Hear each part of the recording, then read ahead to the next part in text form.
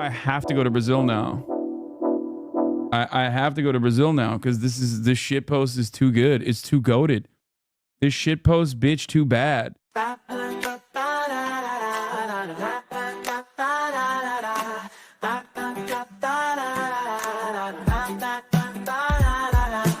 Esperando o Hasan começar a transmissão, direto da Califórnia pro Brasil e o mundão. Mas ele tá atrasado, o que foi que ele fez? O streamer tá dormindo, chat, agora é sua vez. Me dá um C, me dá um U, então me dá um M. O Hasan tá offline, deve tá de meme. Me dá um C, me dá um U, então me dá um M. O chat tá engajado, até os mods tremem.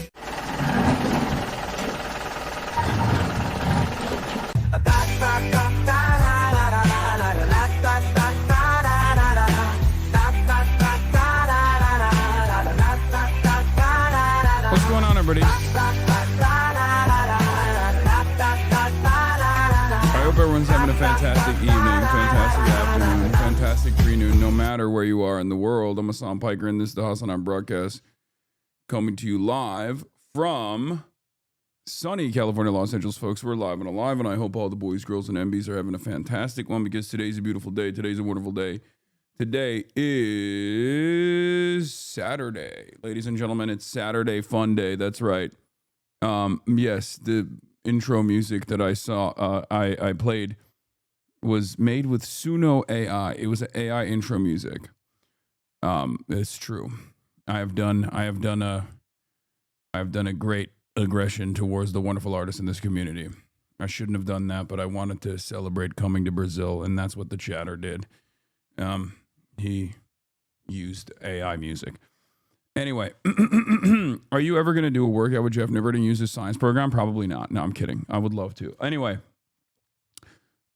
this is crazy. She just waited. I swear to God, she waited for the stream to start just so she could be like, all right, it's my time to just like come and sit on the corner instead. Anyway, ladies and gentlemen, boys, girls, and MBs, we're alive, and I hope everyone's having a fantastic one because today's a beautiful day. Today's a wonderful day. It is Saturday, November 29th, 2025, 10:59 a.m., and there is a lot going on in the world of HasanAbi Piker in between the time period where I press the stop streaming button and press the start streaming button, so help me God. That's what I'm going to do. I'm obviously going to be explaining all of that to you right now because this is the part of the broadcast where I tell you about my personal news, about what's going on in the world of HasanAbi Piker in between the time period where I press the start streaming button and press the stop streaming button. Hasan, if Turkish is an ethnicity, why do you call yourself white? It's because I am. Anyway, I swear if you don't play Dispatch today, I will join the stream tomorrow, but I will do so angrily. Okay, got it. In any case, every time you appear in offline chat, it feels like the cops are around. It's because they are. I'm always watching, even in offline chat. Okay? Even in offline chat, I'm watching. No stream tomorrow, chatter? No, I'll be streaming tomorrow. But we're live, we're alive, and I hope everyone's having a fantastic one. Today's going to be a wonderful day. We got Chadvice coming up, obviously. That's going to be a big thing. But get excited for that. Have we, the left, just ever tried being nice to fascists to win them over? Yes. A lot, actually. It's just a failure, I think. But people do try that. What time will Chadvice be? I don't want to miss it. At 2 p.m. Pacific time. It's going to start at 2 p.m. Pacific time.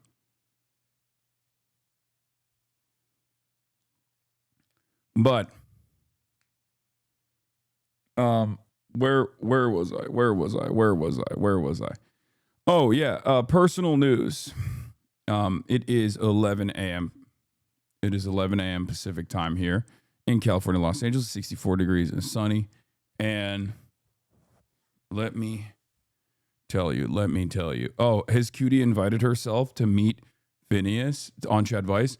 unironically, I literally asked Cutie to be on Chadvice, and I said, "Phineas is going to be on. Do you want to be on?" And she is doing her own thing today. She's like going fit shopping for the Streamer Awards, I think, and just doing a bunch of stuff this morning, so she couldn't make it.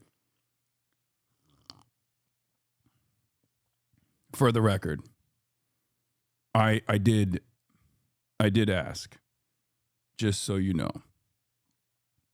Say you're on Tongva land. Yes, we are on unceded Tongva and Quiche territory, as always, coming to you live. But, bro, stop being so on time. Are you going to attend this year? Yes. Not only am I attending, but I'm attending after going to Ireland. Like, Monday, I'm going to stream my regular stream, and then afterwards, I am going to fly out to Ireland, and I'm going to be live in Ireland, and that trip is going to be spectacular. I'm very excited about that.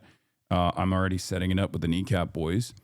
But then after that, I'm going to come back. I'm cutting the Ireland trip short specifically so I can go to the Streamer Awards. You know? So, get excited. But when we're in Ireland, I assume we'll actually start the broadcast earlier as well. But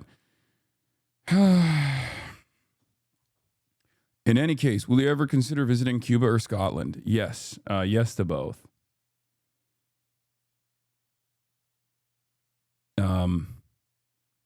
This Dave Chappelle clip is very relevant right now. Okay, hold on. Muhammad, stop spamming your fucking viral tweets in the chat every time you get one off, okay? This one is not even a viral tweet yet, but just stop using this as an accelerator for your Twitter account. I noticed you have a tendency to keep spamming your hit tweets. Ray Douse, your gaming skills? What the hell? Lon played it too? No, I doubt that. I'm being slandered? He's gonna play games. I'm being slandered for no reason. I just got started. I just got started on the broadcast and I'm being slandered for no reason. Okay, that's messed up. That's messed up. Saikuno played it too? Believable. He did? I did play and I finished it. And he beat it. In like what, 3 weeks? No.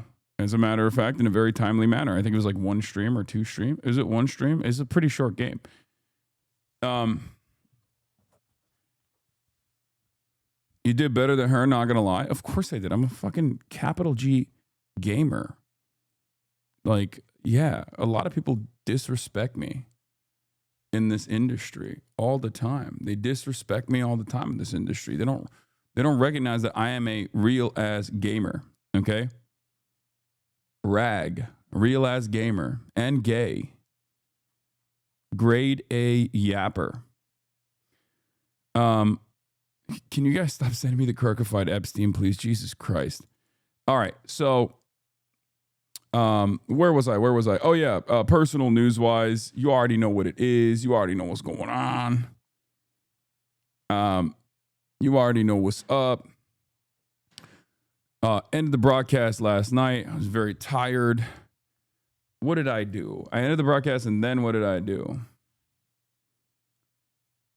Bro, I will eat you alive in chess. Yeah, I would get destroyed in chess probably. What did I do last night? Oh, I finally finished Rush Hour, which, holy moly, there is a lot of stuff in that movie.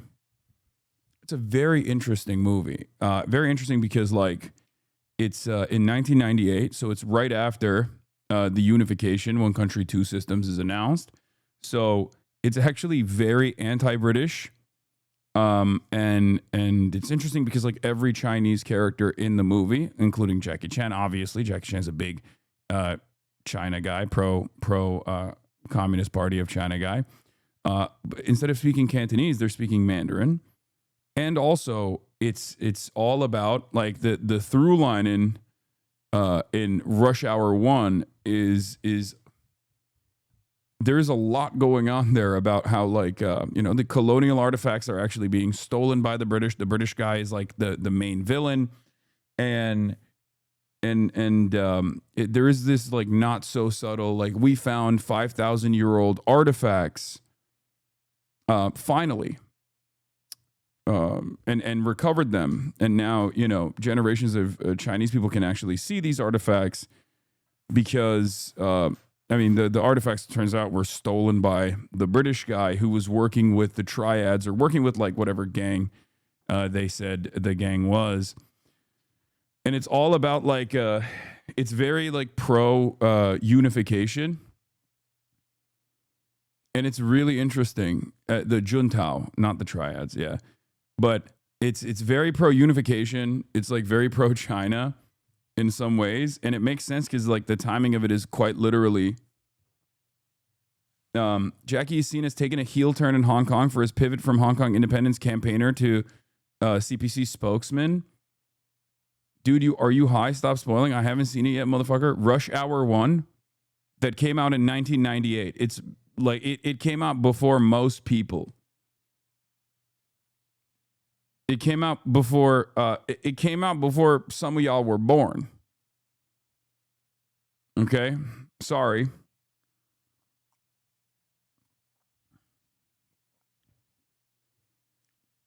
In any case, what I was saying is like that part is interesting, but there's also a lot of like we were just slinging like the most bottom of the barrel race jokes back then, right? And it was just great writing, I guess. Like it was there's some real hack shit in there. Jackie Chan says the N-word in a bar, in like a black bar, and then he beats the shit out of every black person that's like, what the fuck did you say? And like instead of it being like, oh, it's a simple misunderstanding, he's just beating their asses. That was crazy. And then Chris Tucker's like, oh, you never touch a black man's radio. Like there's just a bunch of like crazy lines in the whole movie where I was like, damn, this is what a cinematic masterpiece this is. It's just, in some ways it aged poorly, and in some ways it aged perfectly fine. It's a classic. It's a classic. It's not one of those things where I'm saying like, oh, I'm too woke to consume this, or we need to censor it or anything like that. I just think it's nice to see. It's almost like an artifact of a different, like of a bygone era. That one's right. My dad gets mad when I touch his radio. Yeah, this is before woke. It's pretty funny. Hasan and Penny arguing about Shishi Lauber. Oh, this is from Rush. Is this from Rush Hour 2? You. No, not me, you. Yes, I am you. Just answer the damn questions. Who are you? I have told you. Are you deaf? No, you is blind. I'm not blind, you blind. That is what I just said. Or you 3? just said what? I did not say what. I said you. That's what I'm asking you. And you is answering. Shut up. You. Yes? Not you, him. What's your name? Me. Yes, you. I am me. He's me. And I'm you. And I'm about to whoop you. Yeah, this is classic. This is a classic banger, okay? Like if you're like 12 watching this, you're cracking up. Like you're falling, you're pissing your pants laughing at this, okay? It's a peak. Old ass, man. Classic racial comedy. It's fantastic. I laughed so much at this scene when I was young, bro. No, I mean it's funny, but now it's funny in like a different way, if that makes sense. It's funny in a totally separate way.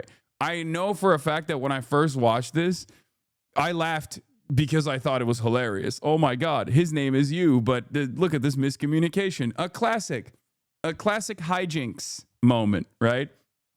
But then like now I watch it and I still laugh at it, but in a very different way where I'm like, I can't believe that this was like peak comedy writing. Like, it's awesome that this was what was like getting slung around as like fantastic comedy writing, First you defend sundown cities, now you're slinging poorly aged race jokes? Yes, because I'm racist. I thought we acknowledged this yesterday. I'm racist, but also I do land acknowledgments. I'm the first anti-racist, racist white boy to ever do it, okay?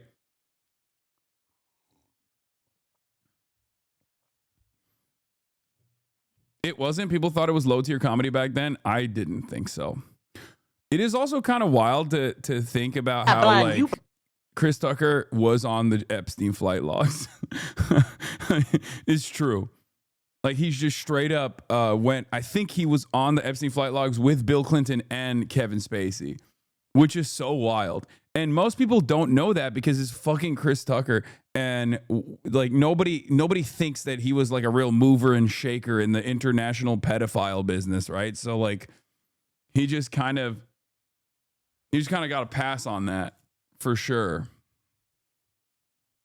Unlike Kevin Spacey, who people do know for his misdeeds. The difference between your dispatch run and Myung's, what is this? Robert Robertson. Man, you will not Blazer believe how clingy she's been to me. Red flag. She said, But I guess I could take care of you, phenomenon man. The way you spoke of him made him sound Wait, oh, she's trying to rizz up Phenomenon, which is crazy because Phenomenon sucks. I can't believe that in my dispatch run, I'm rizzing up Blonde Baby, okay? Blonde Babe. I'm rizzing her like she's my babe. Blonde Baddie. Meanwhile, Myung is out here trying to fuck Phenomenon. impressive. You don't need her. I'm right here. Blonde Blazer, you're really starting to piss me off. You are getting in my way of a good time. Nah, whatever, dude. He flies a little faster. It was very nice to meet you. God, that should have been me. That's crazy. How do I kill her? How do I kill her? Remember, confidence like a muscle. Abi, yeah. How could I forget? It's my number one line. In any case, you know what's a good time playing dispatch? Okay, everybody needs to calm down, all right? Like, obviously, I'm going to cover the news first for a little bit after I'm done talking about my personal news. But yeah, I watched Rush Hour, woke up, went to bed early, finally went to bed at 9, finished caught up with, what is it called? Finally caught up with Pluribus. So there's that. And finished Pluribus. The last episode was very good. It's getting really interesting.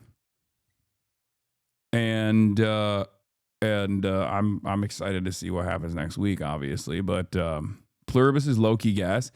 I mean, it's high-key gas. What did she find under the tarp? I think it has to be human beings. Like it has to be like a Soylent Green moment, right?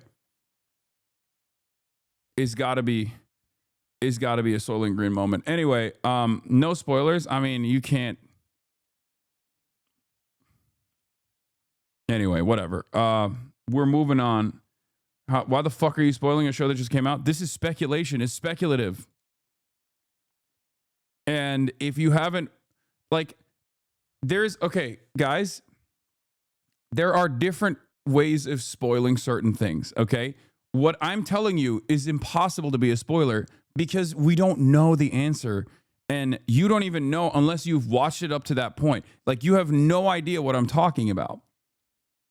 Okay?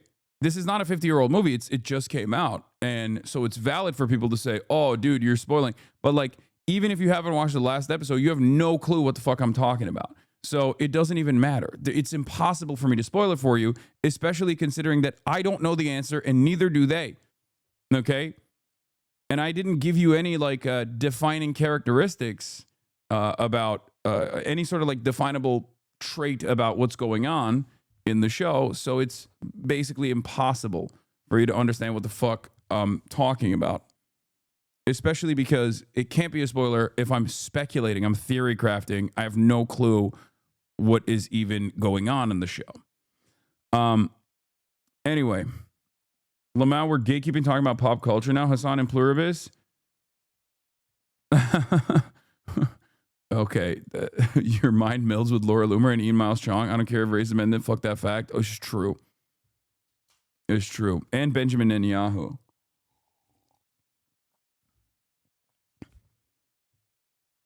You're coping. Stop excusing your spoiling tendencies. I will never excuse that. What was I gonna say? Oh yeah, but yeah. Went to bed early at a reasonable time. Okay. Went to bed early at a reasonable time. Woke up at a reasonable time. Woke up early.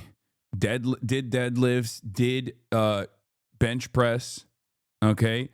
Absolutely ripped the 85s. Absolutely ripping 85s here. Okay, look at that.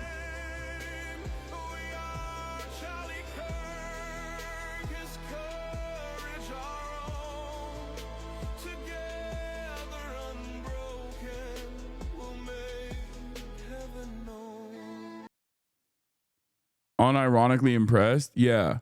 I mean, I had to put the work. I had to put the leftovers to work somehow. You know what I'm saying? Hitting a PR to this is wild. Excuse me. It gives me courage. It gives me strength. I think you guys need to be more understanding that this is my passion. This is my music. A lot of you said, Hasan, you don't listen to music. And to them, I say, excuse me, I do. You just don't like the type of music I listen to. Okay? It's just, music is music, right? I thought, as long as I'm going to kill myself if you don't stop playing that song. No, don't. Please don't kill yourself. Because if you die, then that's literally what they play in hell, I think. I'm just saying.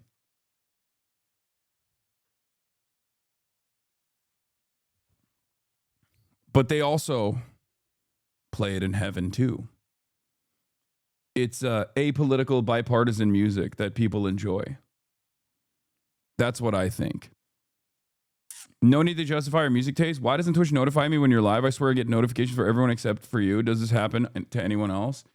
I've talked about this before, but I think it's partially because like I have inconsistent start times. Same. I have inconsistent start times. Other people also have different start times. Like I think there's a Fortnite event happening today. So a lot of the people on your follow list just started probably earlier than I did. So Twitch has like a finite amount of alerts that they offer you, and they weigh it across the board. So if you follow a bunch of accounts, and I'm starting at an inconsistent start time for the past week or so because I was in China, and then all of a sudden I'm starting at 11 again, the thing has no, like the algorithm, the algorithm has no way of comprehending it. The algorithm has no way of serving you all of those things at the same time. You can toggle your notifications though if you want to know. He's right. I follow a shit ton of accounts and some I don't even watch. Yeah. But Hoscord still alerts you. And also, that's precisely the reason why we do the blast off on Twitter and the blast off on Instagram Live. I go to every platform and blast off specifically so that people know and they don't miss out on it. Do you see Heated Rivalry popping off? Should definitely watch it. I don't know what it is. I don't know what that is. Dispatch ep for maybe later. Okay. Does Phineas have a Twitter account? I can't even @ people on Twitter now. It's so annoying. I can't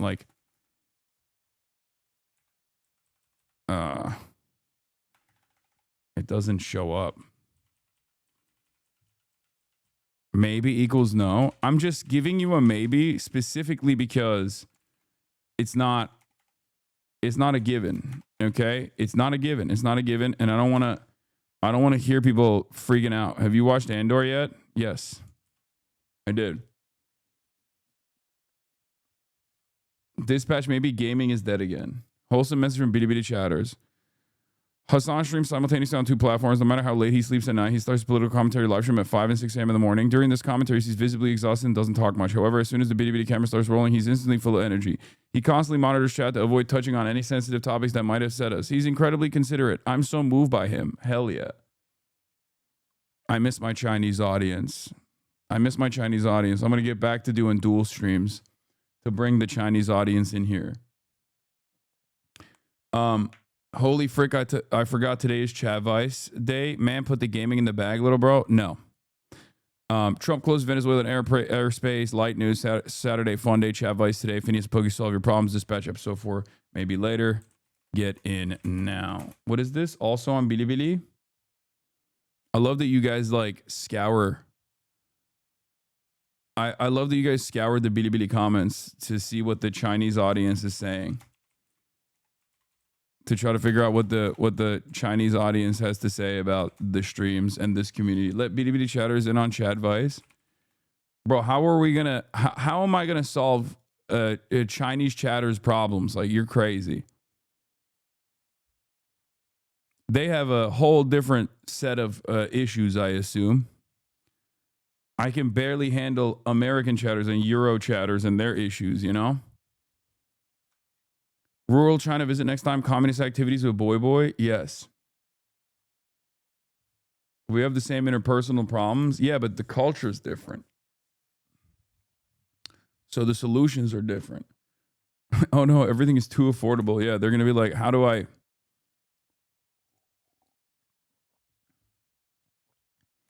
Like, the hardest one would be South Korean Chadvice. You know what I mean? That'd be even harder than... I'm going to be honest, that'd be even harder than solving Chinese chatter problems. Like, South Korean Chadvice would be insane. You know? It's like... I guess South Korean Chadvice is almost like American Chadvice, but in the future. You know? American Chadvice, but 10 years advanced. Because we're heading in that direction, right? Bella Hadid and Pedro Pascal, the host. Oh no, I know this is happening. I already reached out to Alana to see how I can help out with this. For the uninformed, what exactly is Chadvice? We did it a couple months ago with Vanilla Mace and Adapt. It was awesome. And it's a long-standing community advice segment where it's basically like chatters sign up, they have issues, they have dating issues, they have financial issues, whatever. Like they have problems that are oftentimes very, very funny and very unique and very interesting. And we sit around and we give advice about those issues. I usually try to do my very best to give good advice, but I probably end up giving bad advice. And then my guests actually kind of carry every single time with good advice.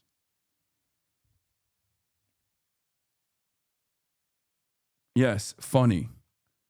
It is funny. It's fucking hilarious. People come in with like the craziest shit. How can you Chadvice something like this? Introducing iPhone Air Apple. iPhone Air Apple. What is the fuck? What? I don't even understand what the joke is here.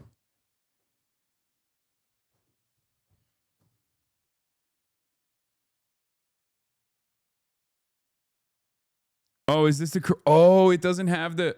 Oh my God. I just realized the Korean one doesn't have this because this is seen as like a slur. The pinch in Korea is considered anti-male. Oh my God, that's crazy. The pinch in Korea is considered like a anti-male hand signal to say that you have a small wee-wee. is considered like a slur.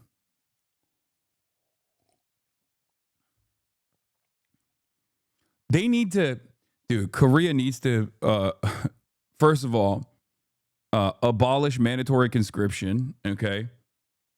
Or at least like make it so that women also have to serve. I don't know, one or the other. Probably abolishing mandatory conscription. Like you should probably stop that. And then also no more U.S. military troop presence, move towards unification. You know, just like this is crazy. It's getting out of hand, man. I mean, I know people get mad at me for saying this, but I feel like you got to get the U.S. out of there. You got to start working on, I don't know, tackling some of these material problems that are taking place. Oh, abolish K-pop next. I mean, K-pop can stay. It's fine. You know, whatever. It's just artistic expression. It's just explain the pinch.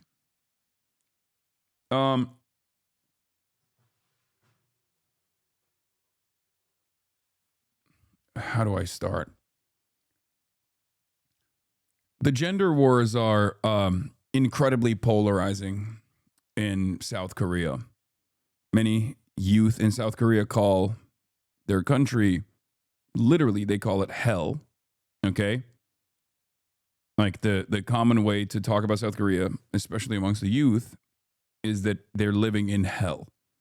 Okay? Hell Joseon. And basically,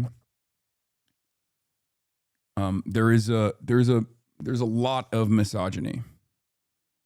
A lot of misogyny in South Korea, unfortunately.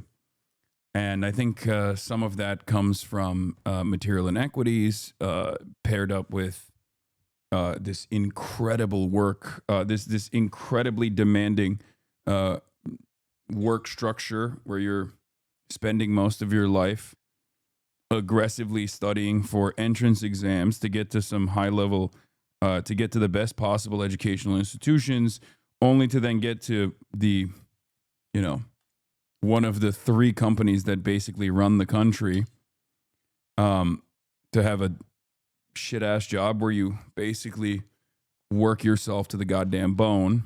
And that is if you're lucky, because one of 5 companies owned by basically 2 families or 3 families are responsible for the entirety of the Korean economy. And in that neoliberal hellish nightmare, you also then have to serve in the Korean army. And I think a lot of people's brains get bricked in that process. And they're looking for a reason as to why they have so much pain and so much anger and resentment. So they basically take it out on women. They just suspect that it's the women that are responsible for all the pain and torment that they experience. There's also just a lot of unexamined misogyny as well from the patriarchal constructs that both exist in the United States of America, but maybe highlighted a little bit further. The expectation is that women also have to do all of these things, but then simultaneously take care of their family and the family of the men. Anyway, in this endless back and forth nightmare, the gender wars have been really, gender wars have been extra highlighted. And basically the men's rights movement there is pretty poppin'. Like we kind of laugh at, you know, the incels here, and they laugh at the incels there too, but the incels there are kind of right policy sometimes. And one of those things was, I think like women or just people that want to make fun of like South Korean incels started saying like, you have a small penis, and did this, like this pinch emoji. And they were able to successfully make that a slur. They were the men's rights movement was able to basically make this pinch emoji that implies that you have a small penis, like you have small dick energy, into a hate symbol, which is why in that image that we just looked at, the Japanese and Chinese version does not. Features the pinch emoji, like the 2 fingers holding the iPhone Air, but in South Korea, it does not.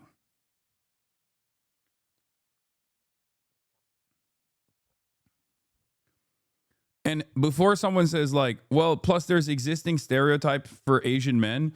Yeah, except it's Asian women. Like it's Korean women that started the pinch thing. It wasn't, I don't think it was like Westerners. Like, I understand what you're saying. Like, I get it, but it's not like this is an internal thing. This is like a South Korean thing, right? Yeah, the 100 Thieves emote had to be changed in League of Legends base. There's been a couple different like high profile incidents like that. But yeah. Recently, which Korean president did that? The one after the one or before the rioting back earlier this year? If they sign it, well, the one that where the rioting was taking place is literally like an incel president. He was a men's rights guy. He's also apparently a wife guy, which is strange. But he literally was the incel president. Like he ran on, what is it, like abolishing the Department of Gender or something? Like there's just so much. I don't want to get into it any further than I already have. I think South Korea is a wonderful country. It's just been so aggressively destroyed by first Japanese imperialism and then American imperialism. It feels terrible. And it's just one of the most like fucked over countries on the planet. But because they have K-pop and LG and Samsung and Hyundai, people are like, no, everything is great. Look at DPRK. It's so much worse. And it's like, yeah, it's to varying degrees of fucked. Korea has been destroyed and fucked over to different degrees, basically. Yeah, it is unfortunately a capitalist dystopia, maxed out.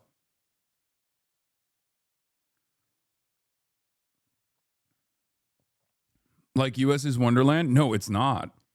I think if you were to spend any time in this broadcast, you would recognize that the United States is certainly not a wonderland either. But there's varying degrees of hell that people experience in these different countries. And I think like South Korea is basically the future of America. That's why I say it's kind of like, we'll have the flashy things. We have the flashy things. We have our treats. Have you visited South Korea? No, but I plan to.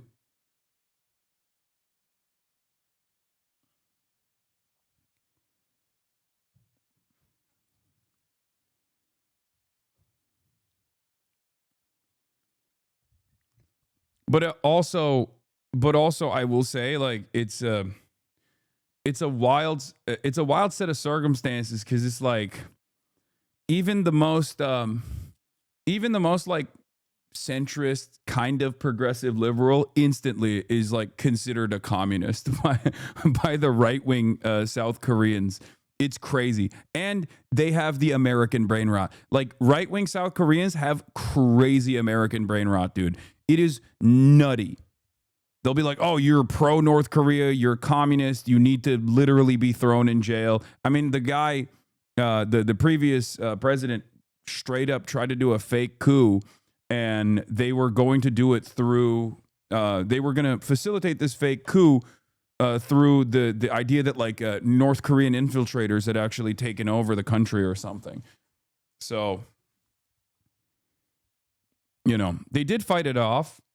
And I think part of that is because they have, part of that stems from the fact that, Koreans know what it looks like when they're under the control of a military dictatorship. It's not that long ago in their history where they directly were. They fought hard to even advance towards this capitalist nightmare pseudo-democratic process that they currently have. So, they're very sensitive to that sort of thing. So that's part of the reason why they were able to successfully thwart this coup attempt.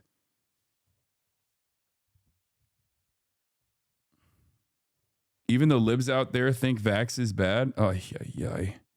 We have just, let's be honest, it's not a democracy, bro. I mean, it's, cults are a huge problem in Korea too. Oh, that's another issue as well. Yeah, it's a big problem in Japan too. It's a big problem wherever the Americans have any sort of control over the governance.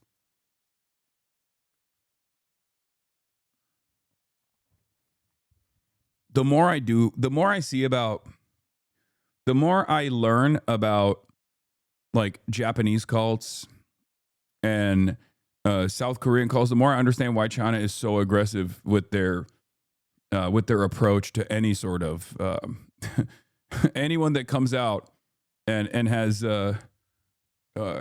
like anyone that comes out and has any sort of tendency in that direction. They're like, no, we're not doing that.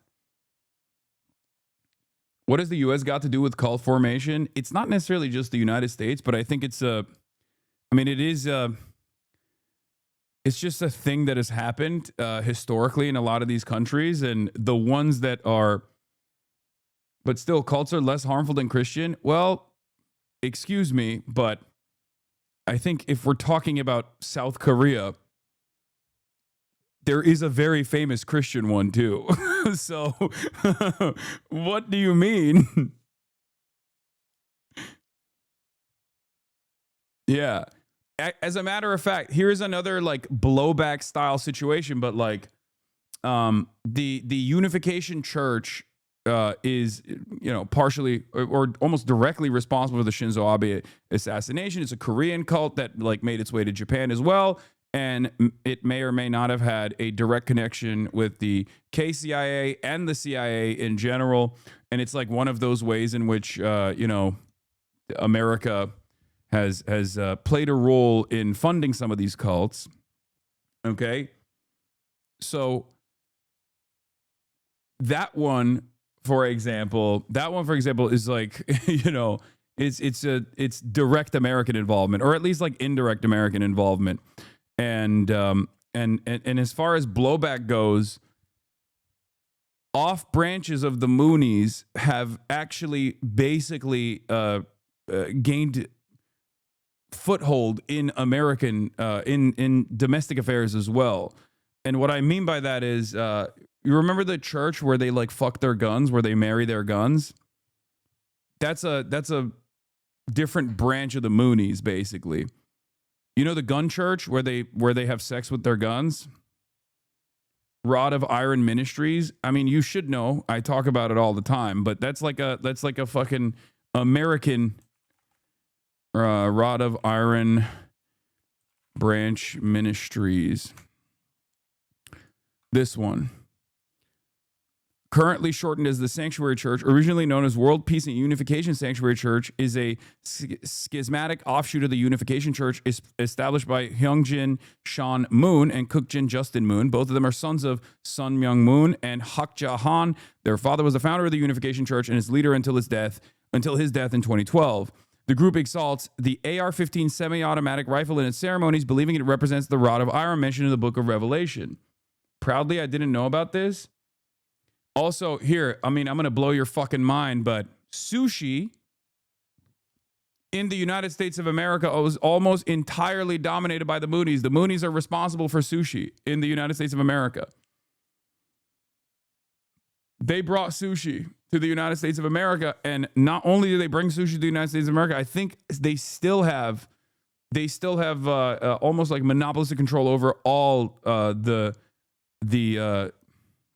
distribution of the fish that people use at sushi restaurants, I think, or one or the other. They have like still a tremendous amount of control over the distribution of sushi grade fish.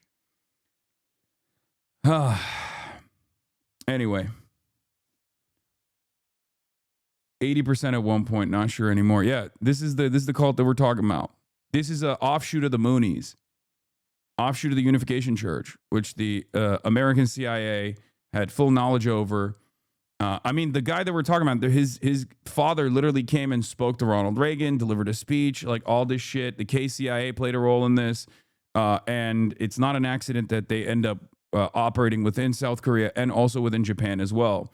in spite of the fact that the Japanese are unimaginably racist towards Koreans in general. And that's part of the reason why after Shinzo Abe was assassinated, the assassin's wishes were actually met, because the public was like, why the fuck do we have a Korean church operating in our boundaries, stealing money from our Japanese, our big, beautiful, my favorite Muslim propaganda farmer? Yeah, this is propaganda, just an accurate reflection of events. Things that you didn't know about prior to coming to this broadcast that you found out about, that's propaganda. Yeah, if you're fucking stupid, I guess it is.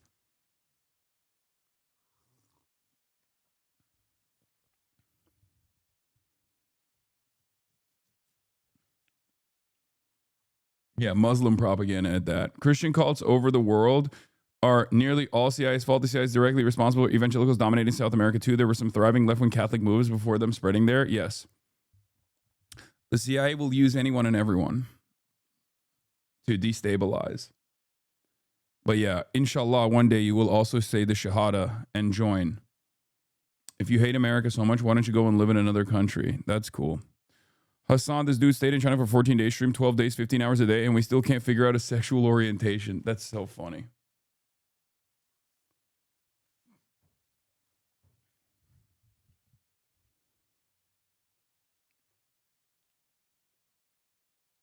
But yeah. Where was I? Speaking of which, you know, this is part of the other dangerous side of Chadvice, the sadder side of Chadvice. These are the people that need the Chadvice the most, but they're probably not going to get it because they don't come in here. The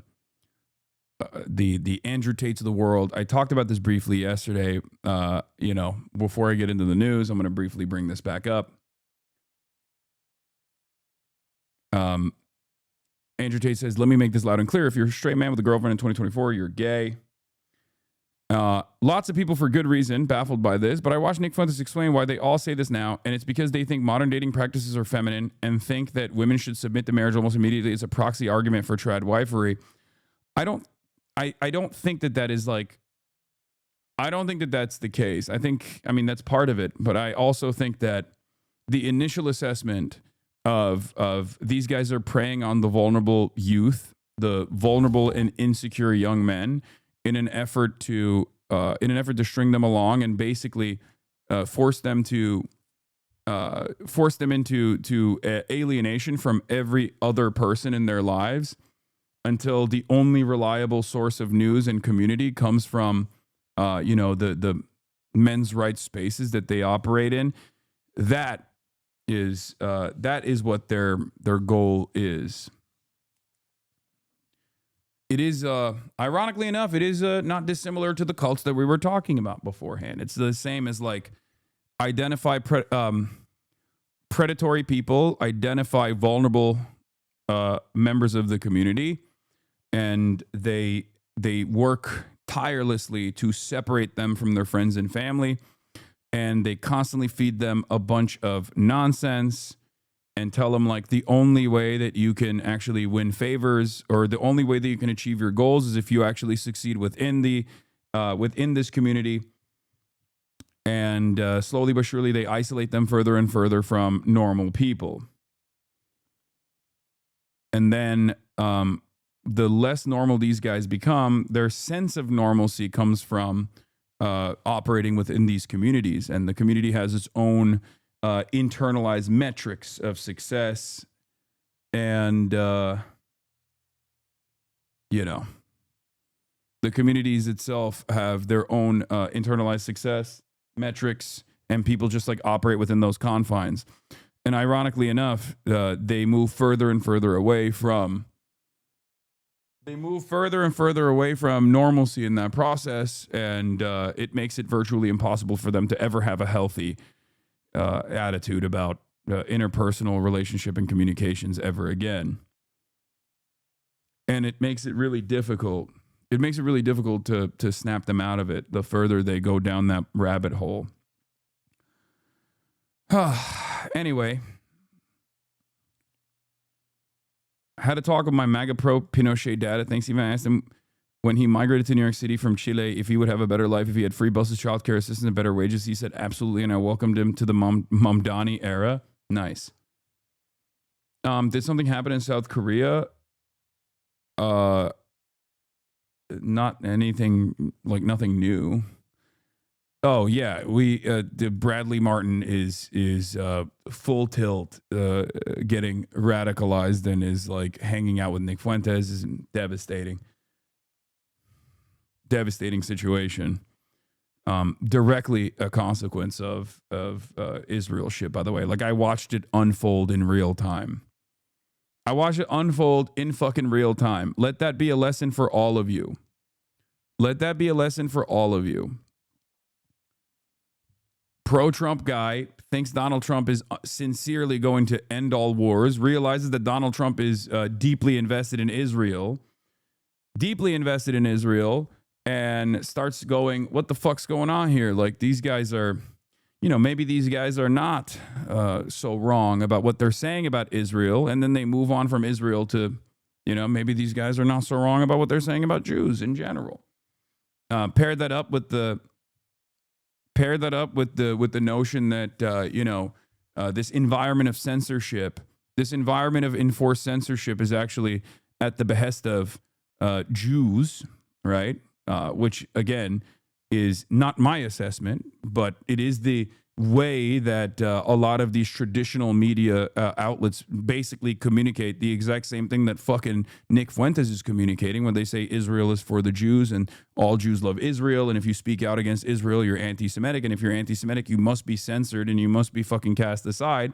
And people basically put those puzzle pieces together, and of course, at the end of that is being open-minded towards whatever the fuck rabid anti-Semites are saying, open neo-Nazis are saying.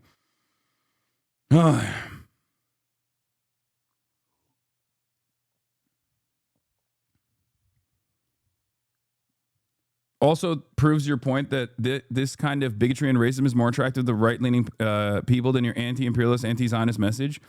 No, I think that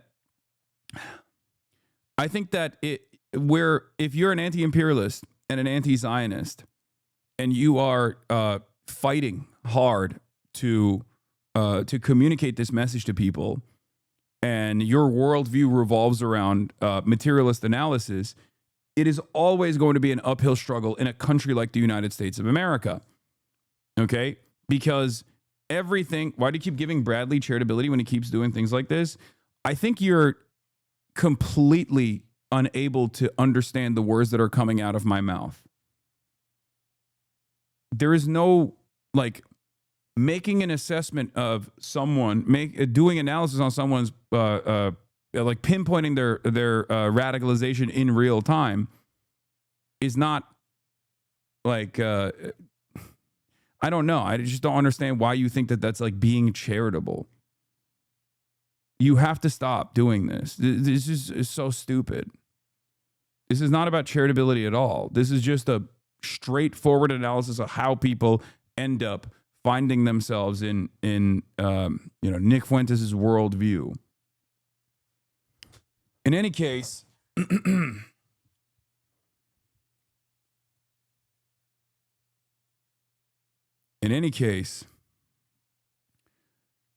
what's I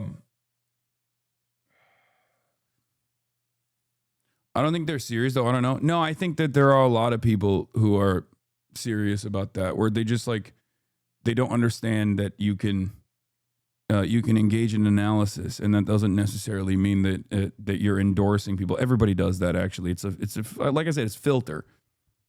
It's a filter for a lot of people who are not invested in serious thinking or critical analysis whatsoever.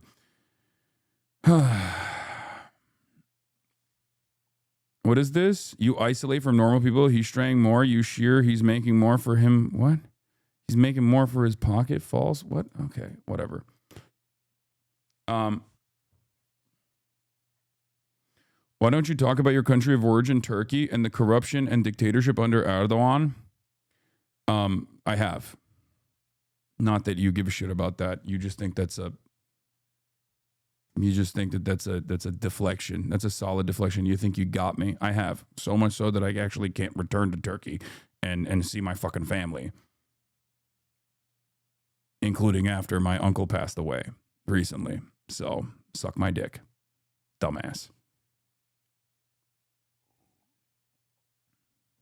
Anyway, as I was saying, this is the danger of liberalism. These are the dangers of liberalism and liberal thinking, where it's like anti-materialist, and it also is openly antagonistic towards socialism and materialist analysis in general. So unless you get like unless you go to college basically and take like sociology courses or whatever, you're never going to encounter this worldview unless you find yourself by sheer happenstance in this broadcast somehow, and you have a level of charitability and you're like, okay, maybe I think I understand where this guy's coming from. But ultimately, because both liberals and the entirety of the right wing are antagonistic to socialism and leftists in general, to varying degrees, they are openly express their animosity. It basically shuts off people from seeing that kind of seeing the world with that lens, with that framework, with that perspective. It's not helpful that there's also an openly anti-intellectualist slant on the right as well, and somewhat of an anti-intellectualist slant, I would say, in the liberal side too, especially when it comes to thought eliminating cliches that they deploy whenever they want to justify American imperialism or war or whatever, right? And I'm a fascist. Okay, you're a fucking loser. Anyway, the point is, that is why this environment, this information environment, this information landscape is so perfect for fascists to take advantage of, right? I think from one of the easiest ways to identify this is like someone like Barry Weiss, right? Barry Weiss or many pro-Israel people that position themselves as like liberals or centrists or center-right or whatever the fuck will oftentimes look to someone like myself and look to someone like Nick Fuentes and say, oh, from my reasonable, moderate, centrist position, there is no difference between Nick Fuentes and Hasan Piker. And what they fail to recognize is that that doesn't actually make me look bad. That makes Nick Fuentes seem like a more normal figure in American politics. So if you actually do care about anti-Semitism, but you end up bracketing off anyone that is anti-Israel with the same like anti-Semitic, Holocaust revisionist, Holocaust denying brush, then what you're ultimately doing is you're saying, well, if you have any sort of anti-Israel thoughts in your mind, or if you express any sort of anti-Israel sentiment, you're an anti-Semite, and it makes people go, okay, well, I am anti-Israel, so maybe I am anti-Semitic.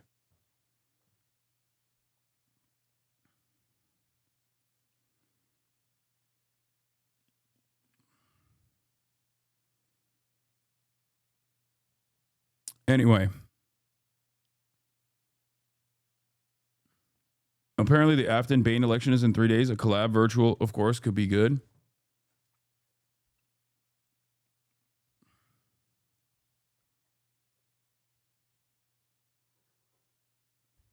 The left does a dogshit job of combating Zionists and Zionism, which leads to normies not understanding why/how Israel does what it does. No, I don't think so.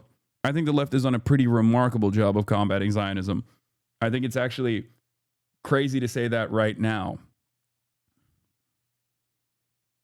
Crazy to say that at this very moment. Especially considering that the attitude against Israel, in spite of decades and decades of multi-billion dollar propaganda and influence peddling operation, it has completely failed. And the overarching sentiment is anti-Israel, even in the United States of America, one of the most heavily propagandized countries on the planet. So I think that they've done a fantastic job. The left has done a fantastic job. The issue is, ultimately, there are still always going to be people that take advantage of the domineering narrative when Jake Tapper and Nick Fuentes are saying the same thing, which is all Jews care about is Israel, And Israel is the Jewish state. Israel must remain the Jewish state. And if you actually criticize Israel, then you're anti-Jew, because both Jake Tapper and numerous other liberal figures say this exact same thing. And Nick Fuentes says it as well. So if everyone is saying that, then people are obviously going to understand that that is the reality. They're going to think that that is the reality. That is what is being communicated from liberal outlets. The difference, of course, between Nick Fuentes and Jake Tapper is that Nick Fuentes says that and then says this is a bad thing. It's a bad thing that Israel is for the Jews and all Jews care about is Israel, whereas Jake Tapper is saying that's a good thing. He uses that as a defensive position, right? And for the longest time, due to how controlled the media narratives were when it came down to issues that are pertinent to American State Department goals, that worked. There was an environment of suppression. There was an environment of self-censorship. I myself have engaged in that self-censorship in an effort to make sure that I don't get fucking censored or dominated or lose my platform. Having said that, however, now that people actually recognize that Israel is a criminal enterprise and an evil country that is doing a metric ton of violence and also is doing its very best to dominate the lives of everyday Americans and control flows of information in the United States of America, all of a sudden people have a negative opinion on Israel. So now they're leaning in the Nick Fuentes direction. But ultimately, they have been taught that everyone has been taught in the United States of America that no matter what, Israel's for the Jews. All Jews are Zionists. All Jews care about is Israel. And that if you criticize Israel, you're anti-Semitic. If that's what liberals are saying and that's what the Nazis are saying, why the fuck would any normal person ever encounter my position? That anti-Zionism and anti-Semitism are totally separate things, and that in many instances, anti-Semites are unironically utilizing anti-Zionist rhetoric to dominate the discourse and take advantage of the discourse to present an anti-Jewish slant, an anti-Jewish sentiment, and foment anti-Semitic opinions. You're not that special, little bro. Normal people are well aware of this. What? First of all, I never said I'm special. Secondly, I don't think normal people are aware of any of the things that I just mentioned. I don't think normal people look at Israel and think, oh, it's a violent country. And it's a violent country that's totally separate from Jews in general. No, they see it as like the Jewish nation state. They see it as the Jewish state, and it actually creates animosity towards Jews.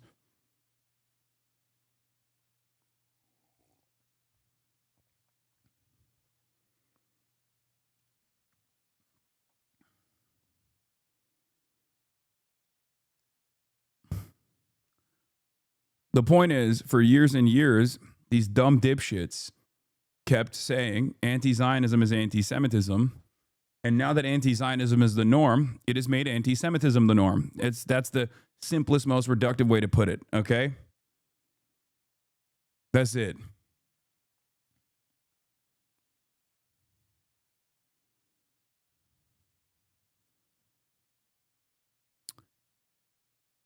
The Zionist right has no idea what to do about the rise of MAGA's overt anti-Semitism and criticism of Israel embodied by Nick Fuentes and Tucker Carlson because it's never understood anti-Semitism or why Israel deserves critique. I think liberals don't get it either, if we're being real. I think Zionists don't understand it. They don't. I agree with the first part, but the effect this has is the legitimizing of Tucker and other dipshits, but I don't believe in the slightest that it's making people more anti-Semitic. No, I think there's nascent bigotry in the hearts of many Americans, right? Especially towards a group of people that they've never personally encountered. There's not that many Jews in the United States of America, and they live in Florida, New York, Los Angeles for the most part. So many people in the heartland have never actually encountered a Jewish person. However, they know certain things or have heard certain things about Jews. Like, oh, a lot of them are in the banking sector. A lot of them are in academia. A lot of them are in Hollywood. A lot of them are in all these different industries, and they're actually pretty dominant in these industries. And ultimately, that goes from, there is a higher percentage of Jewish people in these sectors to Jews control the media and Jews control the banks. Okay, it's a very quick. It's basically the next exit, right? Like that's the attitude that many people have. That's the thing that many people have seen. That's why the whole like I'm noticing things is like such a it's such an annoying way that people actually fucking do this shit, where they go, "Oh, I'm noticing things." The point is, Jews are not a monolithic group of people, just like no one is actually a monolithic group of people. They don't have a monolithic understanding. If they did, there wouldn't be billions of dollars poured into trying to break the minds of young American Jews and turn them into wonderful, loyal soldiers for Israel. Okay, if that was the case, birthright wouldn't exist, right? They wouldn't have to do birthright. Automatically, every Jew would be, growing up as a ultra Zionist from the start. There would be no such thing as an anti-Zionist Jew. It doesn't work that way, right? The problem is there are plenty of Zionist Jews that turn around and say, no, you don't understand. If you're criticizing Israel, you're criticizing Zionism. If you're saying you're anti-Zionist, you're criticizing all Jews because all Jews are Zionists. Well, you're a fucking idiot for saying that. Not only is it untrue, but you're also a fucking moron for saying that, because everybody that hears that goes, okay, I guess I'm anti-Semitic then. Like people don't understand how quick that turn is for people, especially once they decided Israel is bad, once they realize that Israel is bad.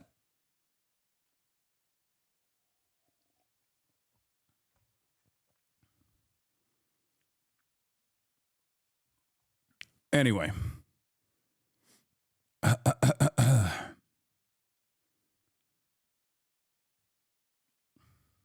Where was I? All right. Let's get into Venezuela. The problem is Zionist Jews are pushing anti-Semitic stereotypes. Oh, 100%. Tell me if like Jews control. Like this is the person, Sarah Hurwitz literally is a speechwriter for the Obama team, okay? She wrote many of Michelle Obama's speeches. She is a liberal in every sense of the word, but she's also incredibly pro-Israel, okay? She's incredibly pro-Israel. She is a prominent Jewish person in American politics, right? So when you hear her say shit like this, what the fuck is the expectation from the average cornbread, Iowan who has never really encountered a Jewish person? They hear stuff like this and they basically go, oh, okay, so I guess Jews do control the media. I guess Jews do control the banking industry. And I guess Jews are, dominating American politics. Hollywood. Right, because like you made us do that. I don't, it's like, I guess I would just gently push back on the idea that Jews have power in America. I think we have tremendous status. I think we have, we've certainly achieved like tremendous professional and cultural achievement. We certainly have achieved, wealth and like professional success. But I don't necessarily know, we're 2% of the population. So if the majority turned against us, I'm not totally sure what we would do, right? Like I'm just thinking about like power in very kind of practical ways.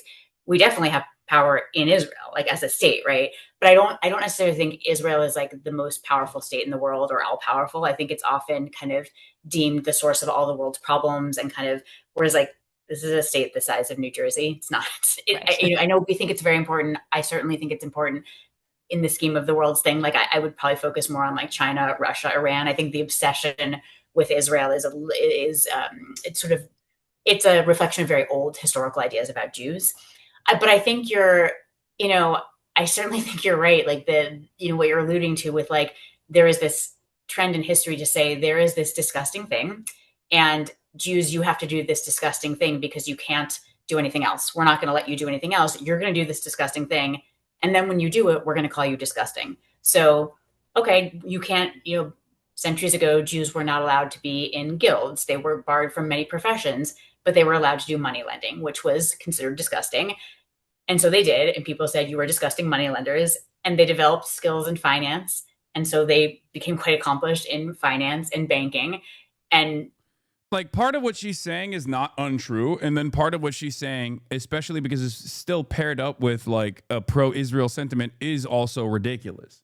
Okay, if she were to say like, oh, Jews have been pushed into like Jews were not allowed to tend the land or own any land, so they were pushed into like banking because they were allowed to do usury as opposed to like, you know, Christianity and Islam considering usury to be a sin or whatever. Like there is a historical assessment here that's not untrue, right? Like Jews are pushed out from other sectors, and then they get into sectors where they make do, and then people turn on them, and then you know, shift the blame and responsibility over to like Jewish domination or whatever the fuck, right? Like that assessment is not necessarily untrue. That assessment is not wrong. It's just that when you tie that to like a pro-Israel sentiment at a time when everyone is anti-Israel, then it comes across like you're saying that you know, Jews are dominating these sectors, and it's good, and we're going to use that power to keep cutting pro-Israel propaganda, which is how people see it, how a lot of people see it. So you're basically leaning into you're blurring the lines between anti-Semitism and anti-Zionism, but from a pro-Israel position. We were kind of said like, oh, you guys are disproportionate in finance and banking, right? Because you made us, right? Decades ago in America, Jews were pushed out of the more kind of classy art forms of like theater and publishing and told, you guys, you know, there's vaudeville, which is kind of like, you know, crass down market. Like that's the only thing Jews can do. So they're like, okay, I guess we'll do that. And it's like, oh, you're disgusting. But then they developed into Hollywood. And suddenly it's like Jews control Hollywood, right? Because like you made us do that. I don't, you know, it's like there is something to it that's a little bit cruel. This idea that like you've succeeded in this thing that we forced you into, and now we are going to condemn you for that. And that I just feel like, yikes. For sure. But look, we are not a powerless people, right? We have power in Israel. We have nuclear weapons and an army. Whatever. Yeah, this is pretty funny though. Yeah, it's everything that Sarah Hurwitz has been saying is basically Norman Finkelstein's entire life's work. Okay, like Norman Finkelstein has written extensively about virtually everything that Sarah Hurwitz says, whether it be like, you know, the way that like Holocaust education is paired up with pro-Israel sentiment, all this stuff, like weaponizing the traumas or the horrors of the Holocaust to justify Israel's violent existence, all this stuff. Like she basically just says it out loud over and over again. And I think for the longest time, if you were to have these conversations, especially in the rooms that she's having these conversations, no one would fucking bat an eye because no one would really hear about it or no one would care about it. And the reason why no one would hear about it or care about it is because either people just didn't know anything about fucking Israel or thought Israel was a force for good because that's all they learned. But now that people don't think Israel's a force for good, doing this kind of propaganda unironically foments anti-Semitism. Because people go, what the fuck? What is this like high profile Jewish person saying right now? You know? I sometimes get this weird gaslighting where people say, oh, okay, Sarah, you're saying that college kids can't criticize Israel. Well, look at you censoring free speech. I'm like, I would love people to be criticizing Israel. I would love them to be having a debate. But, you know, no, you won't. From water to water, Palestine shall be Arab. That's not criticism any more than from water to water, Israel shall be Jewish is criticism. It's eliminationism. It's that's not. Yeah. Liberal Zionism and the extent of liberal Zionism, which is totally avoiding that is what Israel is doing currently. Water to water, all that will be Jewish is literally the Likud charter. And what Benjamin Netanyahu has time and time again said is the initiation of the Eretz Israel, Greater Israel project. That's not a criticism. You know, Jews are, you know, Israelis are Nazis is no more a criticism than Palestinians are terrorists. Those are just Anyway, I can't get over the Sarah Hurwitz video. She was a speechwriter for the Obamas, but she sounds exactly like some genocidal settler in the West Bank, and people in the audience applaud. Yeah.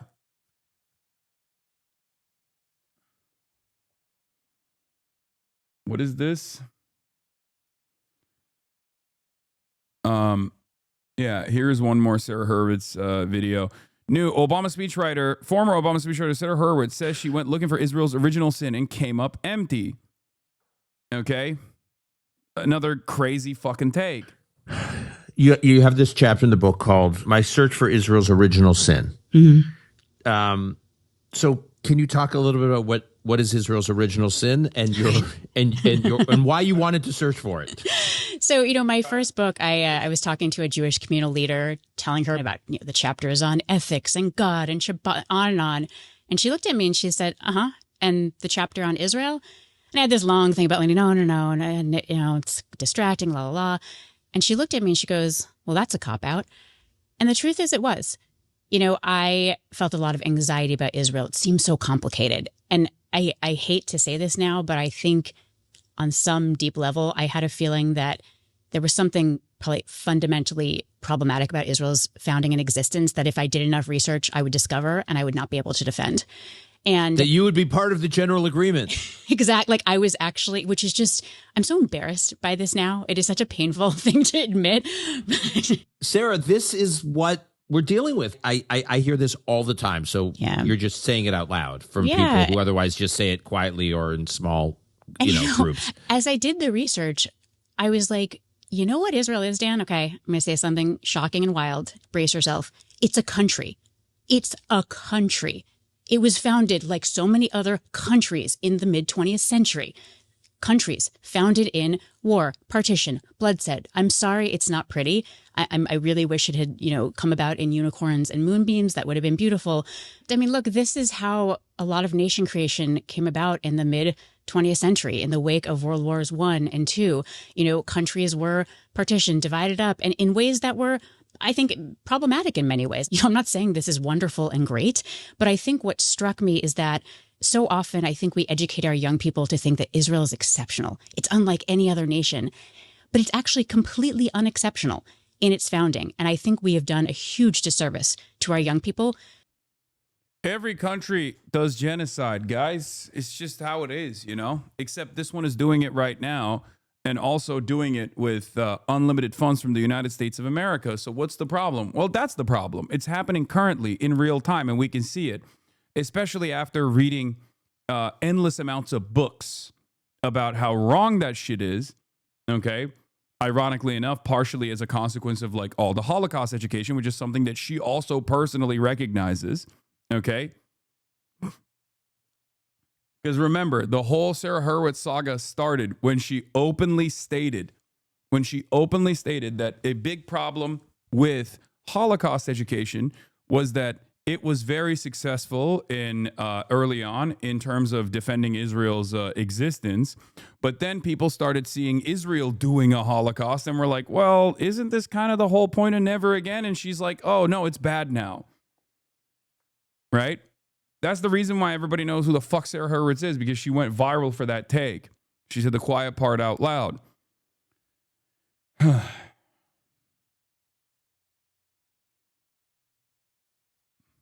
When we have failed to educate them about how Israel is a country, and we have failed to normalize Israel for our young people. We have failed to say, like, here's a bunch of really unpleasant facts about how Israel was founded, and also those same facts apply to these other many, many countries. Let's go through those as well. I wish every young person could understand that, there's some really tough, hard stuff in Israel's founding, as there was in the founding of many other countries at the time. And I think also there are certain things that Israel is doing that's just like not something that happens now. You know what I mean? Or has happened in history books that people genuinely consider to be disgusting. Like, you can't have a liberal society and have liberalism be in defense of like individual rights, whether it be, private property rights, but also individual rights of like, equality and civil liberties, and then also maintain a fucking apartheid state. Like, you just can't do that. This is even before the genocide, right? Like you cannot have a country that's foundation is ethnic cleansing and a apartheid state, and then expect Americans who learned throughout history that apartheid was inappropriate and unacceptable throughout their own fucking history, as a matter of fact. Like Jim Crow. separate but equal arguments no longer work in America because Americans, whether there are still, existing racial wounds and racial inequities in this country, Americans, by and large, assume that, Jim Crow is a thing of the fucking past and that it's not good. It's a bad thing, right? So unless you teach Americans that there is a racial hierarchy, which is illiberal in general, and you consistently hammer in that point that, some races and some races are better than others, some religions are better than others, and they must be dominant and blah, blah, blah. Like, unless that is your new meta, okay, you're just not going to be able to get them on board with a country that still has this old school construct that many Americans consider to be inappropriate.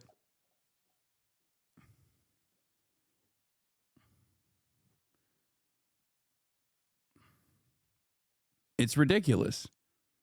Our tendency to exceptionalize Israel because we want our young people to fall in love with it, it really sets them up for failure once they hit college and they hear their first bad fact and they're like stunned. They can't get over it. And they kind of freak out and throw out the whole thing. This is pure anti-Semitic dual loyalty shit from her. American Jews are kind of wrestling with. Yeah, I've already covered this part. Anyway, let's get to Venezuela because I've spent endless amounts of time talking about this shit. Okay, over and over and over again. So let's get to Donald Trump trying to invade Venezuela because he's bored and because he doesn't want people to talk about Jeffrey Epstein and because Venezuela has oil. That is where we're at.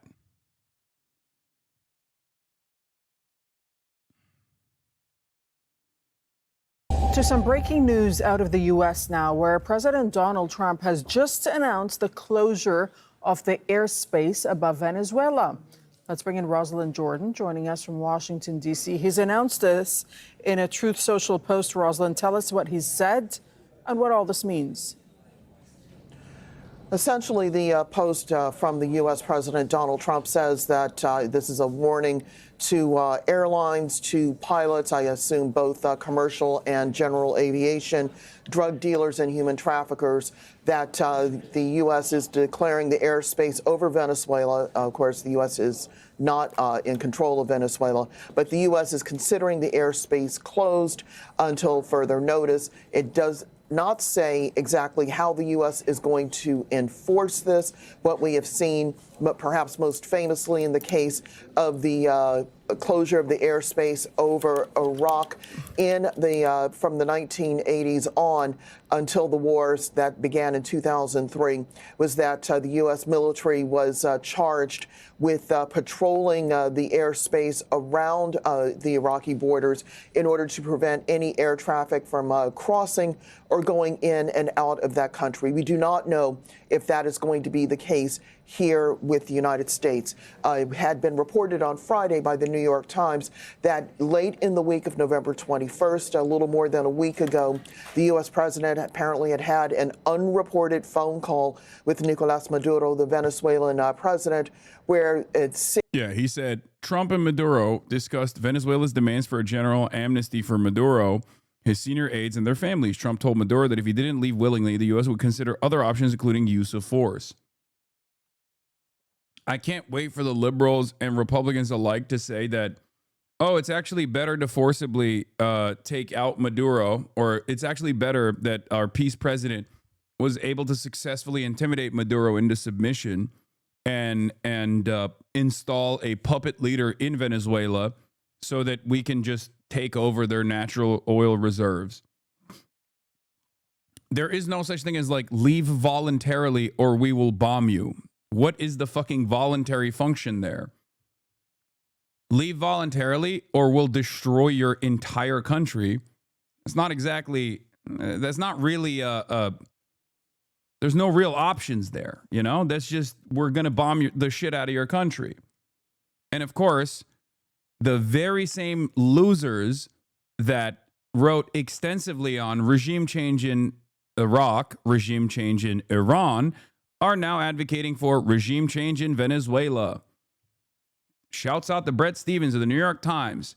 Now, you might be wondering, how did Bret Stephens get this wrong every single time? And how does he still have a job? It's because of this willingness to demand more American imperialism. That is the reason why he has a job at the New York Times to begin with. These are not these statements are not seen as failures in analysis, but instead propaganda, necessary propaganda from the Gray Lady, the paper of record, the New York Times. He's just doing his fucking job. Can you check the comments?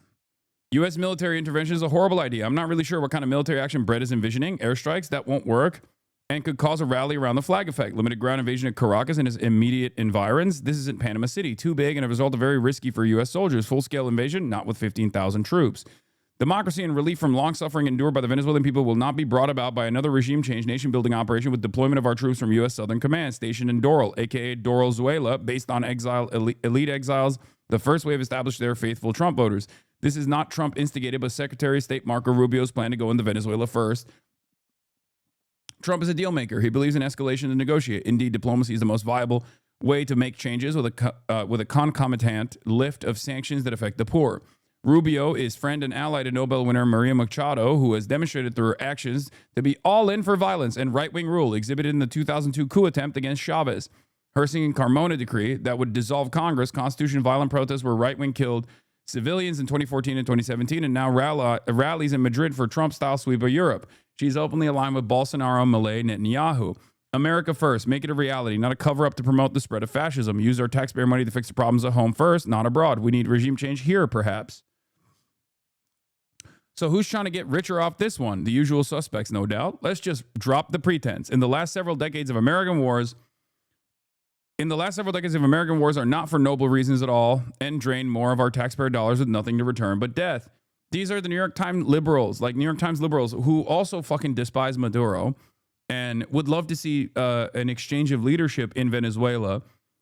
And yet, even they're not biting on it. Let me get this straight. No money for healthcare, food, or the American taxpayer, but unlimited money for more endless and pointless wars. No thanks. I'm telling you right now, this is precisely the reason why any fucking Democrat that makes a big fuss about this is going to do LeBron numbers. And yet the Democrats are also a part of this uniparty because American foreign policy is uniparty, just like private healthcare is uniparty. There is bipartisan consensus on capitalism. There's bipartisan consensus on imperialism. Okay? This does not need to happen. And I'm not speaking to the politicians when I say this. I'm speaking to you, the average American person, the average American voter, when I'm speaking to you about this, okay? This does not have to be the case. People need to make a bigger fuss about this. People need to force their politicians to make a bigger fuss about this. AOC needs to be out and about, getting ahead of this movement, being a leader in this movement, if she has ambitions of higher office, for example. Kudos for Bret Stephens for objective evaluation of the ground realities emerging from the recent announcement. Oh, my God. If you keep advocating for the overthrow of governments you don't like, maybe one day you will get one right. Number one, are we not done overthrowing strongmen when we do not have a plan for the power vacuum that follows? See Iraq, Libya. Number two, it's their country, none of our business. This was such a foolish and childlike analysis in this column. Open Presents with 100 gifted subs. Thank you, Open Presents. The Piker Broadcasting Service is sponsored by you, the viewers, for you, the viewers. Open Presents with another 25 gifted subs earlier as well. 125 today. The Piker Broadcasting Service is sponsored by you, the viewers, for you, the viewers. Your voluntary contributions in the form of subscriptions is the only way you can support the Piker Broadcasting Service. We run no ads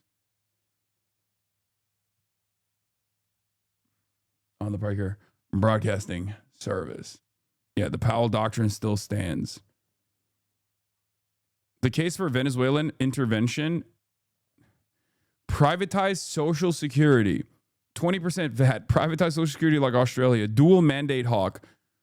The middle class should pay more taxes. God, I love the extreme liberalism. This is like a radical liberal right here. the case for Venezuelan intervention is much stronger than the case for invading Iraq. I'm sure at the time of Iraq, if this person was, an adult, they would have said identical things. Oh, the case for intervention in Iraq is much stronger than the case for intervention in Afghanistan. Or the case for intervention in Vietnam, right?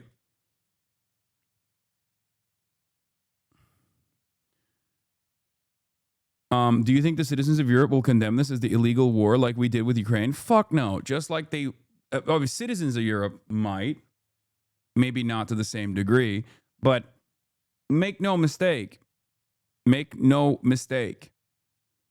Just like when Israel started as genocide or accelerated as genocide after October 7, and it took 2 fucking years for Europe to ever make a fuss about it at all. And even then it was marginal. And very quickly they snapped back to their previous formation, like Germany immediately started sending weapons back to Israel as soon as this so-called ceasefire was implemented.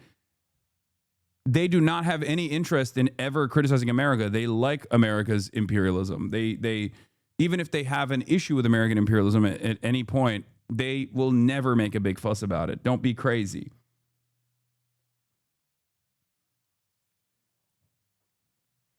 They do not give a shit. Okay?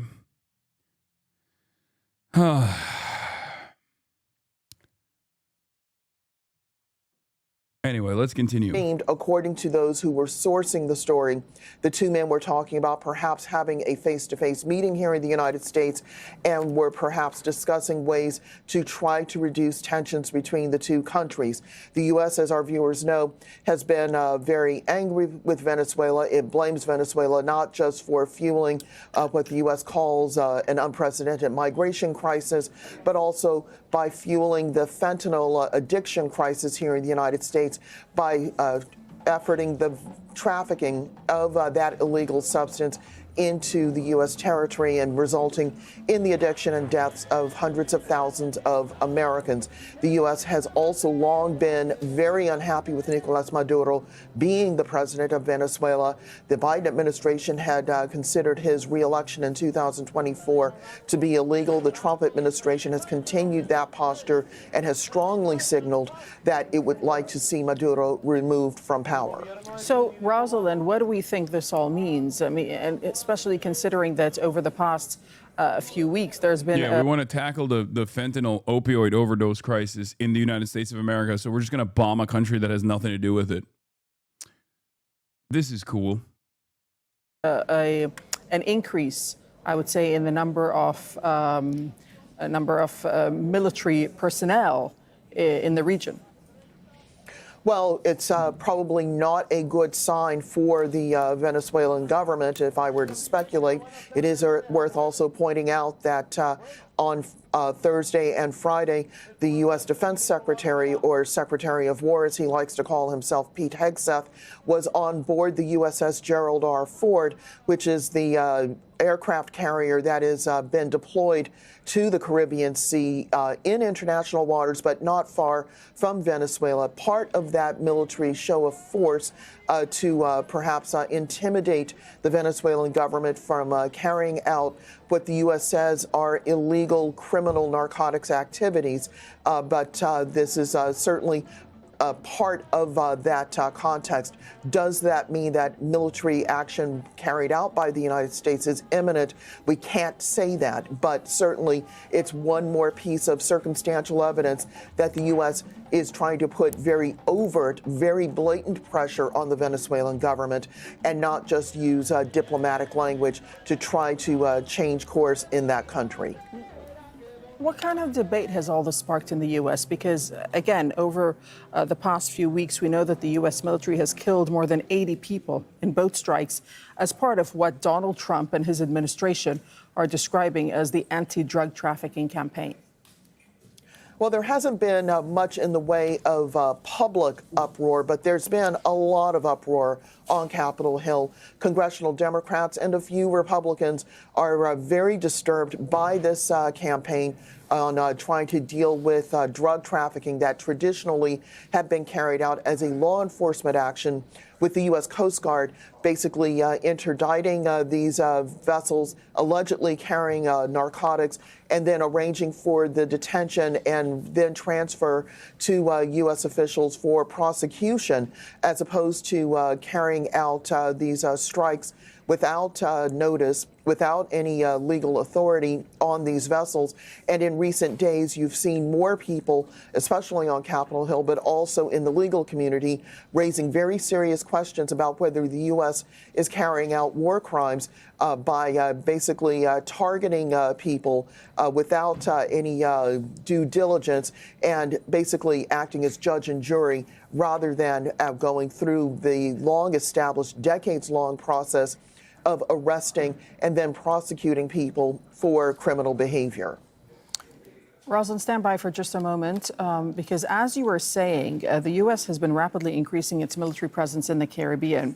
Since August, more than 10,000 American soldiers. Do you think China has any interest in intervention? I mean, ironically enough, a lot of these initiatives, or the domino theory by dismantling Venezuela and then kicking up a wave of destabilization through tens of millions of people displaced in Venezuela that will go to all these other Latin American countries, is directly done to extract all the oil with no regulatory control or no kickbacks to the fucking Venezuelan population whatsoever, but also to move South American countries away from aligning with China. Having said that, however, I don't think China will do anything about this. Who knows? Maybe they will, but I just don't see China doing anything about this regardless, because China notoriously does not engage in proxy wars with the United States of America, even if it's an ally or at least like a regional partner that that would, that they would benefit greatly from aiding, or at least like leaning into. No, China does a lot internationally. It's just not their policy to intervene against America in these proxy wars. At most, they will offer some support to Russia. Russia is much more hands-on in terms of the direct intervention that they engage in. But Russia is also not China and has a lot less capacity to do so, especially because they're currently fucking waging war in Ukraine.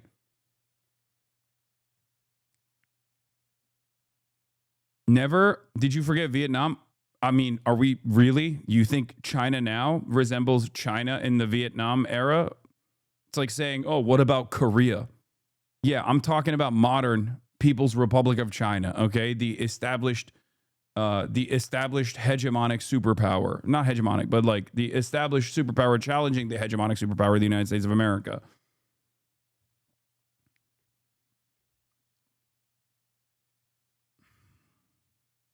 Soldiers and fighter jets have been deployed near Venezuela. This is the largest deployment of U.S. forces in the region in decades.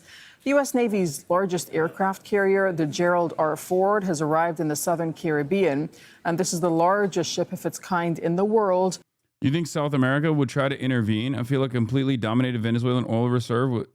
You mean South Africa or like South America? Would try to intervene. None of these countries have the capacity to intervene against the United States of America. Don't be crazy. Saudi Arabia? Saudi Arabia? No. At most, you'll see posturing against American imperialism from other Latin American countries, but I don't think they will actually. I don't think they'll actually militarily engage with American soldiers. I mean, that's crazy.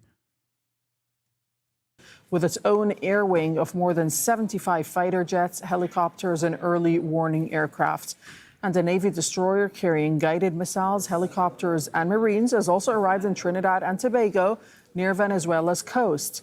Venezuela has put its armed forces on high alert, deploying thousands of troops and a reported 5,000 Russian-made missiles across the country to counter the buildup. And now, what we hear in the past 30 minutes or so is the U.S. President Donald Trump announcing the closure of the airspace above Venezuela. Rosalind, was this expected at all? And do we know why now?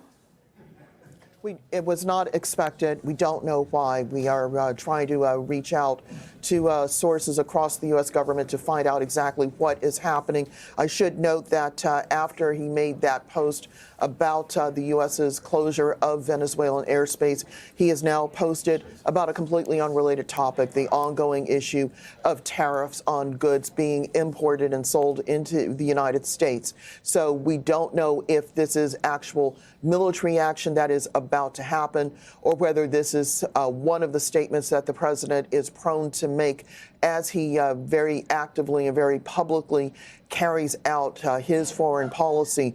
This is not a government that does things in quiet negotiations, in mini summits, in world capitals. This is a man who very much says what he believes ought to happen, and he goes right to the U.S. public and to the global public through his social media channel. Okay, Rosalind, we'll let you go for now. Thank you so much for that reporting. Trump doesn't have the political capital for an invasion, could easily destroy his admin and legacy. This is why I suspect pressure campaign, but they could just go all in.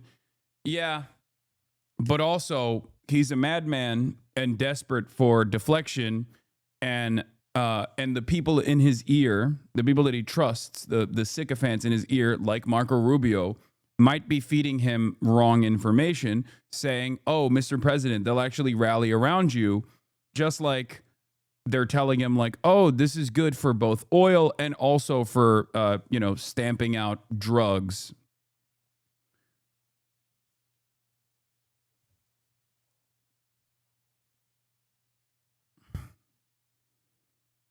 I don't even know anymore. I don't know. I don't think these guys are making accurate calculations anyway. How is he going to sell pardoning Honduras narco trafficking former leader to his MAGA base? They don't give a shit about that. It's Honduras. Many of them will never even hear about it.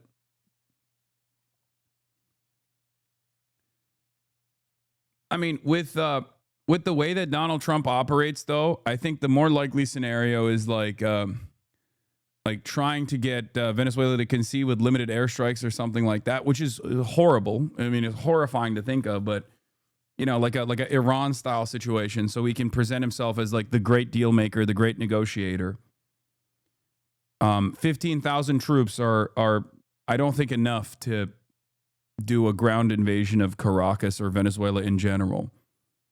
So it kind of feels like it's more so an aggressive militant posture against Venezuela, with the hopes that they can just thwart Maduro and install the 2025 Nobel Peace Prize winner Maria Machado as a puppet leader.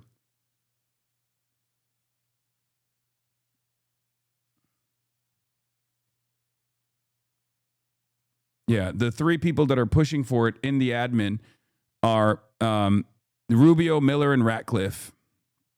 They're the ones who are aggressively and very hawkishly trying to do regime change.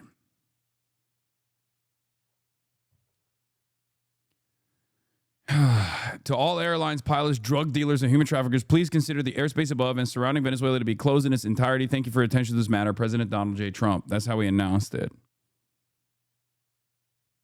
Yeah.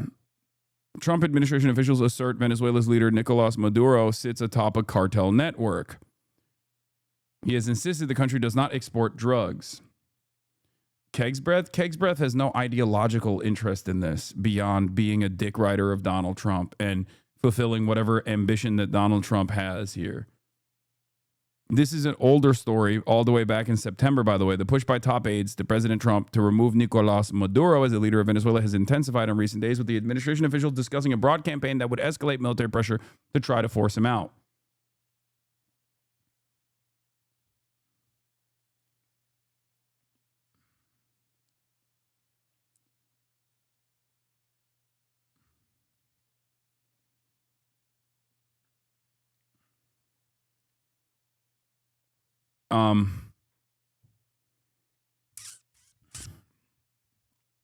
Anyway, so that's like, I mean, there is no serious opposition to this, which is expected, I guess. I'm so cynical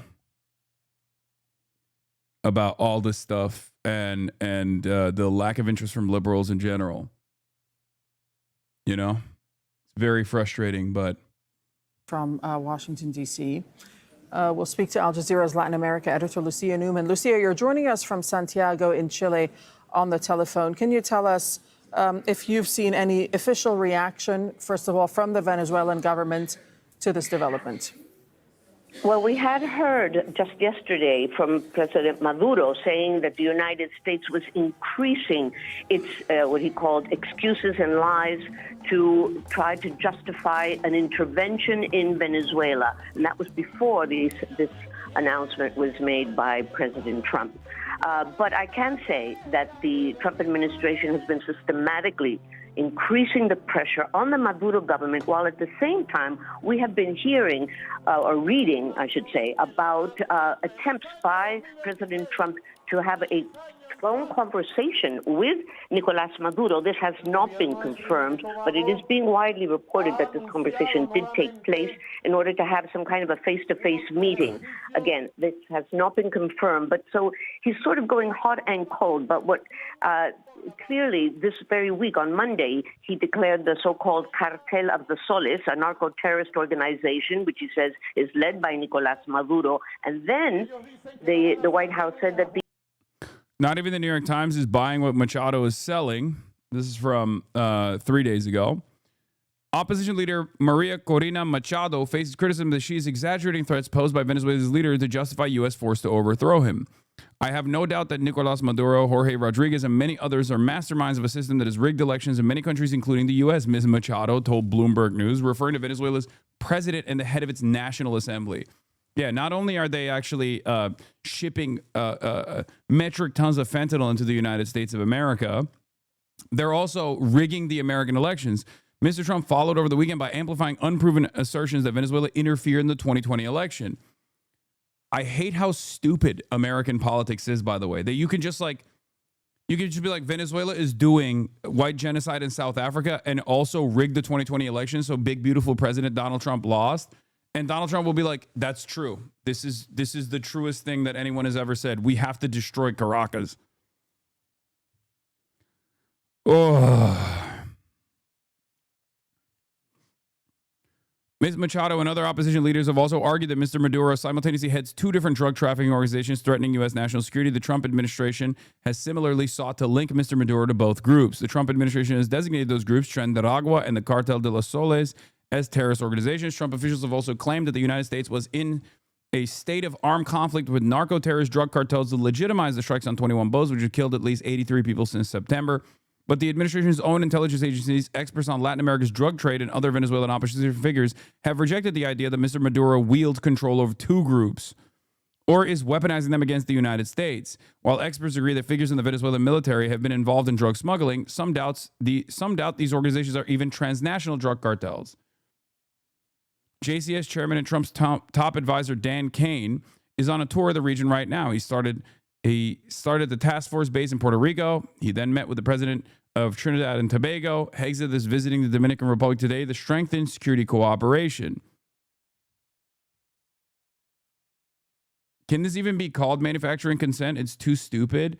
I think at this stage, because Americans are so invested in whatever the fuck's going on in their immediate lives that they don't even care about this shit, is my point.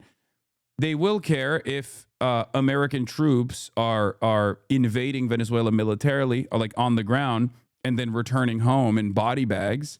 Okay? At that point, some people will start getting mad. But most people are against this. The overwhelming majority are against this.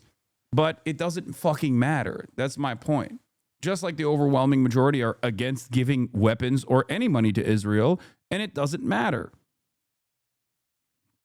We are at a stage at this point where you don't even need to manufacture consent anymore because people have just completely checked out of the process.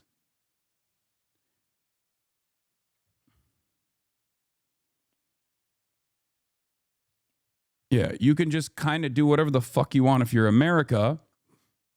And even Americans are just not going to mount a significant opposition. I saw some TikTok comments making fun of Maduro. The U.S. military has him dancing for his life. Yeah, I know. That's the reality of the matter also is that, yes, Maduro is very weak and completely unable to stop a land invasion or any sort of fucking violence that America might bring about. So there is not really, it's just making the dumbest Americans feel strong, like a playground bully that identifies the most vulnerable, the weakest, to actively reassert their dominance over everybody else by dominating that person. That's what we're doing in Venezuela. People underestimate how popular he is in the countryside, especially. There will literally be a massive civil war if they do a coup. Yeah, but that doesn't necessarily matter to America, right? If there's a failed state there, that's still better. If there's a failed state in Venezuela, that's still with a tremendous civil war, that's still better than fucking having Maduro control Venezuela.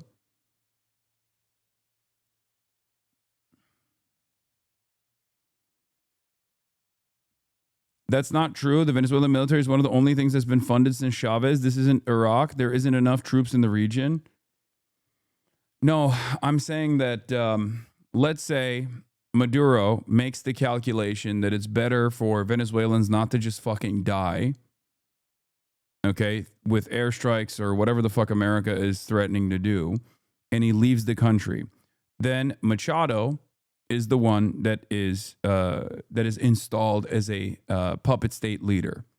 This will be an incredibly far right government that is entirely invested in selling what remains of the natural resources of Venezuela to European and Western capital for pennies on the dollar, with none of those funds going back to redistributive policies. There will be a lot of anger and resentment from the remaining Chavistas. There will be a lot of anger and resentment towards this initiative, because at the end of the day, even if people hate Maduro, at least in my experience, from what I know with what the failed coup that took place in Turkey, and from everything that I've read about how the domestic population responds to direct Western intervention, people are going to be very frustrated with the Machado administration. She will have a hard time securing all of the national forces to thwart whatever kind of instability that happens, and the country will be permanently destabilized.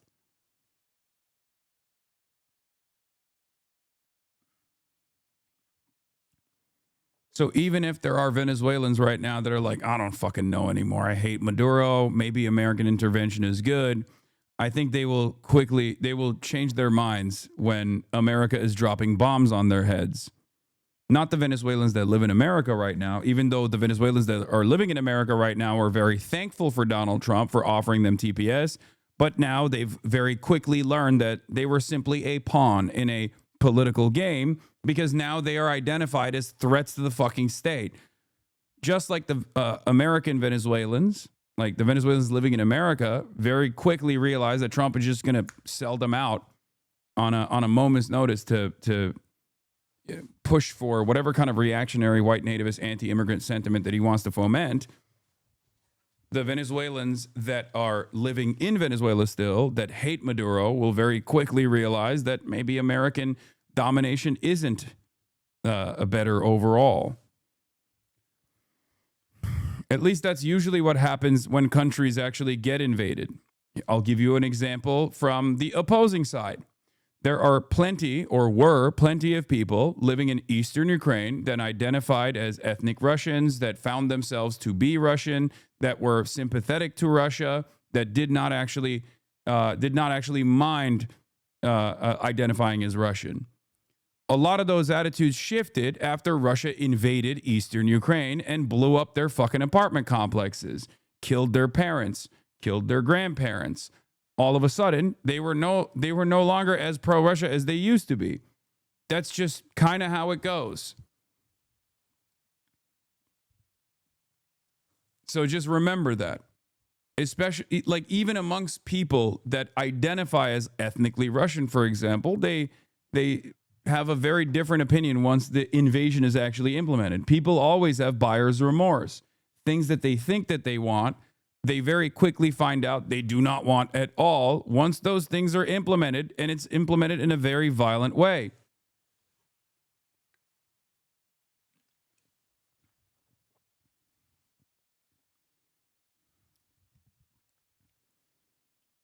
Yeah. Maria Corina Machado, the far-right U.S.-backed Venezuelan coup leader who won the Nobel Peace Prize, promised a massive privatization if Trump can put her in power. She vowed to sell off $1.7 trillion of Venezuela's oil, gas, gold infrastructure to U.S. corporations. It's crazy that she's worse than Guaido. I don't even know how, but I feel like the Venezuelan opposition to Maduro has gotten way more overt. It's wild. Buyer's remorse for invasions is pretty high. Yeah, from the domestic population, yes.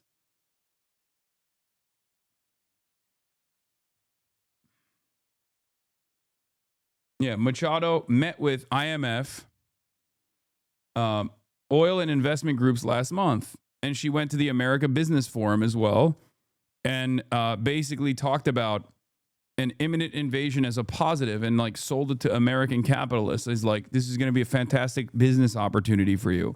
These guys are not even hiding it anymore. It's like this is the type of shit that people like myself used to say, and then every liberal would turn around and go, isn't that a little conspiratorial, sweetie? Even with Juan Guaido, they used to say this shit.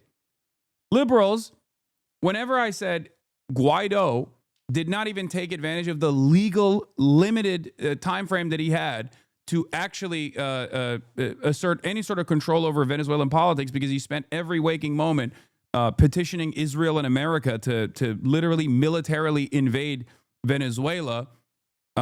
Liberals at the time would turn around and say, oh, how dare you say that? Well, Maduro's really bad. He's really violent. He's eating babies or whatever the fuck, right? Now they're just openly saying it. They're saying the quiet part out loud. This is the type of shit that leftists would say in their analysis. And then liberals and right-wingers would go, oh, why do you hate America? You're just making stuff up. You must be a conspiracy theorist. Meanwhile, because of the, I guess, enshittification of everything, even the manufacturing consent machine has enshittified. And they don't even have any sort of interest in hiding this kind of thing or taking a liberal stance, taking a more liberalized propaganda stance on why Venezuela must be invaded to like liberate the gay Venezuelans that Maduro is killing or some shit, you know? And this is amazing, super exciting for me. We will open Venezuela for foreign investment. I am talking about a $1.7 trillion opportunity, not only in oil and gas, which is huge, and you know that the opportunities, because we will open all upstream, middle stream, downstream to all companies, but also in mining. This will help the Venezuelans for sure. You don't understand. This is going to be so helpful to the Venezuelan population. You don't get it. Yeah. The Venezuelan population of Chevron, Exxon, Shell, British Petroleum. Those are the Venezuelan constituents that Machado thinks about. In gold, in infrastructure, power. We have our grid right now as a... Like, this is the type of shit that used to be discussed in cigar smoke filled rooms, okay? In back rooms. This is the wheeling and dealing that used to take place in secretive back rooms, okay? Not at the American Business Forum where Joker face ass Nobel Peace Prize winner is just straight up saying like, oh, please come. She's not even saying my people yearn for freedom at this point. She's literally saying my people yearn for privatization. I will sell it to you. I will give all of it to you. I will give you all the bounties of the natural resources of this wonderful country as long as you fucking murder a decent chunk of the population at my behest so you can install me as a puppet leader. 17 gigawatt opportunity of energy potential that needs to be rehabbed. Certainly for technology and AI and tourism. You know, Venezuela has 2,800 kilometers of pristine Caribbean coastline ready to be developed. So this is going to be huge. We will bring rule of law. We will open markets. We will have security for. This is like, this is unironically like the reason why America was invested in the Batista regime in Cuba, no matter how cruel or no matter how awful it was for the Cuban population. She's basically saying, we're going to do the exact same thing here. Please install me as a puppet leader. It is fucking crazy. Foreign investment and a transparent, massive privatization program that is waiting for you. U.S. government-funded Venezuelan coup leader Maria Corina Machado promises massive privatization and fire sale of $1.7 trillion of her country's assets at the America Business Forum in Miami, Florida. Donald Trump spoke after her at the same event.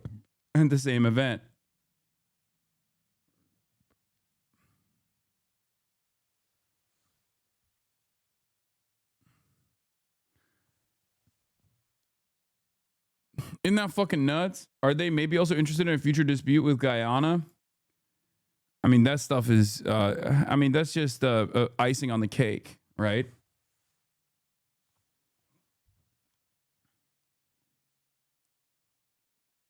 So, yeah, that's where we're at.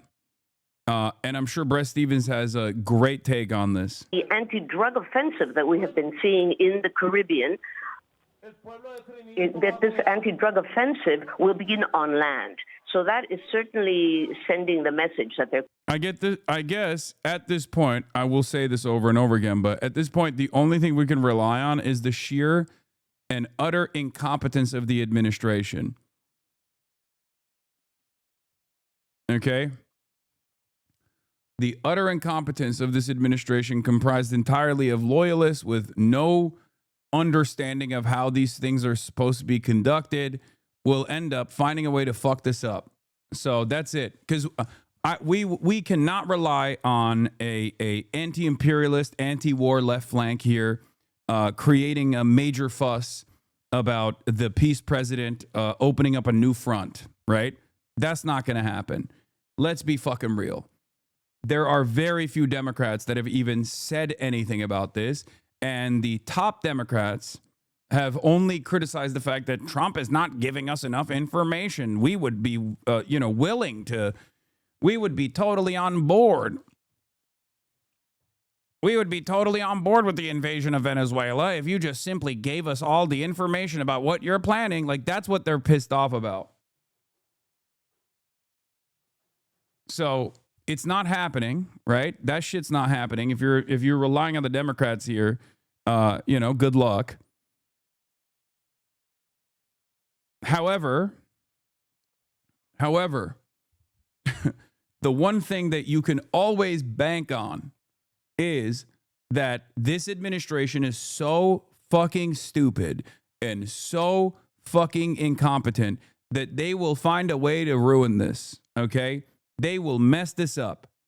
Could be some kind of a military action within Venezuela itself. So how much of an escalation is this, Lucia?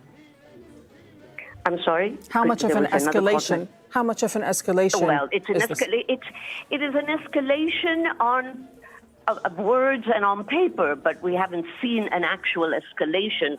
Thankfully, we are supporting those Democrats so they don't destroy our amazing agenda. The left flank is too busy supporting Jeffries. Yes, you're right. Zoran Mamdani is personally responsible for this. You are so correct, Chatter. Your eyes are on the prize here. You got it. Okay, you got it. You got it. Zoran is personally also excited at the prospect of bombing Venezuela, and he's doing it. And I think we should be yelling at Zoran in this moment. No, you're right. I'm glad that you've identified exactly who is at fault here. Okay, you're right, and you should continue doing that. He would actually go so far, now I'm speaking about the Pentagon and the administration, whether they would actually attack Venezuela,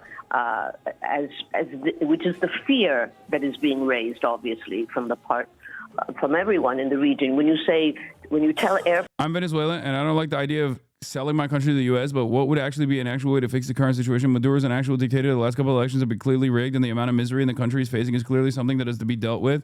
I don't know how to argue against intervention to my right-wing family members. I mean, a big chunk of the fucking economic issues, aside from Maduro's incompetence, directly is because the United States of America has designed it openly. They've said that they wanted to make the Venezuelan economy scream, and they did with their sanctions regime. And it's the same exact dynamic that's taking place here, which is either you leave the country, Maduro, either you leave the country and allow us to install this puppet, okay, or we bomb you. And in prior to this newer development, it was either you leave the country, either you give up your power and allow the American government to install whatever puppet dictator that they want to, a puppet leadership that they want to, or we're going to continue destroying your economy. We're going to continue making it so that it's virtually impossible for you to feed the fucking nation. And it's always America putting their hand on the scales in this regard. But ultimately, the best possible thing you can do is point to Iraq. Okay? That's it. Look at Iraq. Do you think Iraq is better off after American intervention? Or is it not?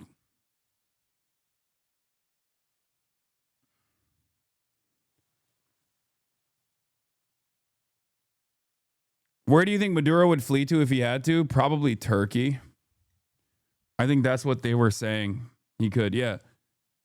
The thing is, the argument is always that speculation. But how is that speculation? Is it speculation when you look at Libya, Afghanistan, Iraq? You know? Syria. Is it speculation or is it just American policy?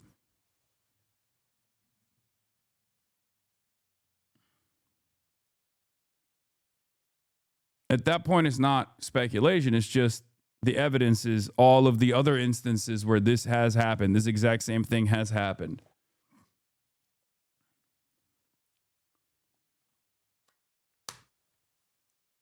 Middle East is not the same. Venezuela is not Iraq. Venezuela is not Iraq. Middle East is not the same as America continent, bro. I don't know why you're saying this. I understand that, but like, what do you think? Like, in terms of American intervention, are you familiar with any sort of South American history or American intervention in Latin American countries? Like, what do you mean? We've been doing this for, I would say, longer than we've been doing this in the Middle East, actually. I don't even know what your position is here with what I'm saying. Do you think they will do another Iraq on the same continent? They will not. If you have... Wait, what? Are you kidding me? I think America absolutely would do it. Yes. Why wouldn't they? We're fucking belligerent.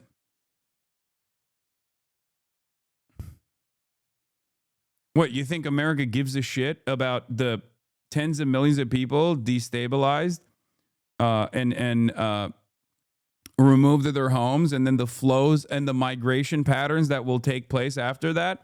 Well, guess what? We're already designing a concentration camp initiative and a massive Gestapo force to basically rid the nation's boundaries of anyone that we've deemed to be non-American or not American enough. So whatever wave of migration that comes to the southern border after this destabilization, they will deal with militarily. They'll set up fucking AI turrets on the border and start lasering people that come near the goddamn border. That is the direction that we are heading it towards. Why haven't they done it then? Wait, what? Why haven't they done it thus far? I mean, these things take time. And also, I'm saying that I don't know. I don't know if this will be implemented. I'm just saying that that is the direction that we're heading towards. That when you tell airlines not to go to Venezuela, when you say that the airspace is now being closed, you're sending a very, very aggressive message. Whether this will play out. Your chat is full of LATAM expat hogs living in America who want to consent to imperialism.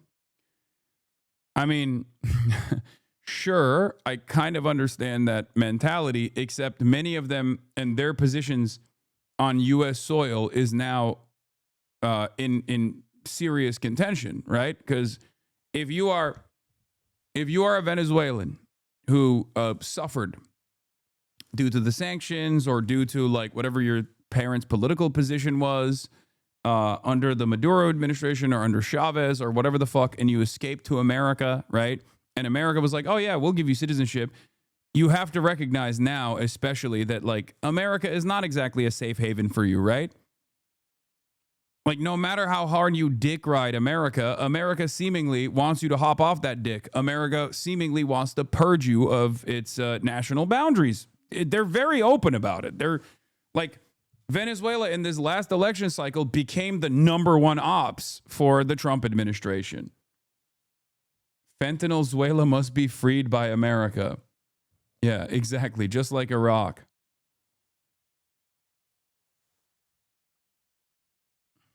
I am one of the 40 leftist Mexicans that watch this.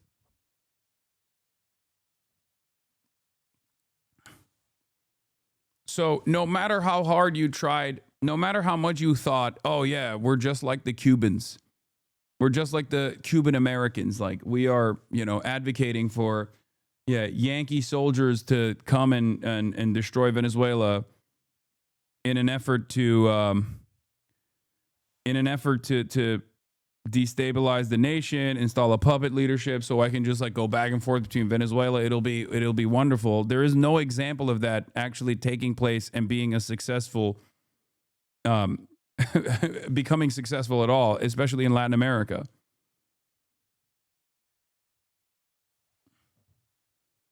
Matter altogether.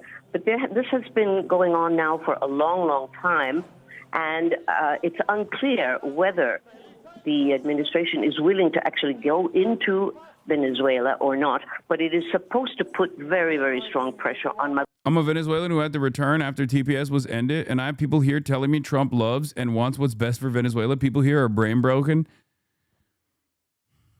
What do you say? What do you say? There's fucking hogs everywhere, including in Venezuela. There's hogs in America. There's hogs everywhere. There's always going to be people that go, no, this is awesome. We will welcome them as liberators. Of course, their attitude will shift very quickly once the bombs start fucking flying, but,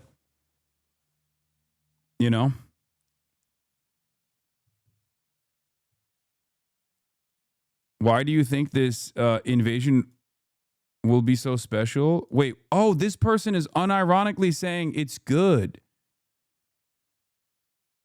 As soon as they kill Maduro? Wait, you think that... Oh, chatter. I thought this person was saying, like, no, Venezuela is not Iraq. Like, America wouldn't dare try to bomb Venezuela. It turns out he was just saying, no, Venezuela is not Iraq. This time it'll be fine. Yeah, blowback season 8 incoming. There's always a guy that has this mentality. Hey, guys, I know that American imperialism is a litany of failures, right? And has led to significant amounts of blowback and hatred and animosity and destabilization that is horrible for every region that we've decided to implement a grand design over. But this time, it'll be different. All those previous wars were bad, but this time, let me tell you why it's good. Okay, let me tell you why it's good. Perhaps, and this is the speculation, perhaps to sit down and negotiate his withdrawal from power. And up until this point, any sign that this pressure that the U.S. government has been trying to put on Venezuela has worked? None whatsoever. None that we can certainly measure. They've said that they will not cave in to this kind of pressure. This war will destabilize the entire Middle Eastern region and set off a global shockwave of anti-Americanism versus no, it won't. Published in March 26, 2003 on The Onion. Okay? George W. Bush may think that a war against Iraq is the solution to our problems, but the reality is it will only serve to create far more.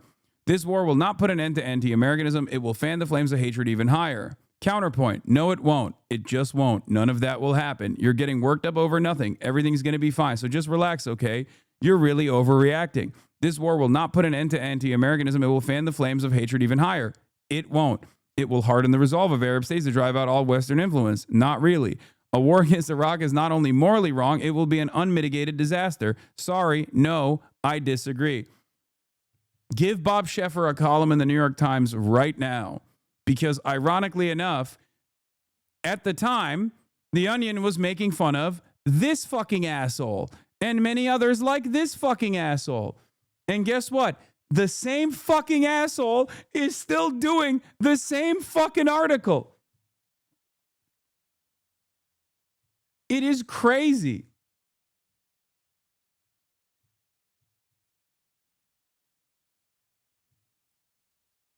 I cannot believe it, dude. It's just, I just can't believe that there are still Americans out there who just look at the situation and go, yeah, but this time it'll be different, I think. What leads you to believe that this time it's going to be different? What leads you to believe that? Like, what leads you to even have any confidence whatsoever that the American government does stuff like this for you? Okay? When the last 20 years, the last 30 years have been nothing but pain and suffering and material conditions worsening for you, while America has done this all around the world over and over again. What leads you to believe that this is going to be any different?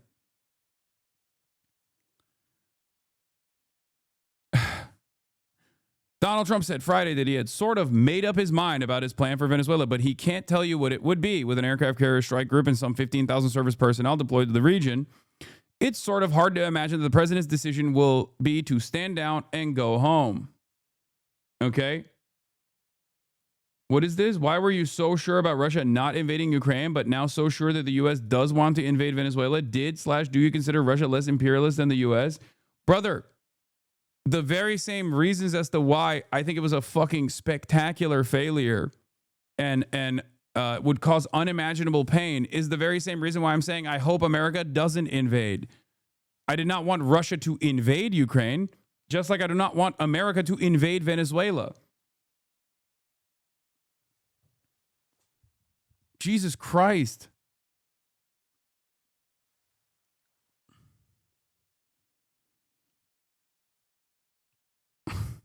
I can't believe people still hold on to this fucking thing, especially when every other thing that I've said about Ukraine has literally happened.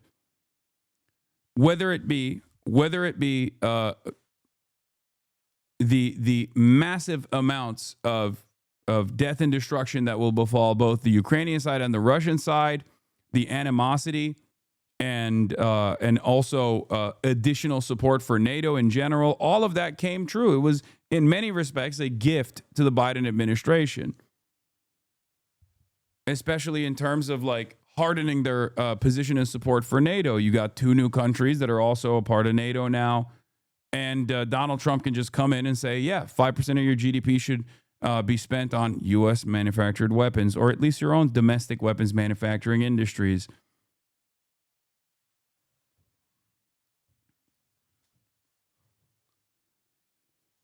I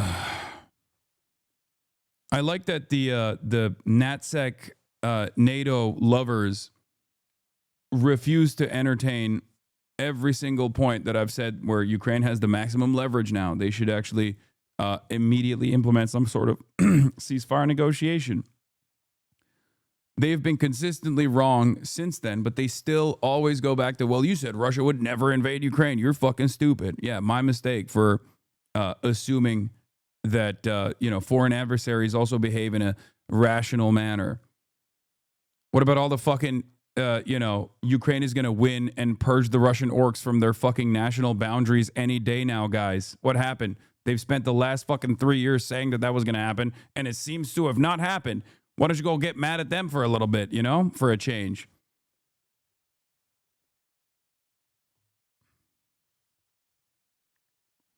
Any day now.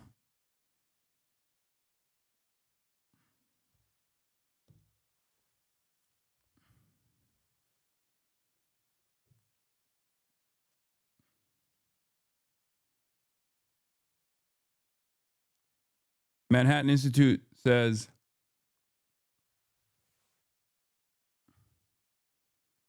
yeah, the irony is also, I think, like, it was a miscalculation, and that there is, people who cope on the pro-Russian side, or at least like on the campus side, will say, no, Putin never had an ambition to like take over Kyiv, right? And he actually just simply wanted Eastern Ukraine. That's cope. That's bullshit. Okay? I do believe that Putin was also misinformed and thought that it would be much simpler to overtake Ukraine. Maybe a little bit more difficult than taking over Crimea, just like marching over and just like militarily annexing Crimea. But it would be a successful military operation, a successful special military operation nonetheless. Maybe it wouldn't be 2 weeks, maybe it'd be a month. But it was very clear that Ukrainian defenses were far better than they had previously assumed, that they were not able to immediately implement air superiority over the entire country, for example. Okay?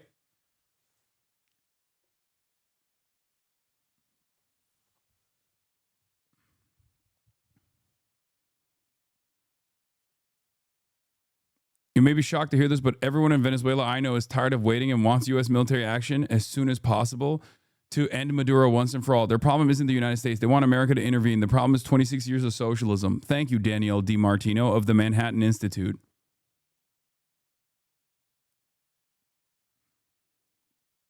Mr. Trump,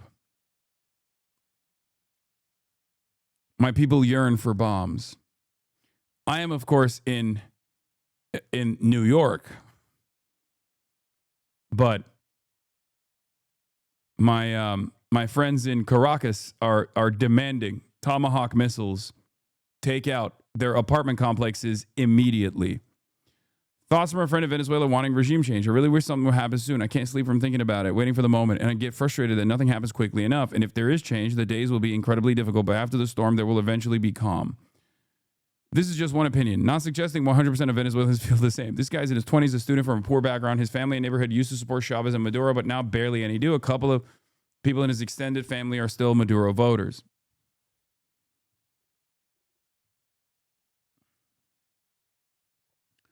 If Trump heard that Maduro is bigger than Arnold Palmer, do you think he'd resolve this conflict with a bit of Kirk diplomacy? No.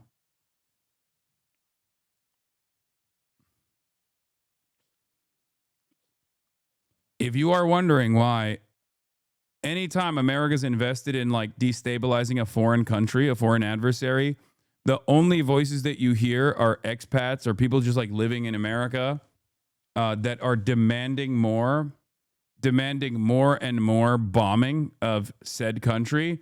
This is part of the reason why America actually brings a shit ton of people from said country that they want to destabilize. It's always the same, whether it be Cuba, whether it be Venezuela, whether it be Iran.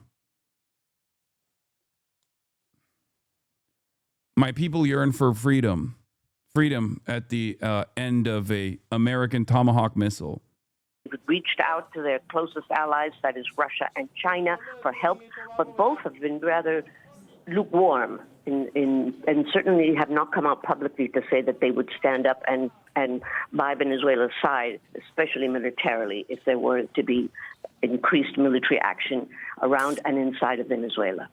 Has Venezuela taken any sort of preparatory action in case this were to escalate? We know that the U.S. has amassed more than a dozen warships and thousands of... Here we go.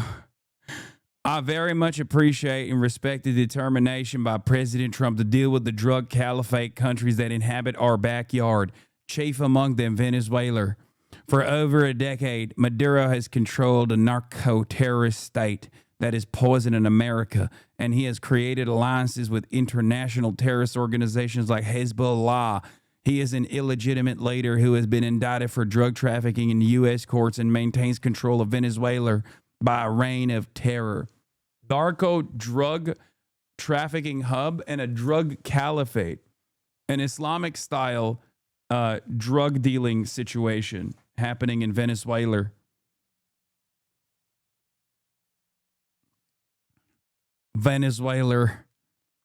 President Trump's strong commitment to end this madness in Venezuela will save countless of American lives and will give the beautiful people of Venezuela a new lease on life. I hear Turkey and Iran are lovely this time of year.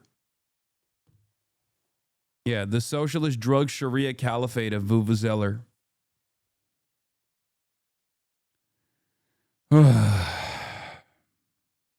Troops in the region. They're branding their operation as an Operation Southern Spear. That's what they're calling it. What has Venezuela done to prepare?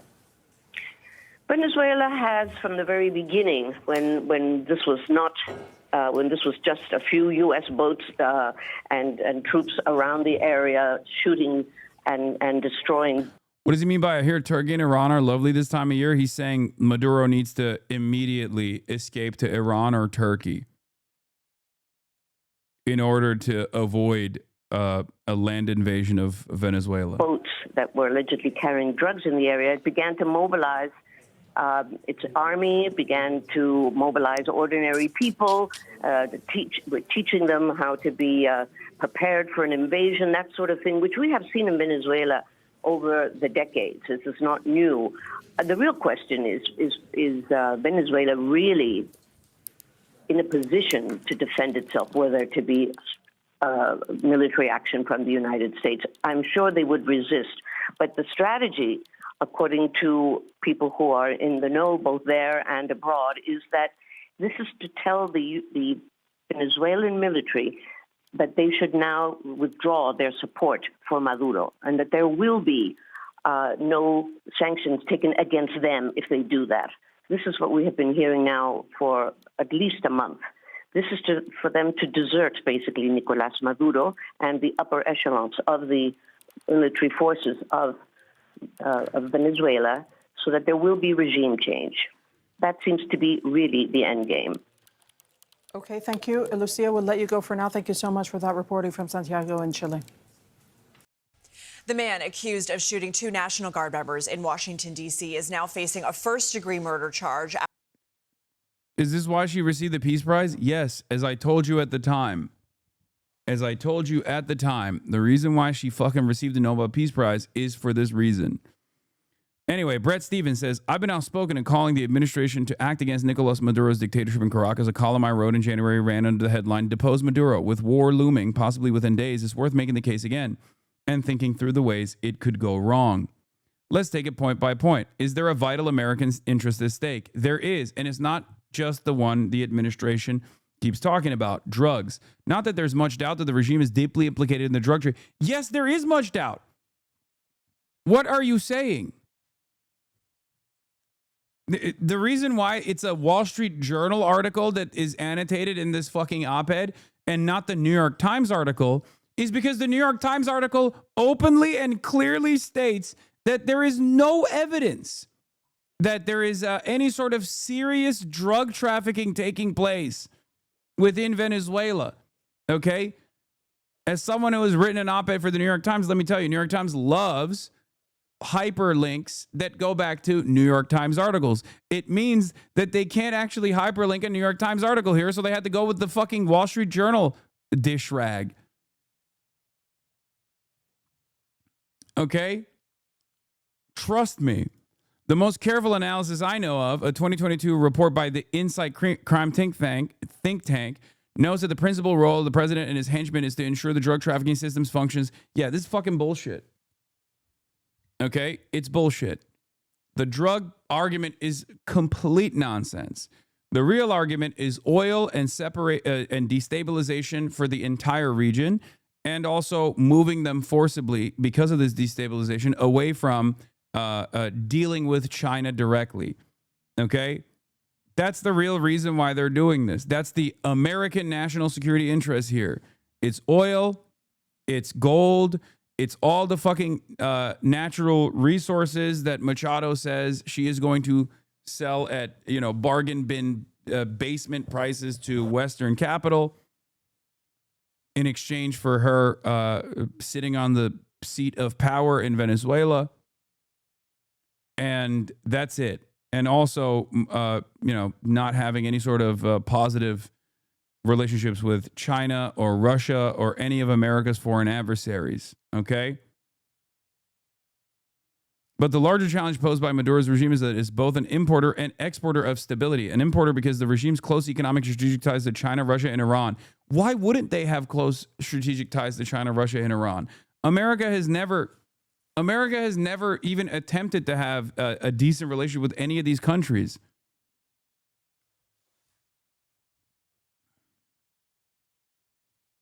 What is this?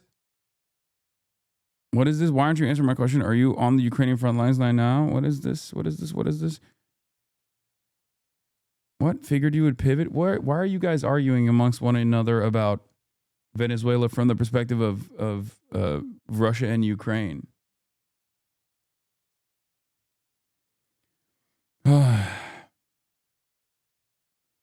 Genuinely asking here, what is the basis behind the whole drug propaganda? How is it markedly untrue?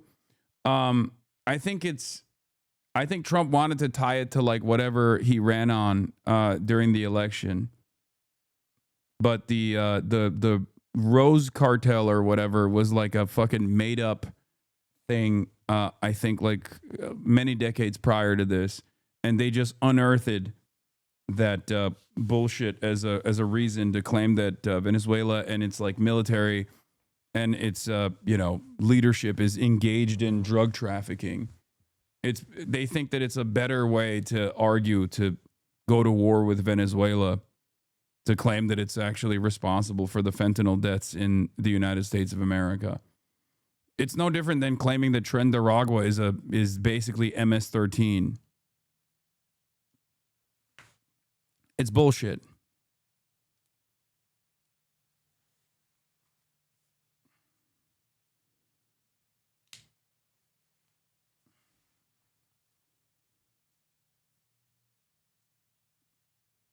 Is this just rage bait being on the New York Times, or are there genuine hog readers?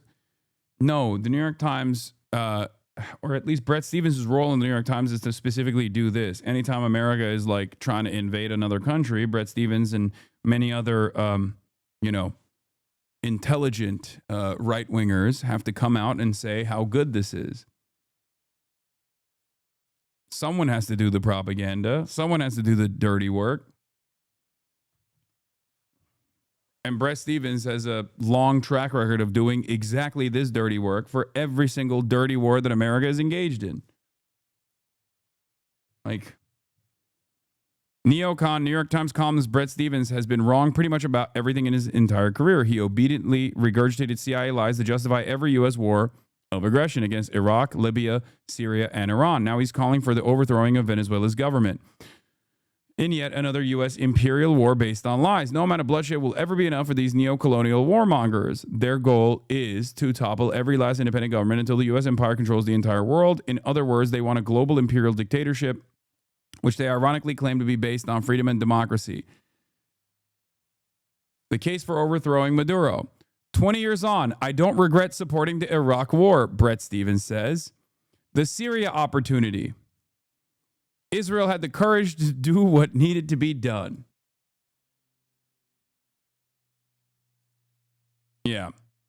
Opinion, how to choke Iraq. Bomb North Korea before it's too late. Bomb Syria, even if it's illegal. Bombing Iraq isn't enough. By Bill Kristol. American bombs made Iraq stronger by Ronald Steele. To stop Iran's bomb Iran. John Bolton. Look at the many familiar names and faces.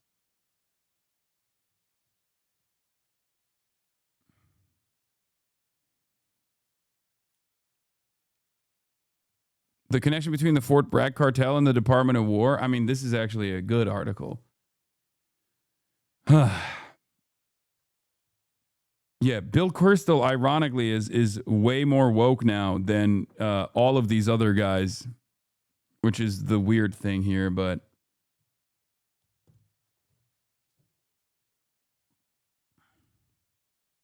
yeah, old Bilbo Crystal.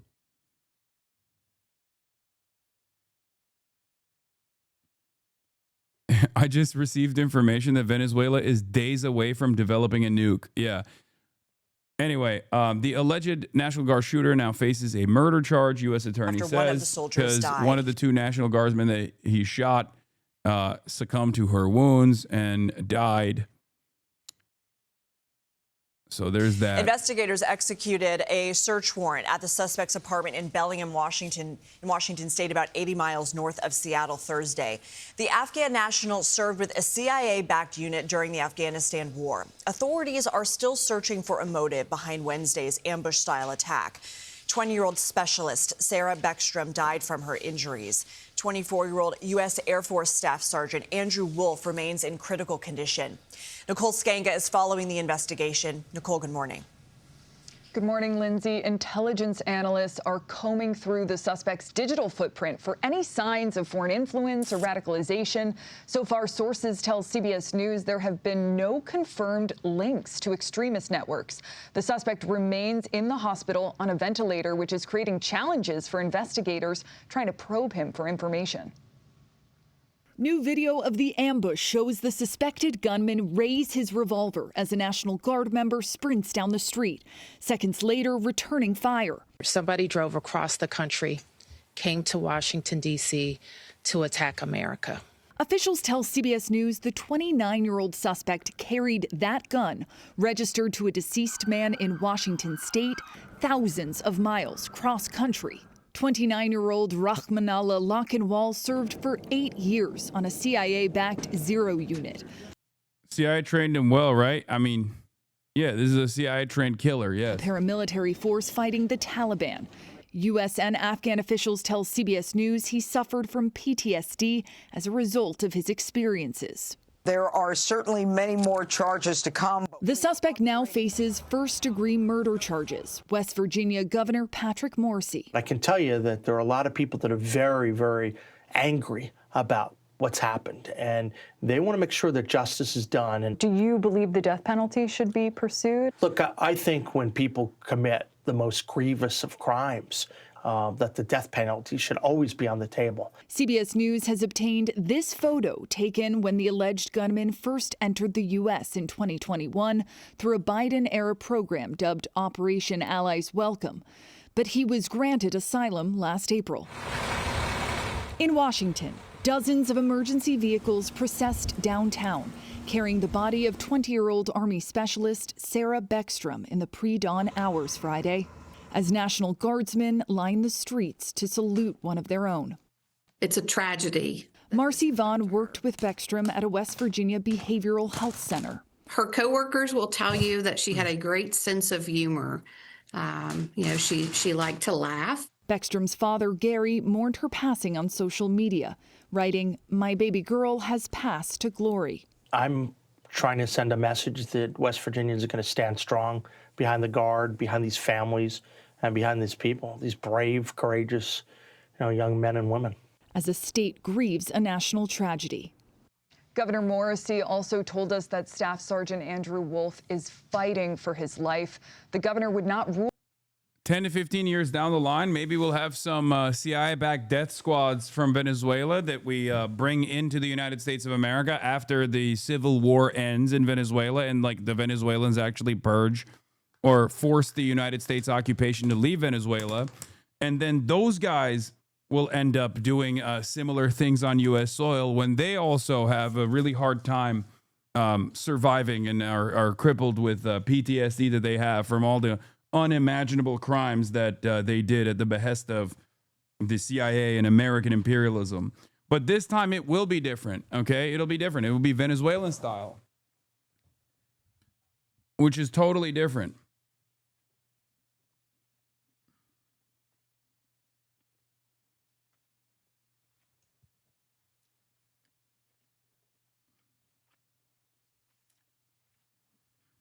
Out sending more guardsmen to Washington, D.C., but says right now he's focused on the families, Vlad. Yeah, and sending prayers to both of those families. Nicole Skanka for us in Washington. Thanks, Nicole.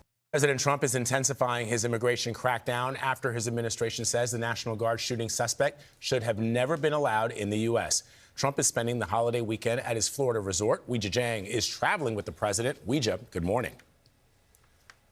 Good morning to you, Vlad, and good morning to everybody. In response to that shooting, President Trump has announced new policy proposals to curb immigration, even threatening to expel migrants who are already here in the United States, who are not a, quote, net asset to the country. President Trump blames the Biden administration for allowing the shooting suspect into the U.S. There was no vetting or anything. They came in unvetted.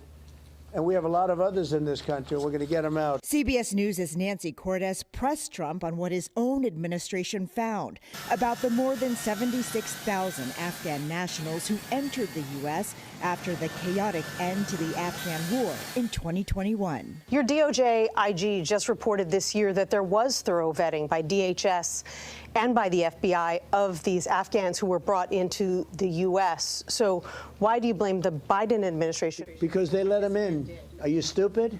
Are you a stupid person? Because they came on a plane along with thousands of other people that shouldn't be here. And you're just asking questions because you're a stupid person. The Department of Homeland Security now says it will be reviewing all asylum cases approved under the Biden administration. And officials tell CBS News the Trump administration has directed that all current asylum decisions be paused. A DHS official tells CBS News the suspect's asylum case was approved under the Trump administration earlier this year.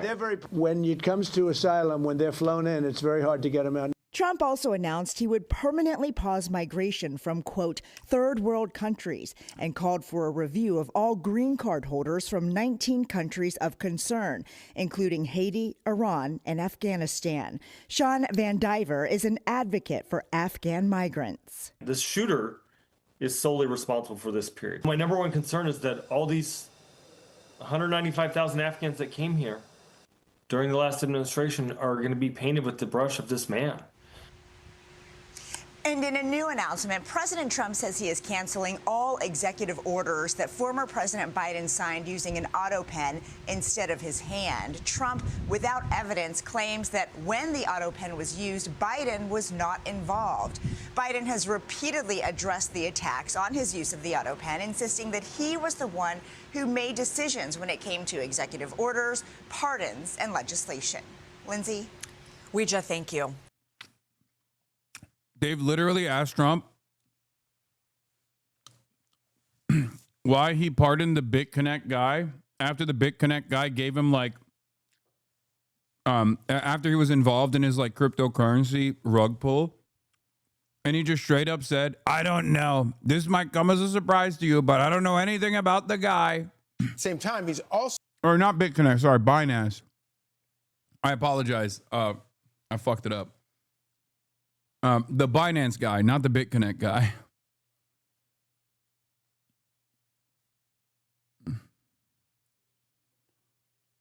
So for him to be like, yeah, Biden was using the auto pen for pardons is really funny.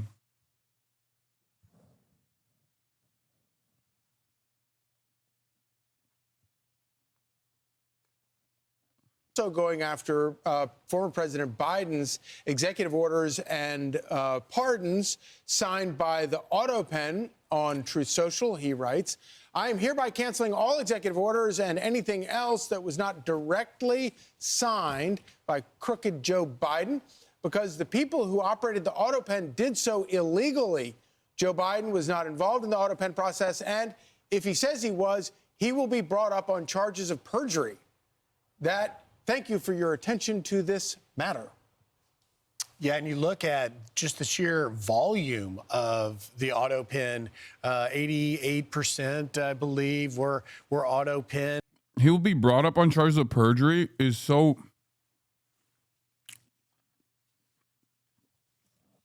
Like, I don't think that's how it works, you know? What do you mean you're going to bring him up on perjury? You can see it here, signed by auto pen. 846 out of 958 total documents. 82% signed while Biden was in D.C. And as the Oversight Committee, James Comer's Oversight Committee has looked, you know, he wasn't even present a lot of times the auto pen was being used, which is why it's of course a startling frequency that it's used, but that's not really the point of it. What the point of it is like, was it actually authorized? Yeah, the Constitution does not say anything about an auto pen.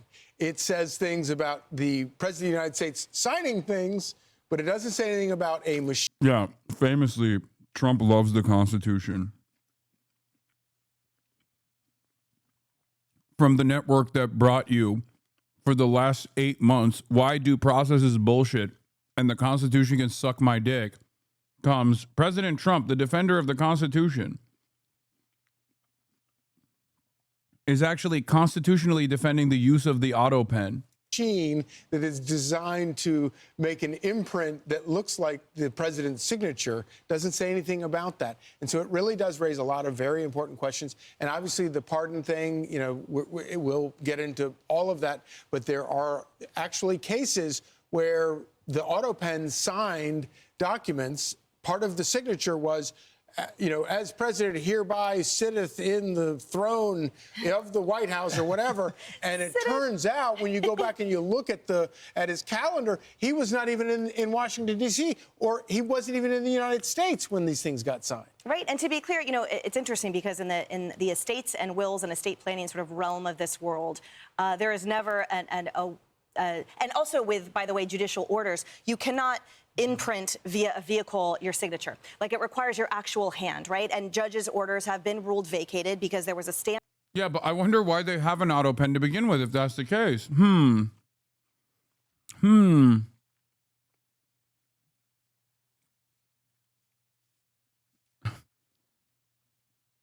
Maybe it's because it's the equivalent of clicking on a DocuSign.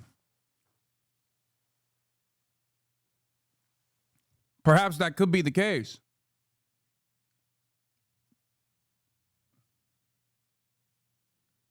Like, why the fuck would they even design an automatic pen that is a robot arm that perfectly crafts the signature of the president? I wonder why.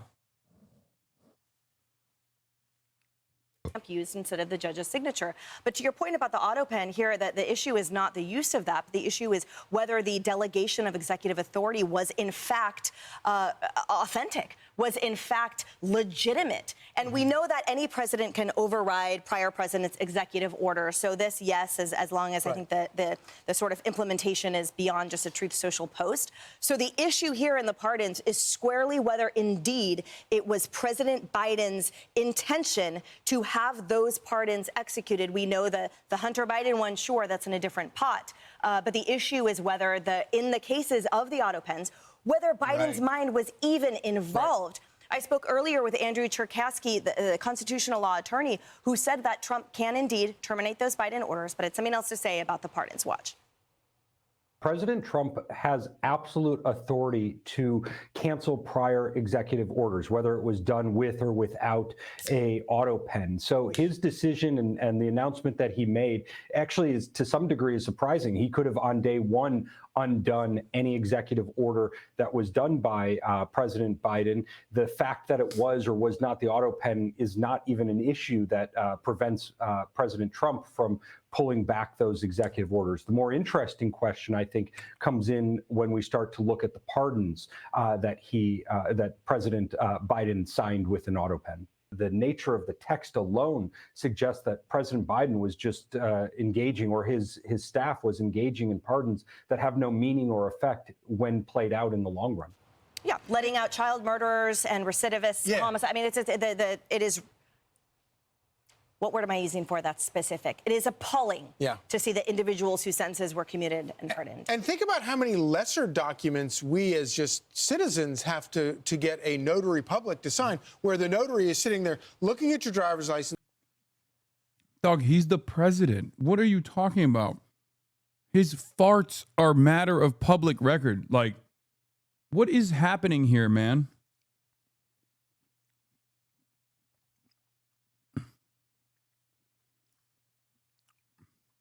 What is this fucking argument? Oh, God, this is the dumbest. This is the dumbest point of contention yet.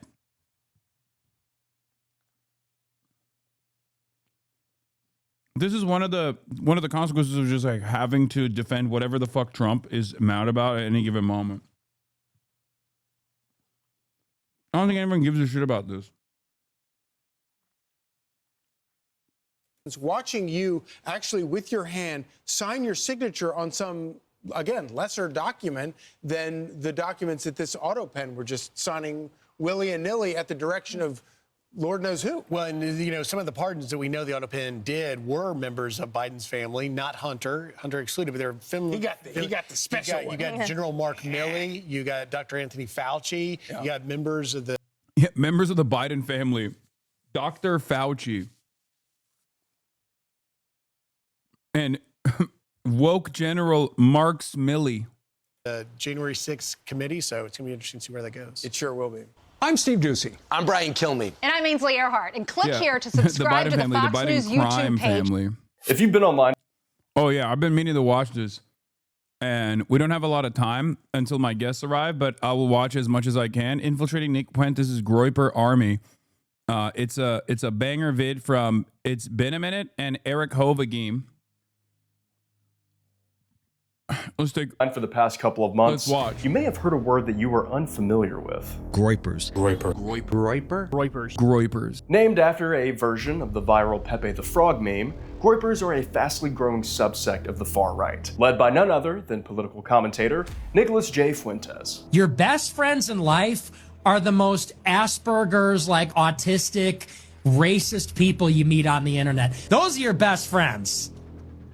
So, if you're not familiar with Nick's content and ideology, let me lay down his beliefs before we go any further. Nick Fuentes is a white Christian nationalist who says the quiet part of the modern-day American conservative movement out loud. And yet, if she were a little bit more racist, she'd be alive. He is nativist, sexist, Islamophobic, homophobic, anti-Semitic, and a Holocaust denier. And Nick and his beliefs have been quickly reshaping the new alt-right. But what separates Nick from other right-wing political pundits is he can be hypercritical of Donald Trump, the Republican Party, and Israel. But don't be fooled, because it's not for the same reasons that you probably hold. I have a hot take about it, of course. Spoiler alert, it has to do with the Jews in Israel. And we'll be getting to that. Nick also isn't afraid to criticize popular conservative pundits, like Ben Shapiro, Matt Walsh, and even Charlie Kirk. It's a good thing Charlie Kirk. I saw a really funny clip about this from Tim Pool complaining that every major conservative commentator knows exactly why Candace Owens is popping right now and their view counts have plummeted. And it's because she's evil and all the other major conservative pundits are scared to be just as evil or whatever. And it's just because like she's anti-Israel. Like that's it.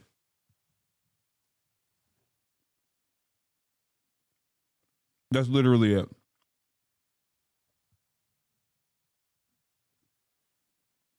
Daughter was born to a rich man in America who lies for a living and is paid by billionaires to do it and wasn't born in Gaza. The spread of Nick's influence isn't slowing down anytime soon, and it seems to be quickly reshaping the future of the Republican Party post-Trumpism, whenever that may be. So today, I want to try to understand why Nick is becoming so popular and really try to pinpoint what he is doing seemingly right in the right-wing space.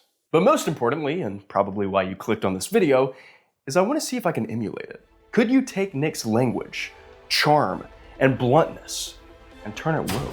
Can I use the Groyper language to convince thousands of young, angry white guys that it isn't actually a Guatemalan immigrant who is the one raising their rent? But you know what they say. Good line. Good line, Ben, a minute. Sometimes to truly understand someone, you must first become them. As a matter of fact, you couldn't name 5 countries. You couldn't tell me what continent China is in. This feels like a Marvel crossover movie. Who knows, maybe that's like step 1 to radicalizing them. I want this guy dead. We're fighting for our civilization. I'm just excited to become a groiper. Let's groip it up. Hey, it's been a minute. And today I'm going to infiltrate Nick Fuentes' groiper army. You stole your whole flow? Come on, chatter. There's a reason why I say what I say, so that others say it too. The fuck you mean? There's no such thing as theft. It's all our talking points, comrade. When you're infiltrating the system, you have to wear a mask and you have to assume an identity. It's a spy game. It's tough. All right, well, I think a good place to start in trying to understand Nick is to watch him where most people watch him and where most people discover him. And that's through the clips.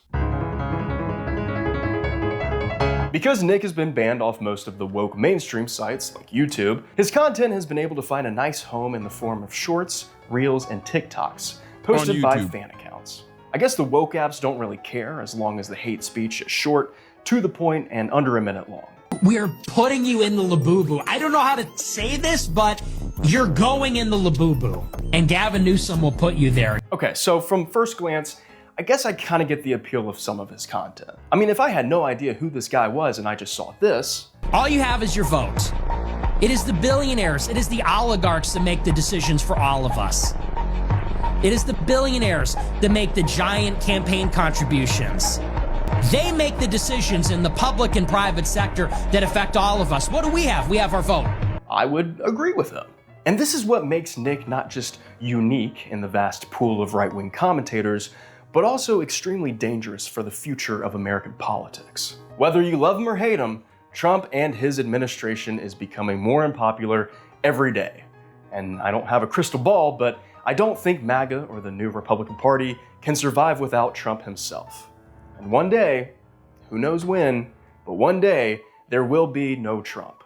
And the Republican Party is going to have to find a new identity post-MAGA. Well, I believe Nick knows this, and is planning and laying the groundwork for what comes next for American conservatives. And I promise you, it's not going to be J.D. Vance.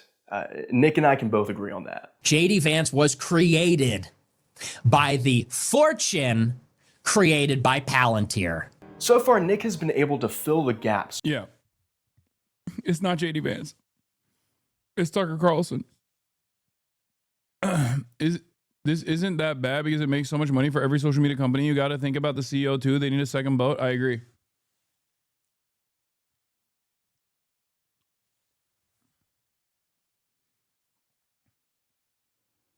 Some people on the right are saying that their current infighting is a result of Kirk being gone. He was the one holding us together, etc., which is some wild revisionist history. A big reason Fuentes even has a career was the visceral hatred young right-wingers have for Charlie. I guess it makes sense from a Groiper perspective because he capitulated to them so much on so many things. To them, this role was a legitimizer of Groiper shit that the right-wing powers that be would have fought against if he wasn't signing off on them. Yeah, the difference is Israel. That's it. The difference is public attitude against Israel. For the longest time, when people, by the way, talk about like Nick Fuentes being debanked or whatever, from what I understand, because I saw a clip of him actually explaining the situation, the reason why he got debanked wasn't because of fucking Israel. The reason why he got debanked was because of January 6th. Because he got gifted Bitcoin to the tune of $250,000 right before January 6th, as a matter of fact, from a foreign donor. Okay? And then he participated in January 6th. So the administration that was investigating all of the fucking top, actors, top participants in January 6th, saw that and obviously froze all of his fucking assets in the process of that investigation. Then they concluded their investigation. They found that it was like some French hacker who I guess was giving money to, or at least this is Nick Fuentes' statement about it, but it was a French hacker that had stolen a bunch of money from other people, and before he committed suicide, he sent, these gift donations. Kaya, nope. These gift donations to a bunch of people that were quote unquote defending Western civilization from his perspective. Anyway, so that's the reason why he was debanked, not because he was like saying the truth about Israel. But you could say that he was censored from all social media platforms, from major social media platforms, not necessarily because he was, talking shit about Israel, even though that probably played a role in it as well, but because he was an anti-Semitic Holocaust denier who was anti-miscegenation and thinks that, white people are racially better and superior to all other non-white races. That is the reason why he was censored on all of these major social media platforms. But the reason why he was debanked is not because of Israel, but because of his participation in January 6th. Just so we are clear. With the majority of disenfranchised young people who are starting to doubt Trump's leadership and overall plan for the country. Through economic populist rhetoric, Nick speaks to relatable problems for any young person, or more specifically, young white men. Oh, okay, you won't forgive my student loans? Okay, well, that's because the free market said so. The free market says that Republicans have enough money to bomb Iran, but not enough money to pay for my student loans. And I'm going to vote for that because I'm an idiot. With leaders in neither political party being able to speak like this, other than a few on the left like Zohran Mamdani, AOC, and Bernie, and now I guess Marjorie Taylor Greene? This is the number one issue I hear about in my district. There's legit 50x times more Fuentes content on IG Reels than Hasan content. He's not really censored. I will tell you like this. There are more people on the right that like Nick Fuentes, and more groypers that like Nick Fuentes, more like extremely online people that like Nick Fuentes than there are extremely online people who like me. For example, Bradley Martin just did a fucking post with Nick Fuentes, right? Nick Fuentes went to Zoo Culture, they worked out, whatever. Bradley Martin, I know for a fact, would get more shit if he were to do a similar thing with me than with Nick Fuentes. One must ask the question, why? Perhaps it's because all of the apolitical centrists and all of these other like right-wing accounts and right-wing associated accounts, all of these cultures that actually, all these accounts that dominate like cultural critique on the internet have more smoke for someone like myself than they do for someone like Nick Fuentes. That's the reason, okay? Because Nick Fuentes himself is a creature of the right, or a creature of the internet, rather. Sorry. That is the fucking reality.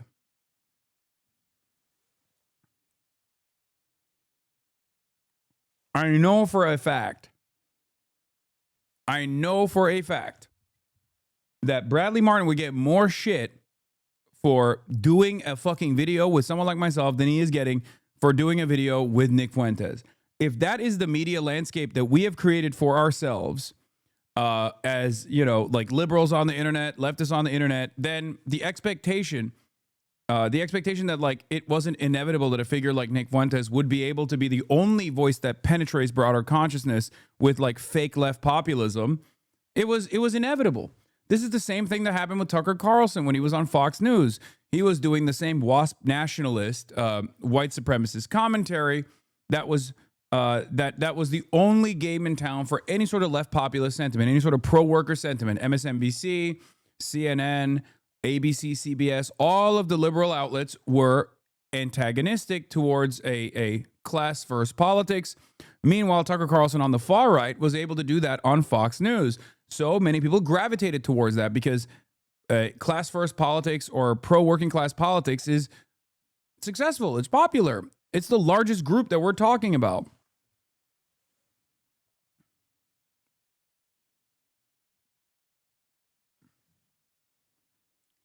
In the past, before Nick Fuentes, Ben Shapiro did a similar thing. At the time, when TYT was, the biggest name in progressive news, many people had hatred for TYT that they did not have for the likes of Ben Shapiro or the likes of Jordan Peterson. This is how these guys create a robust network of center-right to far-right to straight-up neo-Nazi influencers that are constantly cross-pollinating amongst themselves. Okay? Meanwhile, the left is consistently fighting amongst itself. The left is consistently trying to undermine whatever the most visible version of the left actually looks like because he's not perfect, or because I watched one too many clips, or one too many different influencers that decided that this person is actually bad and secretly a fucking fascist. This is just the unfortunate reality. Okay? This is how it works. There's more people who hate Hasan, libs hate Hasan, centrists hate Hasan, right-wingers hate Hasan. Hasan gets more online harassment than I've seen online. Yes, I will say this, like Nick Fuentes is a straight up neo-Nazi, white supremacist, Holocaust denier who is against race mixing. And I know for a fucking fact that while I have a much larger profile than Nick Fuentes broadly, I also have much a much more robust force of haters than Nick Fuentes does. Because like, think about how many times, I don't know, all these like slop tubers have actually covered Nick Fuentes. How many times have they done videos on Nick Fuentes, whether it be that more Pegasus guy or whether it be the Willie slop tube guy? How many times have they covered Nick Fuentes? Some of them are friends with Nick Fuentes. This is how it works. If the apolitical dullards actually get their political notes from slop tubers, okay? If they get their political notes from slop tubers and those slop tubers are all in unison, constantly fucking shitting on me, and they spend zero time shitting on Nick Fuentes, who was literally a fucking Holocaust denier, why would the random fucking young, like apolitical people that get their political notes from these fucking dipshits ever feel like Nick Fuentes is a threat or is in any way, shape, or form controversial? They'll just hear other people in mainstream news say he's fucking controversial, and they don't give a shit about mainstream news. Mainstream news has no motion. Mainstream news has no motion for people under the age of 35, and especially for people under the age of 35. They are getting their information from fucking slop tubers and TikTokers. And if those TikTokers are spending way more time shitting on the largest left-wing content creator and consistently saying, oh, socialism means he needs to be poor, but I'm saying that as a leftist and I'm not a fucking reactionary right-winger, or any number of different idiotic things that they find to make content around, then of course people are not going to develop any sort of resentment towards Nick Fuentes. He's going to be able to get through that process. Doors open.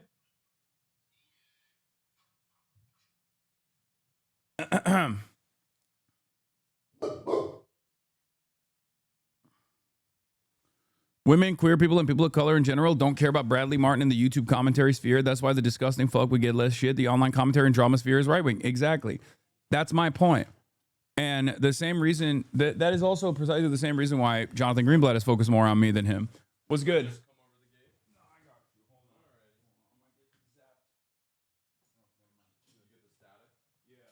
All the time. It's annoying. What's good? How you doing? I'm doing all right. How about yourself? Let me pull up a chair for you. Okay. Huh. Hold on.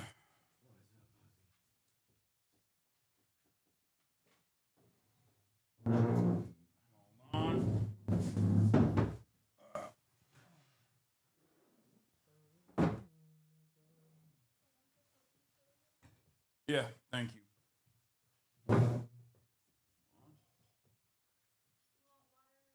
I'd love a water. Thank you so much. You're pulling a little bit more? Yeah. So that I can frame it right for everybody when Pokey gets here too.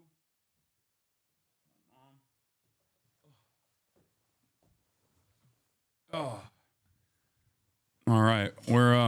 We're currently doing commentary on one of my Oh, thank you so much. Appreciate you.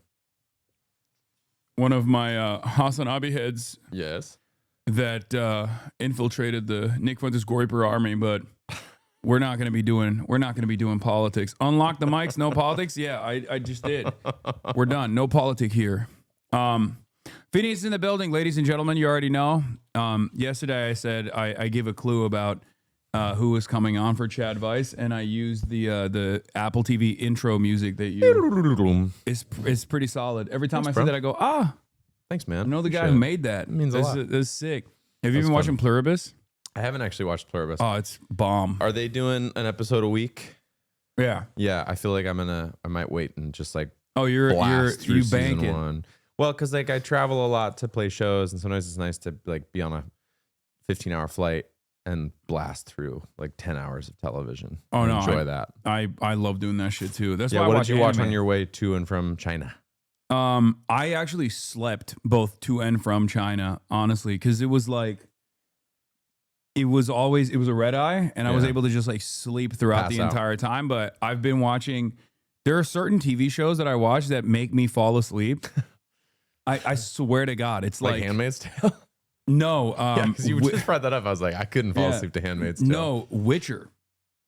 I don't know why. I haven't seen that show. When I'm watching Witcher, I've been trying to like watch it because I wanted to see how like they go from season 3 to season 4, where like they change the main character, Right, because it's Henry Cavill leaves, right? Henry Cavill left, and now it's the sexy guy from the sexy Hemsworth brother, but not the sexiest. The second, I know the sexy one as opposed to the other one. It's not sexy at the- all. the They're less both sexy. very sexy guys. Those Hemsworths. Yeah, the less sexy Hemsworth, Liam.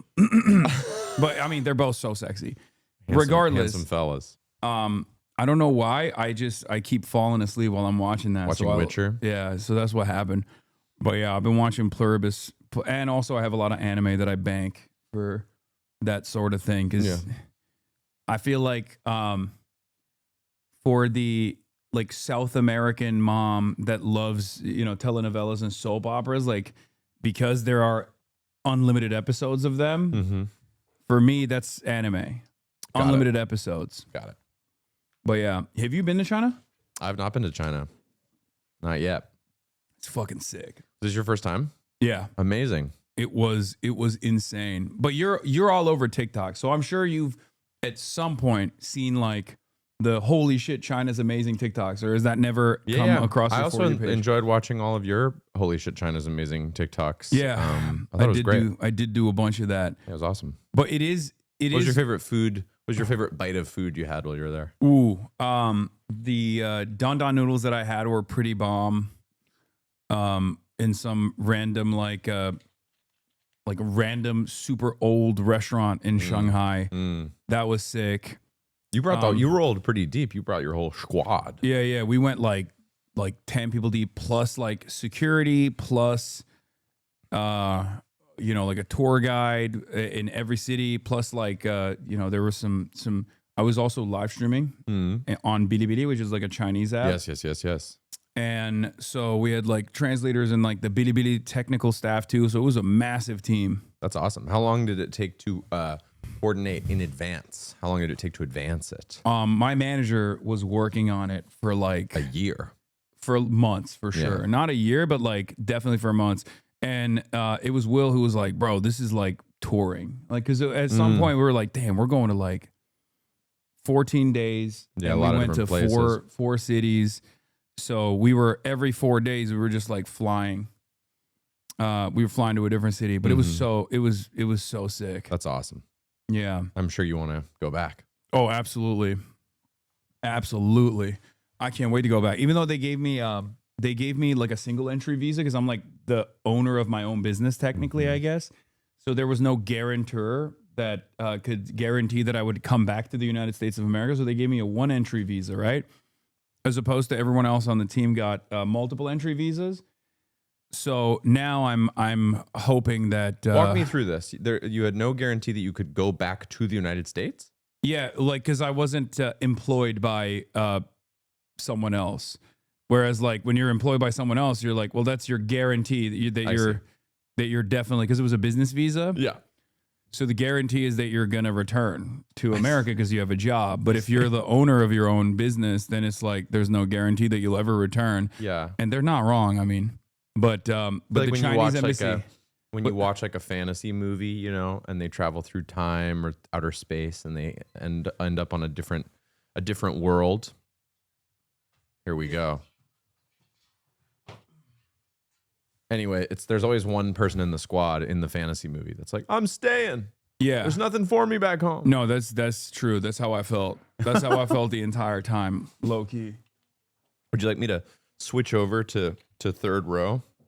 It don't matter. We I have can do no whichever pref. way. We'll ask Pokey what her preference is.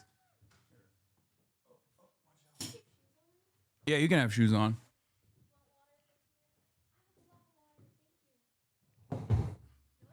Hi. Nice to meet you. How are you doing today? Is there a place you'd rather sit amongst these two seating options?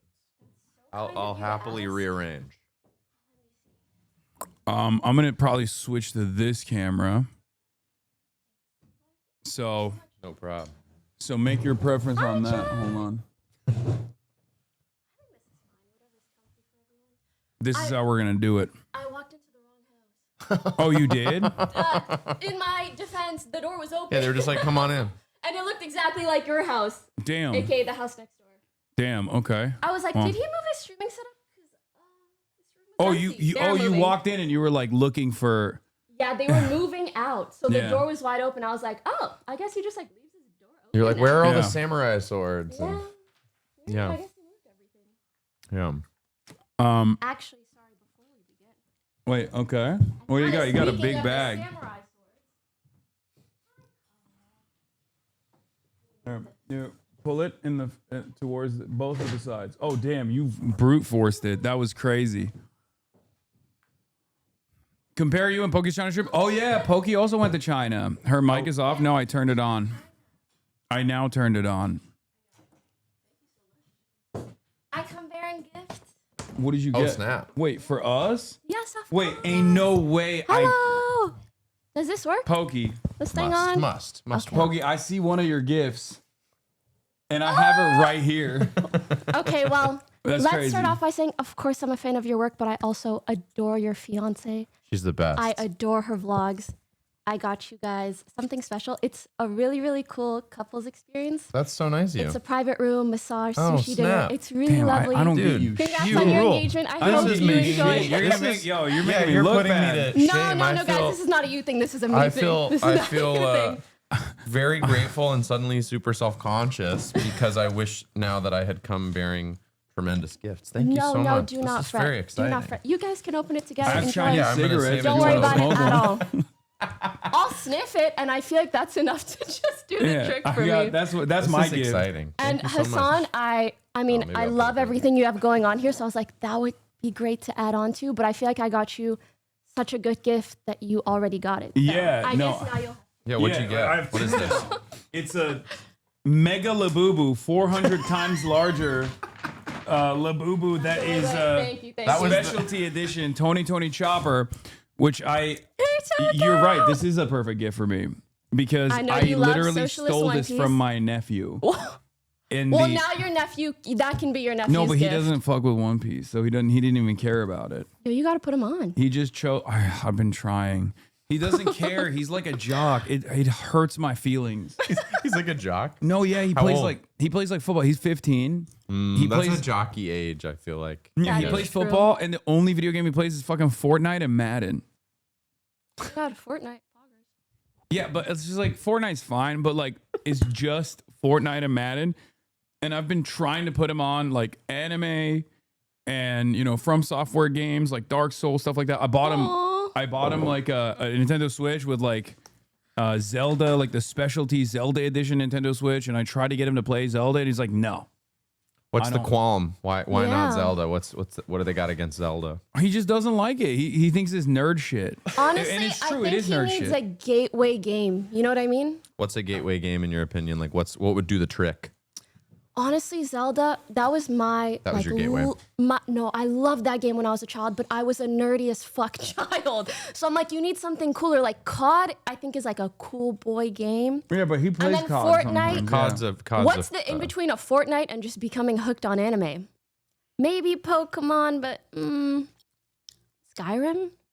Or maybe he just needs a friend People who will really do the like. gateway. I think Skyrim is. I think Pretty that's good. the right answer. Yeah, and then he gets into like storyline games and goes all in, maybe. I did a voice in the game Fallout 4. So cool. Years ago. I'm This so is when I was like jealous. 18, and then they sent me a copy for free as an 18-year-old because I'd done the voice, which was big, a big It deal to really me. was. And I was playing with my friend, and I like those games. But my friend David, who you've met, we Yeah. spudded together. He's a real like terminal reader, log reader that I couldn't really quite get down with. Like every time we'd pass by a screen in Fallout 4, he'd read and he'd be like reading all the When logs. I'm really into a game, I You do that too. Yeah, and I'm nothing like, I against need to him. explore every corner Yeah. and do every quest. Yeah. See, again, this is clearly the and the developers and the artists and writers are writing all of this great content. I just have a shorter. That's how you. It's shittier called lore attention maxing. span.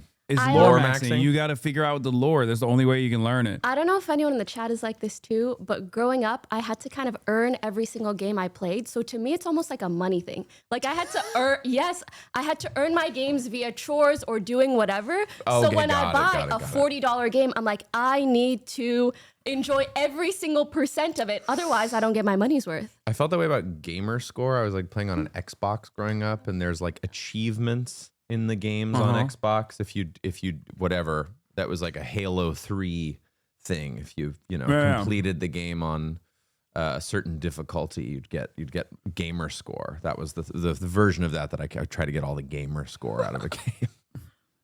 Wait, have you guys played Megabonk? That's been my recent obsession. No, what's Megabonk? To be fair, I've heard it's really good. it is like a drug of a game. It hits every little dopamine receptor in your mind. It's really satisfying though. Oh no, this looks great. Oh, you wait till you see the gameplay. Like in some ways it looks janky, but when you play it, you're just constantly attacking stuff. Yeah, there's a lot Hey, of I'm Len Hafer. I'm a freelance writer for IGN, and I'm here to take a quick look. You're not actually attacking. It's all automatic. So what are you doing? You're just leveling all of your weapons, all of your things to attack more and faster and harder But the and actual better. attack mechanic is just, it's happening. It's automatic. And So if you die, your stuff hasn't been leveled up properly. No, you just redo your run essentially. I see. And you kind of get the same items, but then it's all about which chests do you open and how do you level up every single item. Yeah. And so there's specific ones where it's like, do you want to hit harder? Do you want to hit faster? Yeah. And there are builds in the sense that some people will like max a certain stat. And it just gets to a point where it's so like addicting to see. And is this because it looks like it could be from 2005. Is it a new game? It is. And you know what's so cool? He used a bunch of free graphics. I think all the graphics are free. Free graphics? Yes, and this became a massive hit. That's awesome. I think in a way it like feels and looks nostalgic, Yep. which people like, Yep. but the actual gameplay is much more modern, very, very addicting dopamine hits. Wow, that's crazy. Have you played Arc Raiders yet? No, I've watched Myth play it a lot. Did you see Yeah. Hamlin's yesterday? I saw a clip, but I played Arc Raiders this morning to see How was it? what it's like. It seems fun, but I haven't played like the multiplayer stuff yet. Have you heard of Arc Raiders? No, I'm It's a rube. I think it's a three-person shooter, right? He has too much going on in his life to be invested in Understandable. video I still games play like plenty this. of. I'll confess that I play a lot of Fortnite, but I. See, that's we what I mean. love That's Fortnite why here. he doesn't understand when I'm like, Here. oh, my nephew's a jock gamer. You're a jock gamer. I guess I don't think of myself as a jock gamer. I just maybe I'm a little lazy. I'm just like playing this. I think less so than jock, because I feel like you're open to all the game types, whereas jock gamers are not open to them. Sure. Yeah, and I don't play Madden. I've never played Madden. The sports games, I 2K and whatever. Those I cannot get down with. Yeah. But much love. Okay, Just not, so I don't want to yuck somebody's yum. So you guys are aware of what You're we're very doing today, diplomatic. right? I'm kind of jealous, but guys- much love. I'm gonna say that after being the biggest fucking hater on earth today. Much love though. A small personal anecdote. Claudia's from Illinois, and we went home to visit her parents years ago, and it was right when Free Guy was in theaters, and I have such a vivid memory of being in this theater. I was clearly the oldest person in the theater, and this was years ago. But I remember your cameo in that movie, and that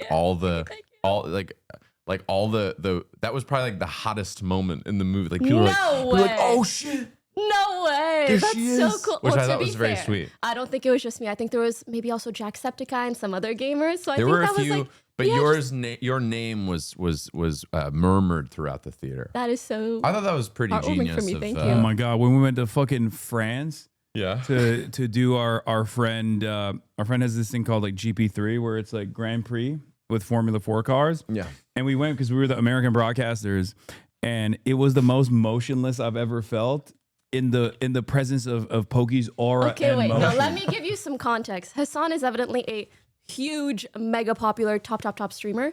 I've been streaming for a long time, and interestingly enough, I don't know if it's like this with music, but in like creator spheres, I feel like there's certain like regions that are region locked. Like French creators watch French creators only. Yep. Spanish creators like are so tight knit and Yeah. usually watch the Spanish community. And French is my first language, so I got to collab with a bunch of French streamers. That's because you're Canadian. You're a French Canadian, right? Yes. Yeah. Well, actually, I'm Moroccan. You're Moroccan Canadian. And grew up in Canada, but either way, French influence. So Got it.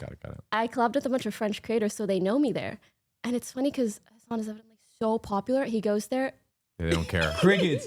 We walked up. There's like outside of the VIP section. Like there is this.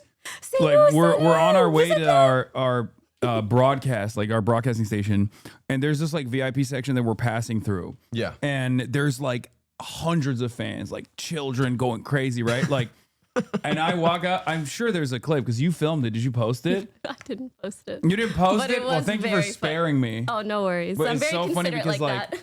it's so Or funny lazy. because like I walk up, crickets. They don't care. You can hear a fucking pin drop, and then Pokey literally takes one step in the direction. Everyone goes, oh, it was like the SpongeBob moment. You know, But like in the music, with like Squidward and SpongeBob. in the music world, there's plenty of that. Like oh, you pulled it up. The clip, man. Yeah, it's even worse because it's like this is from my stream. It's like extra embarrassing. Actually looks like embarrassing. Okay, you guys will see what the aura, the generational aura loss actually looks like. When I walk out and when I walk out and no one actually responds, and then Pokey walks out and then people freak out. You'll see it in a second. Not Okay? the comparison. Here, you can show the crowd. This is the crowd of people waiting outside the VIP area. As you can see, not a single person. Hi. It's fucked up. It's fucked up. Yeah. I wore my biggest pants for these guys. Come on, dude. I wore. Your Look how biggest big my pants pants They were are. very big.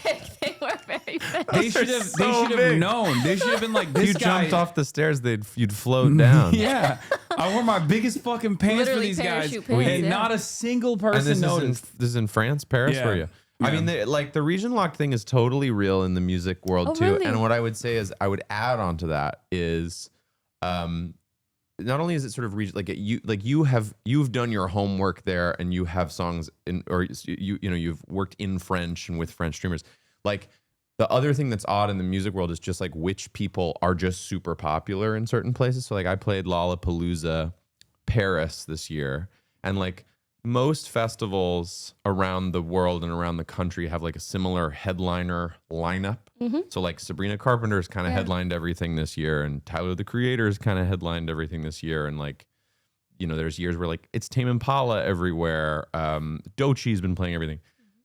Lollapalooza Paris this year, David Guetta, Macklemore headliners. Like Wait, Macklemore? Macklemore headlining No Lollapalooza way. Paris. That makes me very happy. Yeah, but That's very like, interesting. but to me, I'm like, well, that's interesting, right? Because he's Yeah. not French and he doesn't have songs in French, but they love him. They love him in Paris. But then that makes me wonder, okay, has he done a lot of French collabs? What's the vibe? Sometimes Maybe. it really is just an audience thing. Like I've noticed Maybe. Yeah, as a creator, the more I travel, Le Mort. Le Mort. Le Mort. Yeah, they love. That's why they're like, it's a French name. Yeah. My friend and musical partner this year, Ash, has a husband, John, and he's a drummer, and that's how I sort of know. I think of him as like John the drummer in his band Brooklyn the Bluff. And I was in an Indonesian restaurant called Sendok Garpo in Brisbane, Australia. Really good Indonesian place, and I heard clearly a white boy with some swag covering Love on Top by Beyonce. And I was like, what white boy, Amazing. white boy had the audacity No, particularly with some swag. to Very cover important. Love on Top. And I Shazammed it, and it is my friend Ash's husband, John. And I called him and I was like, bro, I was like, you're covering, I was like, I didn't even know you sing. And you're covering Love on Top in this, on the And you happen stereo to in hear this it. in this restaurant I'm in Australia of all places. And he goes, what kind of restaurant is that? I go, it's an Indonesian restaurant. He goes, I'm huge in Indonesia. That's so Fucking sick. I was like, flex. cool. But this is what I'm saying, this region locked thing. Yeah. It's like, and different audiences will Yeah. respond to the Yeah. same thing very differently depending on the culture. Yeah, which I it's true. also find really interesting. That's why I gotta, that's why I started streaming in Bilibili. I'm like, I'm trying to have motion in China. Wait, did you actually stream on Bilibili? Yeah. How was it? It was awesome. It was dope. We had like, so Speed apparently, actually before he went to China, like basically built a following for like the couple months before he went to China to promote his China trip there, and that's why it was like so like so on huge. Xiaohongshu and Yeah, Bilibili all and of it, stuff? like Red Note, Bilibili, Douyin, Nice. all of those places, right?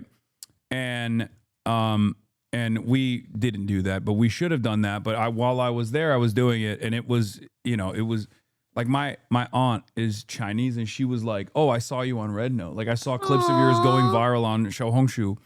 So That's what I'm cute. trying to do. That happened Build a little Chinese bit market. when I in China when I did a stream with my friend Fauzia. So actually, she's an interesting case of this too, where she was an artist in America for a long time, and then she went to China for a while, and she like blew up there.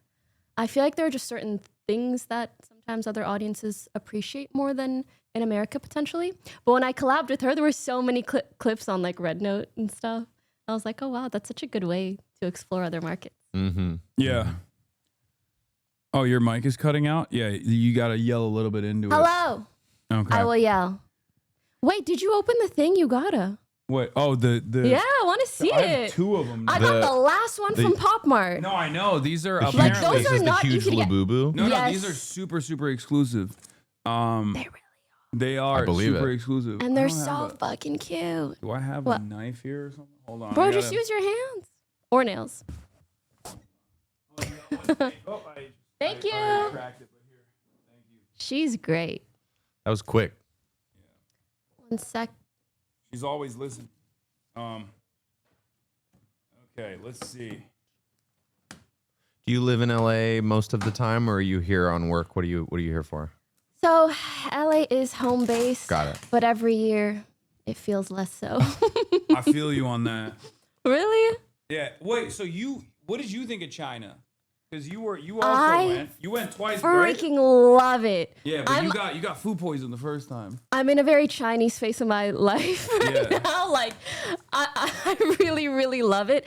I find it so interesting because in terms of content, fashion, tech, sometimes they're just a little bit further ahead. Totally. I went, Huawei, baby. yeah, I did this like photo shoot. I went to certain stores, all this stuff that I'm like, this is what's going to be popular in America in 5 to 10 years. Right. Oh yeah. And I got to showcase that to some of my audience, which was so fun. That's so I feel awesome. like even for work, it's really good, which is why I really want to go back. Do you have a specific example, maybe tech-wise, that you were like, this thing just blew my mind? I do. I don't know if it'll translate as well to a guy. We'll see. But I mean, I'm sure you've heard of like Instagram boyfriends. Please walk me through it. Well, usually if a girl really likes to take Instagram photos, Oh, yeah. they'll train their boyfriend to be really good at knowing at the angle? good Instagram angles. And Yeah. the thing is, everybody has. Okay, well then I'm an aspiring Instagram boyfriend. I love that for Trying you. my best. You're leveling up to Instagram fiance. Instagram fiance. Let's go. Yeah. Well, there's kind of an art to taking a nice aesthetic IG photo. Right. Not just a person's angles, but like typically what's trendy, what looks good, a little bit moodier, how to make someone look cute and petite, poses, all this stuff. There are girls that you can hire who are trained at just being good at that. Wow. And specifically on like your like taking phone photos, and you just hire them for an hour or two. They take the most fire photos of you, hand them off, some digis, and just dip. Crazy. Like they have a person for everything. Wow. Yeah, it's really You it's can really hire- impressive. Like when you're traveling, you can literally hire a person off. Every app is interconnected. Yes. You have to get Alipay and WeChat. And the Uber is like through those payment apps. They don't have like any of the American apps, so they have like Didi is the Uber. They don't have Google Maps, so they have like a Chinese version of that. This is dope. Kaya immediately perked up. She thinks this is a chew toy for her. Look at her eyes. Well, She's if locked all in. else fails, She's you locked do in. have to. How much are these? I think this was this is on resale. It's going for like $400. I think. I think when you buy them, they're like $300 to $400. And then Resale, it's is about like- double. Yeah, Oh, 800. okay, Yeah, 2 my to bad. 3 times, yeah. Well, it's I think the retail price, like the OG actual Yeah, it's retail like price, if you can get it, 300-ish. is like $250. But I don't know if you can get it on retail price anywhere right now because everyone That was the last resells one it. at Pop Mart. I was like, Yeah. lucky. Sorry. You have to give one to Kaya. You better give one your nephew or Kaya. My nephew doesn't fuck with One Piece. It's too nerdy. But maybe this will be his gateway. Oh, I'm so excited for today. Yeah, I love giving advice on things I have no business giving advice on, truly. Yeah. So we are going to do the notorious segment called Chadvice, which is an advice segment. We have a lot of people who have signed on for advice, a lot of people who are looking for advice. They're rudderless. Oh, wait, what is that? You as a Lego? Oh, yeah. They wanted me to show you that because that's from you requested someone Photoshopped that when we were in France and someone made it for you. Chad, do you still have it? That was a small head joke, yes. Look. I think it's like what I would look like as a Lego or something. Yeah. Hasan Lego by Queen Poki's request. They did a great job. I must commend the Photoshop skills, truly. That's not easy. They even have the clip here as well. Well done. Thank you to whoever said that. I feel like they really took my word to heart, and I appreciate that. That was like 2 months ago. Yeah. No, they probably made it back then. Thank you. But all right, so we're gonna get into Discord here. Okay, and people are waiting already. They're waiting and they're ready for the stream, and they're getting pre-screened right now. There's hundreds of people. Obviously, we won't be able to get to every single person, but they're gonna come in with their issues, and we're gonna give them advice. Mm-hmm. Were they pre-selected, or are we going random? No, they're pre-selected. Yeah. Oh, is it live? Like they're gonna talk? Oh, yeah. Oh, wait, yeah, that is how you guys did it. You pre-selected, but then you speak to them one-on-one. We pre-selected. I was watching the vanilla and adapt one this morning. Yeah, that was. There's always some crazy. What's up, Morgan? Hi, everyone. Hello. Hi, Pokey. How are you? Good. How are you?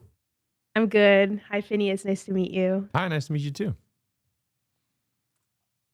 All right, who do we got first? Okay. Thank you so much for doing the selection process, by the way, Frogan. I know it's a lot of mental work. Tedious. To go I through love all doing these. it. It's honestly it's emotional her and work Hannah too. both have been working for the last week or so, like carefully and meticulously crafting the most maximum content issues, and there are a lot of very funny. I'm sure you will see. Morgan, you want to give us like a summary of what we should be expecting today, like a little teaser, maybe? Yes. Okay. So we have falling in love with landlords' wives. Wait, the landlord's wife, not even the landlord? It's more ethical. That's true, actually. Okay, what else? The girlfriend having a secret husband on the way. A girl getting Islamically married and then her husband lying about her age and telling her after. Being in love with a VTuber. Oh, wow. Classic. A lot of stuff that, Phineas, you'll have experience in this field for sure, right? He's too much of a jock gamer. Yeah. Oh my God. This has this literally comes with like an ID product code and certificate if you want to resell it. It's a collectible. Wow. There's so many more. It's all over the place. I tried to pick stuff that I think you guys could help out with. I'm happy to start anywhere. All right, let's get started. So the first person, their name is Cinder, and they go by they, them. And they'll tell you their story. Cinder, unmute, please. Hello, Cinder. Hey, welcome to what's up? Chadvice. Oh shit! I thought I. No, you're in. We can hear you. No, you're here. Cinder, we can hear you. Okay. Cool. All right, I'm gonna mute the stream so that it doesn't feedback for me. Smart. Okay, cool. All right, Cinder, what seems to be the problem? Welcome to Chadvice. All right, so here's the situation. I've got this coworker of mine who's significantly older than me, that I get along really well with. There's like a mutual attraction between us. We've even gone as far as hanging out outside of work a couple times. We've made out once or twice. Like there's something between us. However, there's the wrench in the situation. He is married, wears a ring, but is polyamorous, and that's a secret. No one in the office knows that. Because it's not really their business, and it just opens a whole can of worms once you throw in the polyamory bit to it. What kind of woke workplace is this? Initials LZ. How about that? but I don't know what that stands cool. for. But all right, let's keep going. Good. So, and for the record, there is no reporting structure between us. We are coworkers. I There's don't no report power to dynamic. him. Okay, that's good. Yeah. The only That's quote unquote losers. power dynamic is there's a bit of an age gap, but that's about it. I'm not worried How big are about we talking, if you don't mind me asking? 10 to 15 years. Period. Okay. And wait, are workplace relationships kosher at your workplace? Yes. Or not? Okay. I will say. So a couple months ago, he came to me and he was like, "Hey, would you want to hang out outside of work sometime?" And I said yes, but like within the same day, a couple days later, I went to my direct reporting manager and I was like, "Hey, if I were to hang out with this person, would that throw in any wrench? Would that fuck things up for me?" And he's like, "No, as long as you're professional, nothing. Like, there's no reason to worry." And that's more or less what's been happening, but obviously I'm not going to tell people I kissed him or whatever. But it's less about that and less about the ethics of the relationship and more about workplace optics, because it's gotten to the point now where on a couple occasions this coworker will like leave work early or like call out or something. I've had a couple coworkers come to me and ask why. Wait, why are they And asking you? Because of your 'cause they- association, because they know you're close to this person. They see us talking a lot, and they've also, on the 2 occasions that we hung out outside of work, I imagine they've seen me get into his car. So, and bad it's- offset. So they're coming in, they're like, "Hey, who's taking and you that's home?" the thing, because it's like, because there's nothing bad on paper. It's just he wears a ring. Everyone assumes it's a monogamous marriage. Mm-hmm. But Well, how he about has a. is it an issue if he's just honest about it? Yeah. No, I don't think so, but I think it's a matter of like, and like that's the thing. It could probably solve everything if he was just upfront about that. But I think part of it is like, people are a little weird when it comes to polyamory, and then like, I don't know exactly what the issue is there, but I've forfeited the reins on that because it's their relationship.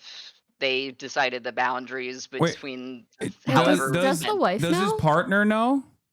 Yes, he has another girlfriend. She has another boyfriend. He has made jokes about he and her boyfriend taking her to Paris multiple times. So like it's established. It's just not work public. So it's crossing. It's checked off on every avenue that it needs to be checked off on. And it's not even an issue in the workplace either. It's just that the polyamory, the perception of the polyamory is the bridge too far. No, it's just the perception that there might be an affair, and especially you're considering involved in the an age affair. gap as well. So, and like that's what I'm trying to avoid as much as possible. Right now, we've just kind of been playing it cool because we can't have those conversations in the office. We don't text, so it's a matter of like playing it as cool, as low key as possible, but I'm also trying not to overcorrect by like avoiding him. Is it kinky to just like have it be a little secret, or no? I mean, I guess, but like it's not necessarily what I'm in it for. It's just he's like, I don't know, everyone, like he's the only normal person I've met, weirdly enough. So like that's I don't know, and it's like the right amount of aloof, the right amount of like risk awareness. Like he's mature, he knows what he's doing, especially considering the added detail of his other girlfriend being someone who used to work in the company as well. You have in recounting all this to us, you've been above board about everything, right? You went to somebody in your workplace to clear the sort of possibility of this, to make sure that you weren't crossing a line there. And well, you're yeah, obviously... but not insinuating, like not on the dating, or like we're not even dating. It's just like a weird thing that's been going on. It's really it's undefined. But it seems like the main issue is just that you feel uncomfortable with the idea that other people that you work with think that you're involved in an affair, which you're not, and you know that you're not. So to me, unless you disagree, like I would say that the thing you need to say to this person is, hey, I feel like you're making me look like we're having an affair because you're not being honest with your coworkers about your polyamory. That makes me uncomfortable. Yeah, I mean that's part of it. I also just like I could care less about what happens between us. I'm more worried about my own reputation because Exactly. I'm also Yeah. like I'm the youngest in the workplace. I'm very like conscious about like one of my Mhm. biggest insecurities is being seen as incapable and without agency because of how young I am. And Sure. that's the issue. There is agency. I'm capable of making my own decisions and so is he. So that's less that's less of the issue and it's more that I'm worried that people are going to assume something inappropriate Yeah. when Well, they're I mean, That's and it fair. makes sense that they would Yeah. assume it because It's this going person out. isn't being transparent about what they're actually doing, which is polyamory. and like and also it's not like we're doing anything that would give them the idea anyway. Like I remember like on Sunday, like late at night, he texted me like, "Hey, what do you want me to tell people if they ask why we left together?" And I'm like, "Just tell them we hung out because there's no reason they should suspect anything different. If they do, that's their issue." But everyone I talk to about this are telling me like, "Oh, everyone knows. Everyone's suspecting something." And like feeding into that paranoia. So I'm like, okay, well, you're not in the office with me. Like no one, my direct reporting manager has been like, people notice change more than they notice occurrence, which has kind of chilled me out a little bit because people are just going to gossip. That's fine. That's not what I'm worried about. But I'm more I'm so reading the chat right now. Are you comfortable disclosing your age? It's totally okay if you're not. mid-20s. Got it. Is this Yeah. somewhere that you'd like to work at long Yeah, term? that was going to be my next question. Thank- Good one. Thank you. I would like to. It's my first step out of the customer service sphere. I've been there for 2.5 years already. It's just a recent development, and people have gone as far as to say like, "Oh, I'm glad you're finally stepping out of your shell and like being more sociable." Like it's gone as far as like these people, my management know that we work well together. So like on occasion that I need training for something, they will pair him with me because we get along. Like there's no reason anyone suspects anything. It's just my own paranoia that someone might. Well, I don't know if it's your Yeah. paranoia. I You've think said that that's fair. you've said that you're getting in their car on your way home from work. You've said that other people come to you when this person dips out early. So I don't know if that's necessarily paranoia. I mean, the paranoia would be that they're like, that's a terrible person. They're involved in an affair. They probably don't think that. But in terms of your Yeah. connection with the person, it seems like there's some verifiable proof. Yeah, I mean, I've gone to my direct reporting manager about that in particular. Yeah, you're being very 'cause- above board. and he's like, well, if anyone makes like inappropriate comments about you and this coworker, tell me immediately because he's aware, management's aware that there's nothing like weird going on. I think the only comment I've gotten is, "Hey, you look a little distracted," and that's about it. So I'm just trying to figure out a way to play it so it doesn't look like I'm avoiding him to save face, but also like I don't know, making things as normal and like low key as possible. So what do you which feel is like kind would of, solve all your problems? Or not mean, I just feel that, like I'm what I'm- curious what you want out Yeah. of this. Like, That's Yeah, a better, that's that's a out of better- the better question. relationship. Is this like a Better long term question. thing? Is it Yeah. a fling? What's Well, they've going said on? a couple times that they don't really care Care what about- yeah, happens. but I need specificity but because I feel like Yeah, you're you're either right. invested or you care, That's a or good both. point. Glad you brought that up. Thank you. honestly, I'm only invested because this seems like a plot line I would watch on a TV drama, and it's Oh my fun. God, same. like and like I don't know, it's like the drama itself, like outside of what happens in the office is fun. Like there's some amount of like restraint on both our parts, I guess. It's fun. It's like a weird like I'm not trying to date this person and we've both established it's not going to be anything serious. And I'm not really looking for that for anything serious in general, much less with a coworker cuz why the fuck would I do that? But it's just it makes the work environment interesting, especially coming from someone who like keeps my head down. I'm just there to work. I'm not there to make friends. And then to meet someone who's like relatively normal and like also queer, also chronically ill, like a lot of stuff that we have in common.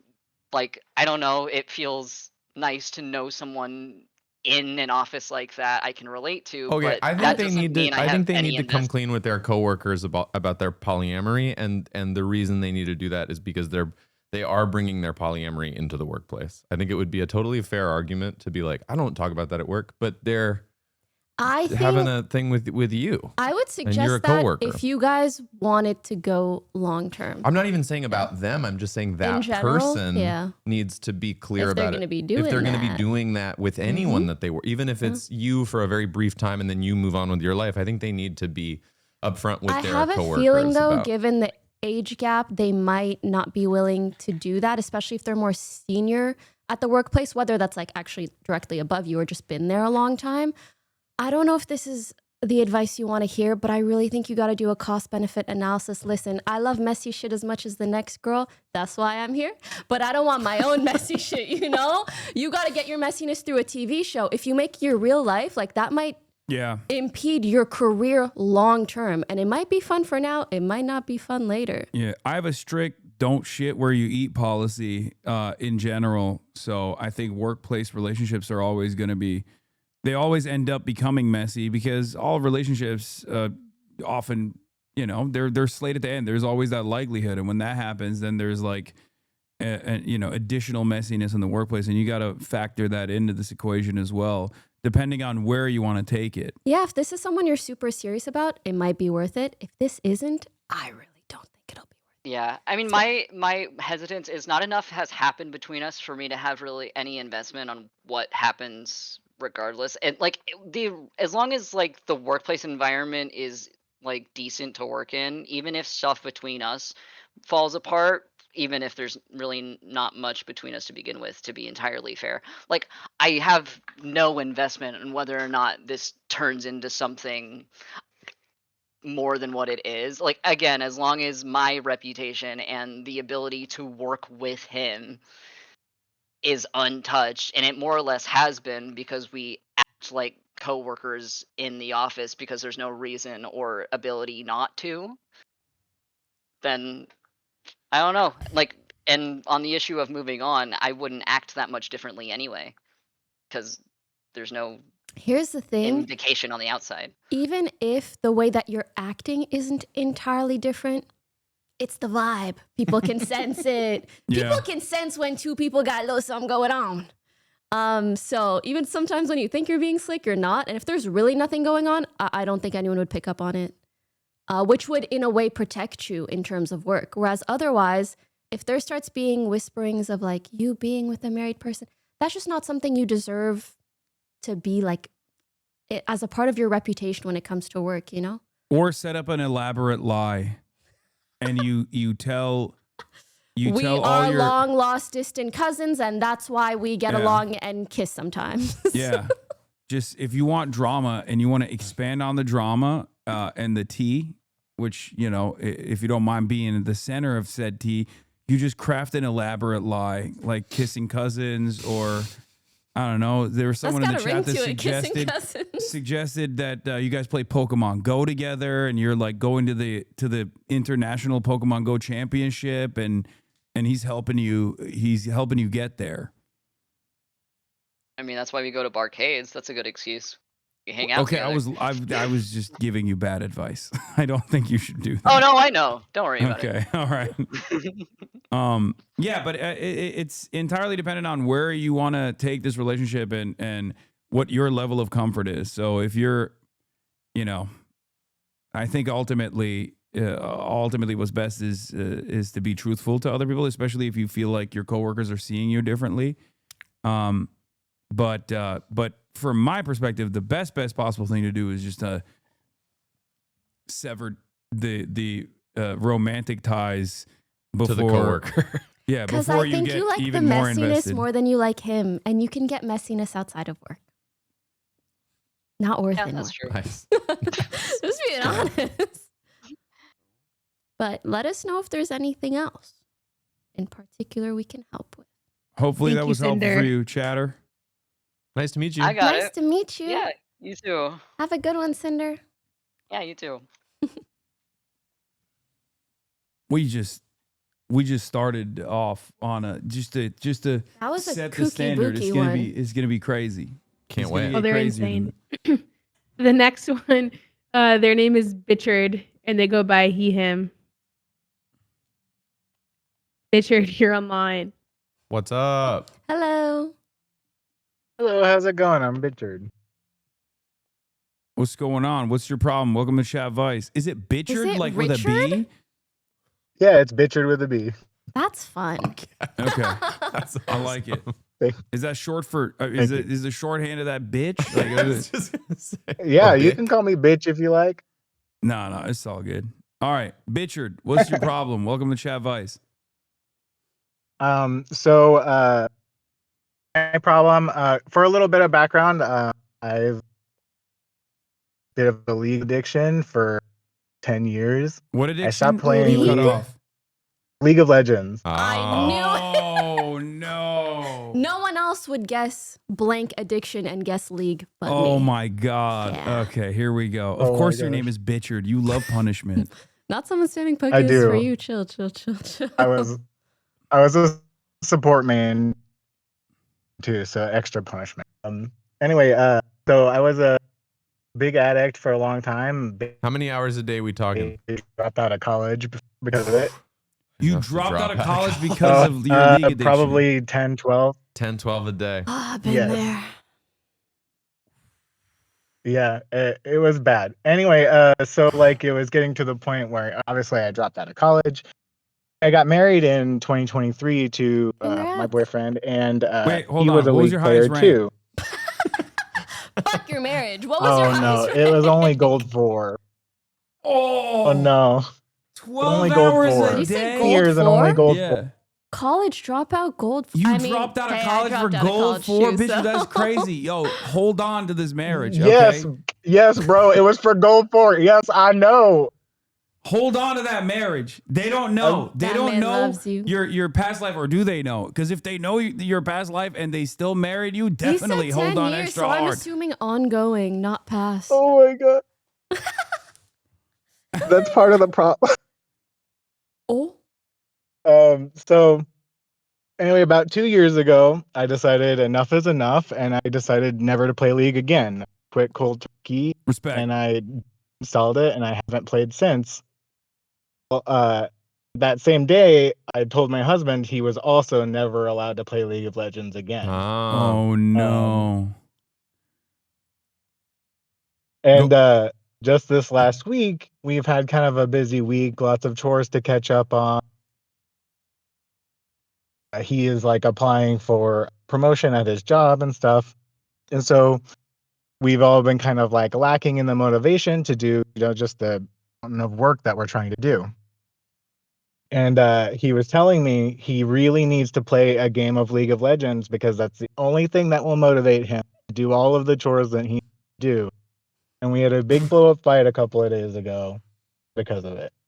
I told him that absolutely no, I will not allow him to play League of Legends, and he might as well cheat on me. Do you feel that he has a similarly toxic relationship to League of Legends that you have yourself to League of Legends? Similarly, no. Was it somewhat toxic still? What's Yes. his rank? I think that we got to go forward together on the same day, if I recall correctly. Did he also spend 12 hours a day though and drop out of college to get the goal 4? No, he was much better from me from the get. He's much better at League than you were? Yeah, Have you yeah. considered At you League might from be the get-go. jealous? Well, I mean, this is tough, man, because I get it, right? Like if you have any issue with any kind of substance, let's call League of Legends a substance. It's hard to be around somebody indulging in the substance that you have a toxic relationship with. That's tough. Very toxic. It's why sober people have sober friends a lot of the time because it's easier. So, again, I think the challenge here is which way do you want to spin this, right? Are you going like, hey, you can do whatever you want. If I'm not around, especially, and I don't have to see it and hear it and miss it and crave it, then that would be great. That would be a really helpful thing for you to do for me. But I think, that's a semantic specific thing you'd have to ask for. You know what I mean? Because otherwise it is kind of, controlling to say, hey, I can't do this thing, and so neither can you. And if they made up some arbitrary thing that they felt that they had a bad relationship with that you didn't, and they cut you off from it, that would also be challenging. So I don't know. I mean, that would be my proposal for you to your husband would be, hey, really hard for me to be around you playing this. Makes me want to play it so bad. Can you play it when I'm not around? That's fair. Yeah, that's more fair. You know, it's like a toxic masculinity at play. I knew he was jealous.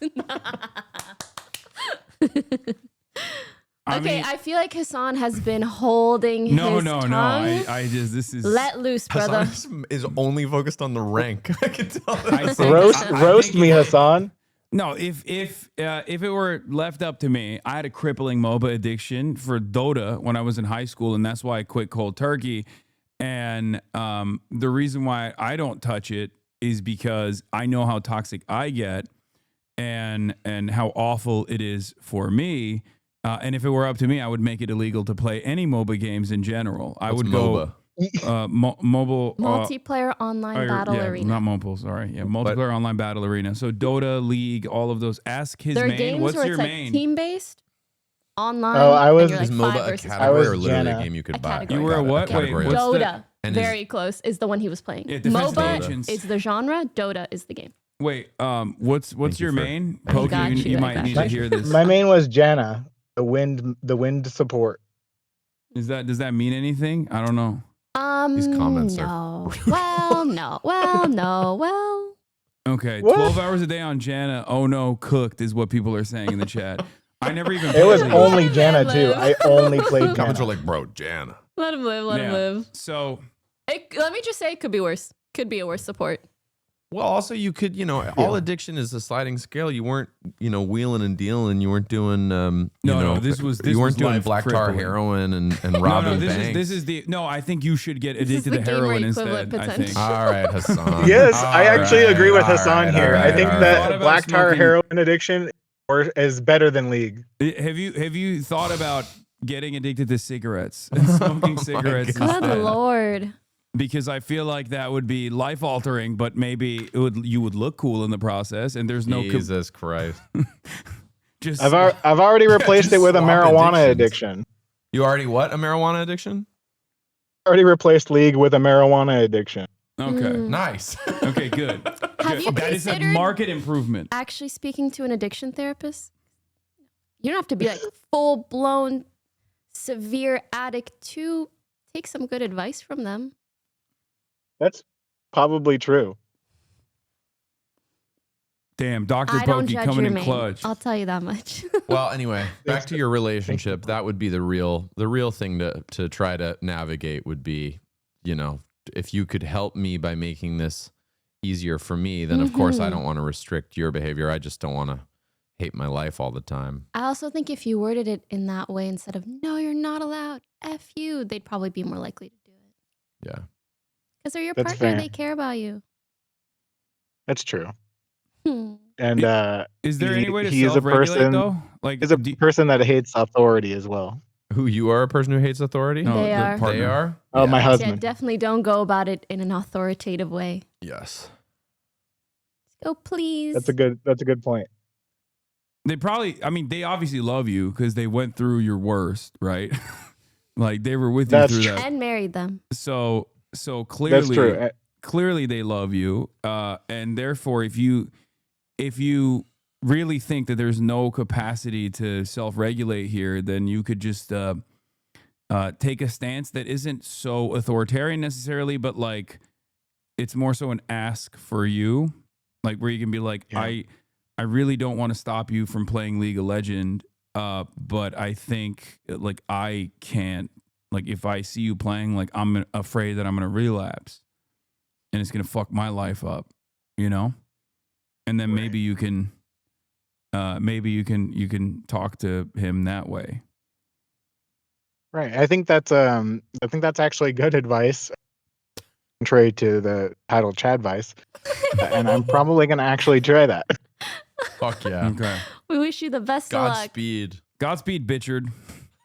Thank you. Have a good day, everyone. What up? Incredible name. Bichard's fucking. That's fucking Bichard league, is man. bitchin'. Fucking league. Oh my god.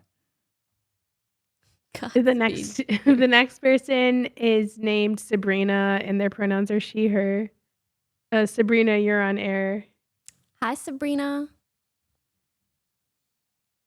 Can you hear me? Yeah. Hey. Yes. Welcome to Chadvice, Sabrina. What's your problem? Okay. So I need help with confidence boosters after being horribly rejected. Specifically, I have asked out 83 guys in my life, and they have all rejected me. All 83? Yes. Whoa. I after about the 5th one, I kept a tally in my notebook. So that's how I know it's about 83. Is this over the span of like a decade? How many? Yeah. What's the timeline? About 5 years. Someone do the math. What cadence Wait, is not that one per week? success in 5 years. Correct. Can you give us an example of how you tend to ask them out? Good Oh call. gosh. It depends on how I know them. Like if they were Ask Hasan out right now. No. Or me. I could be an easier target. It's more so like if you're someone like random, I guess, like at like a bar or something, and like I see that like you're pretty like attractive, I'd be like, oh, like hey, what's up? Like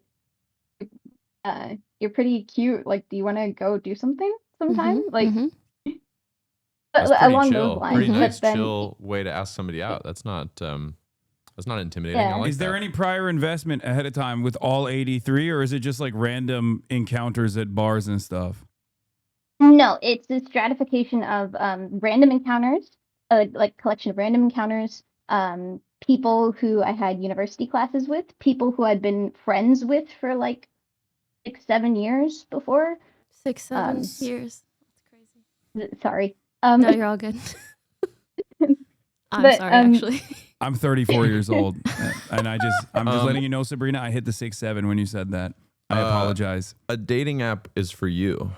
You gotta try. Potentially. You gotta try some Bumble, some Hinge. I have a buddy That's to tell a great. personal anecdote. I will tell a personal anecdote. I have a friend.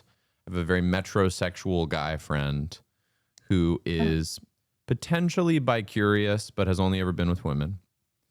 He comes across. He's very lovely, wonderful, charismatic. He's very effeminate. He's super well dressed. He comes across pretty Love gay. that. And Everyone's saying, is it HasanAbi? No, he's not talking about Hasan. me. Hasan is built like a fucking World War II tank or something. This is not who I'm talking about. Like a Sherman. Yeah. Anyway, we'll go out to some party or maybe go out and grab a drink together or something, and he'll hit it off with a girl. And oftentimes the girl will be like, that was a fun encounter with that gay guy. And he's very... Okay, but sometimes those guys are the best to date. 100%. No, I 100% agree. And anyone would be lucky to date this guy. He's a real sweetheart. The challenge is just perception on this. And I told him, like, I was like, you gotta rip Hinge or Bumble, because you can be exactly the same person, but they just know going into it that you're interested in women and that you're on this dating app and that you're swiping on their photo or whatever. And it's like he's the exact same guy. He hasn't had to change one thing about his personality. It's just a perception-based thing. So I don't know. I really approve of dating apps for this exact reason. And have you? I guess the follow-up is: have you tried them? Have you tried dating apps?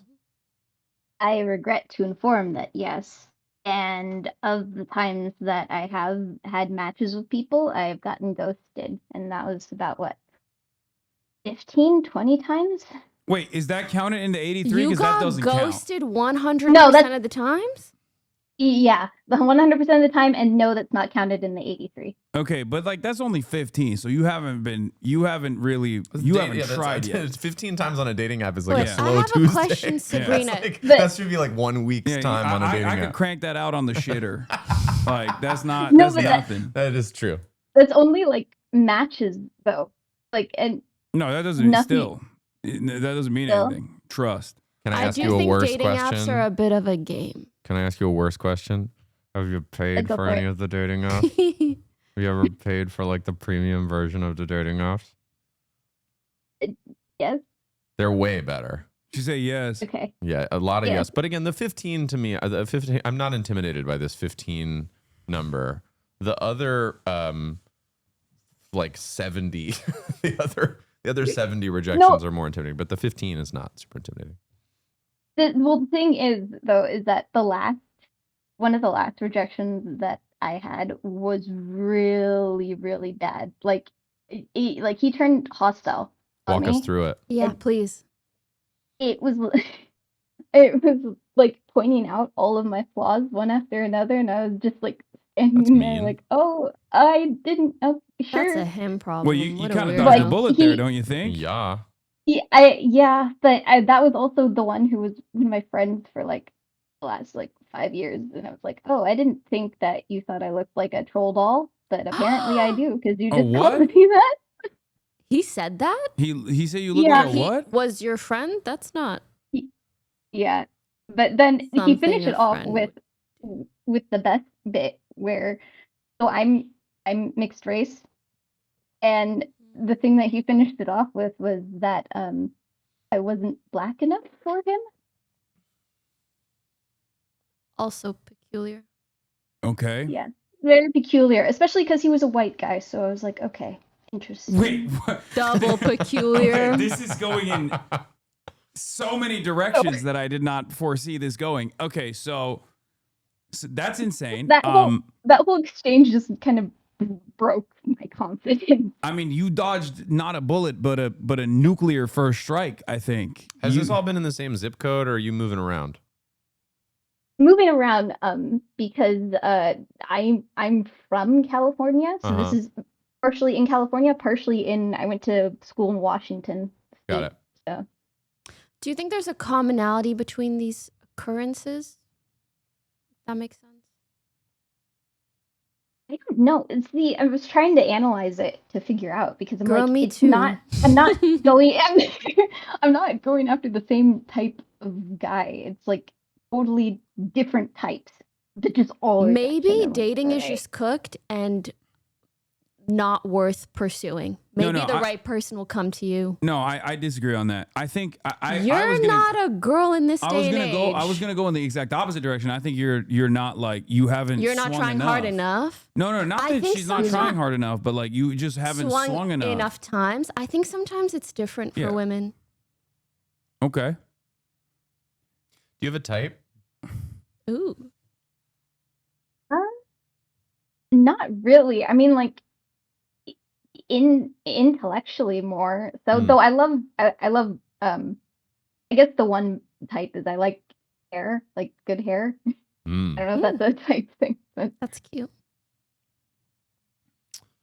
Okay. So no baldies. No. Okay. That's fine. What about height? Just taller than me, I guess, which is easy. How tall are you? Like 5'5". Okay, so pretty achievable. Yeah, that's not okay. So you're. I think I have a good idea. Okay. Here we go. What's your age range? No, like how like what I'm oldish are looking you? for? If you're comfortable saying. I am 27. 27. Okay. Ladies in their mid-ish 20s in the chat right now, do you guys feel like dating is cooked? I mean, they're on a Twitch chat, so they're gonna say. That's kind of. But it's 100 million. Yes. It's Okay. Flying across the chat. Someone is saying I yes, do feel no like white the men. dating market right now is a little bit complicated. So how about for you guys, if there are any of you in a relationship, what have you found works well for you? Because I'm not going to lie, the stories I hear from my friends also, I feel like the market's not hot right now. And unfortunately, like it's really scary with strangers. Not a buyer's market. Exactly. Be funny. Meet someone you love. Let it just happen. Have you thought about dating women? No, I don't have any attraction there. Yeah, not for you. Okay. All right. I will Fair say, I don't want you to stress about it too much. I think Yeah, sometimes you're quite young. Yeah, love is one of those things that the more you chase after it, people can kind of tell. And have you they're ever- not really attracted. Sorry to interrupt. I interrupted you. It's my bad. Sometimes they don't really like that kind of energy. So sometimes it's better to just take it easy. If I were you, I would do more data analysis and either swing more times or spend 2-3 months not swinging at all and see what you learn. Because that's kind of just life. Yeah, you take data, you optimize, and hopefully you'll come across that right person or figure out how to better come across them. I mean, all it takes is one. So I say keep swinging. Unless you're polyamorous, which is also cool. Do you have you ever been asked out? No. Got it. Never. Have you ever been like, have you ever had a close friend where you're like, I think there's a vibe there, and then you ask them out and it turns out there's not a vibe? Yes, Mm-hmm. but then also that's also kind of the situation currently too, because I reconnected with people from my past, and that's also kind of why I'm looking for advice to be like, do I shoot? Do I even try to shoot You can my always shot? try. When you go out, do you go out with your friends or do you go out by yourself? Most of the time myself, because my friends aren't local at the moment. Okay. So you're going out by yourself. You're super brave. You're a real courageous person. Yeah, you're already nailing like the advice that I would give to most people, which is like Put go yourself out, out put there. yourself out there and talk to as many people as possible. But I also don't think you should just be pursuing people as though you want to date them and just go out there like you're looking for friends. You know what I mean? Because you already have that social courage. And now I think that is the most difficult hurdle to clear for many people. Like the fact that you're doing it on your own is admirable. So when in your shoes, if I was going out, I would be not necessarily be so data focused and also so focused on like achieving a target or something, but just casually going through the motions of being social, and then see where that takes you. Maybe you develop some friends in the local area that you're in, and then you go out with them, and then you end up maybe through that extended friendship circle, you find some new people. You never really know. It's a very chaotic environment out there. But I think that your approach so far, if I were to make an assessment off of the limited information that I have, is a little bit too data driven. Okay. It's almost too like mathematical, too calculated. I would just, because that's just not how this stuff works. Have you thought about trying like a good luck Chuck sort of scenario where you have a friend who does some sort of spell or something, and then you meet the love of your life after that? Go see a witch. It works super well for like Katherine Heigl in movies. Oh, that's a movie. Are you big like do you have a bunch of hobbies? You go out and do, go to an arcade or go play bowling or something? Yeah, I go to conventions a lot. Like anime? Yes. Nice. My hobby is cosplay, so I have a lot of friends and conventions that I go to. So nice. I mean, it sounds like your life. Approached men. Sorry to cut you off. Have you approached men at those at those situations? You can bet so. Yes and no, but most of the time I don't, because I usually cosplay men. That's so cool. So I guess I could. I mean, if you hit it off with anybody, try it out. Well, good luck. And it sounds like your life is you have a pretty rich life aside from this unfortunate growing roster of rejections. So the void of loneliness. Yeah, but otherwise, I feel like you got passion and enthusiasm. And do you have a job you like, or a job that you feel well compensated for? Let me guess. Actuarial sciences. No. Okay, you're not a quant. No. Okay, what do you do? I'm like, I'm unfortunately the administrative assistant. Okay. That's not bad. Yeah. That doesn't sound low bad. level. Yeah. Nothing. I do want to add, you sound like such a sweet, Yeah. lovely gal. You really, really do. Not you. that, I don't know Good luck. if I should say this or how, it really is like a good luck mark. So Yeah. I would wonder, like, if you ever get close to someone who's actually kind and maybe tells you if there's a reason for the ghosting or for the whatever in a way that isn't rude, or like that other guy, what he said was just weird. I mean, he's But I just think racist. Like sometimes- that long-term friend you had is Yeah, a yeah. racist He was very rude. fetishizer. I think sometimes, like, nice people in our lives can tell us, like, oh, maybe you come off a little intimidating or this or that. I just feel like your personality seems too lovely. Like, there must be maybe something else. Not that it's your fault, but maybe something that guys are picking up that you don't know, and maybe a friend could tell you. But either way, it's never a bad call to not focus too much on that. Yeah. I say keep swinging. Someone in the chat said next rejection, ask them why. No, we're moving away from data analysis, not further in the direction. I don't know. You know, I I actually considered making a Google form to like send out. You should do that. Very sweet. Okay. No, that's not sweet. Don't Are encourage you her. neurodivergent perchance? Not that obviously it's bad to be, but I'm curious. I'm like that too. I'm not diagnosed, but I took the same test that Hasan did, and I did get like 130. So What'd maybe you get, Hasan? 127. I don't have a roster though. I just like trains. Hasan, we're looking at 3 screens right now. Okay, well that's normal. I need to be dialed in on everything that's going but on. it's different. It's manifesting differently. Yeah. This is a different chart. That's so Yeah, funny. well, as someone who has a similar rad score to you, Chatter, like I was saying, You were like, oh, thanks for the Labubu. I already have this one. I think the score seems accurate. Okay, well, she has a higher one, so by 3 points. So look, all I'm gonna say is, 1%. all I'm gonna say is very dating is very vibes based and not as analytical as Some the way people you're approaching don't it. understand that. You got to speak in their Okay. language. What if they're not a vibey person? Like, what does a vibe mean? I think she has good vibes. I think she has good vibes, but maybe she doesn't interpret the vibes from others. Look, I think like 83 rejections is nothing. Like I've been rejected a million times. There are so many people out there in the universe.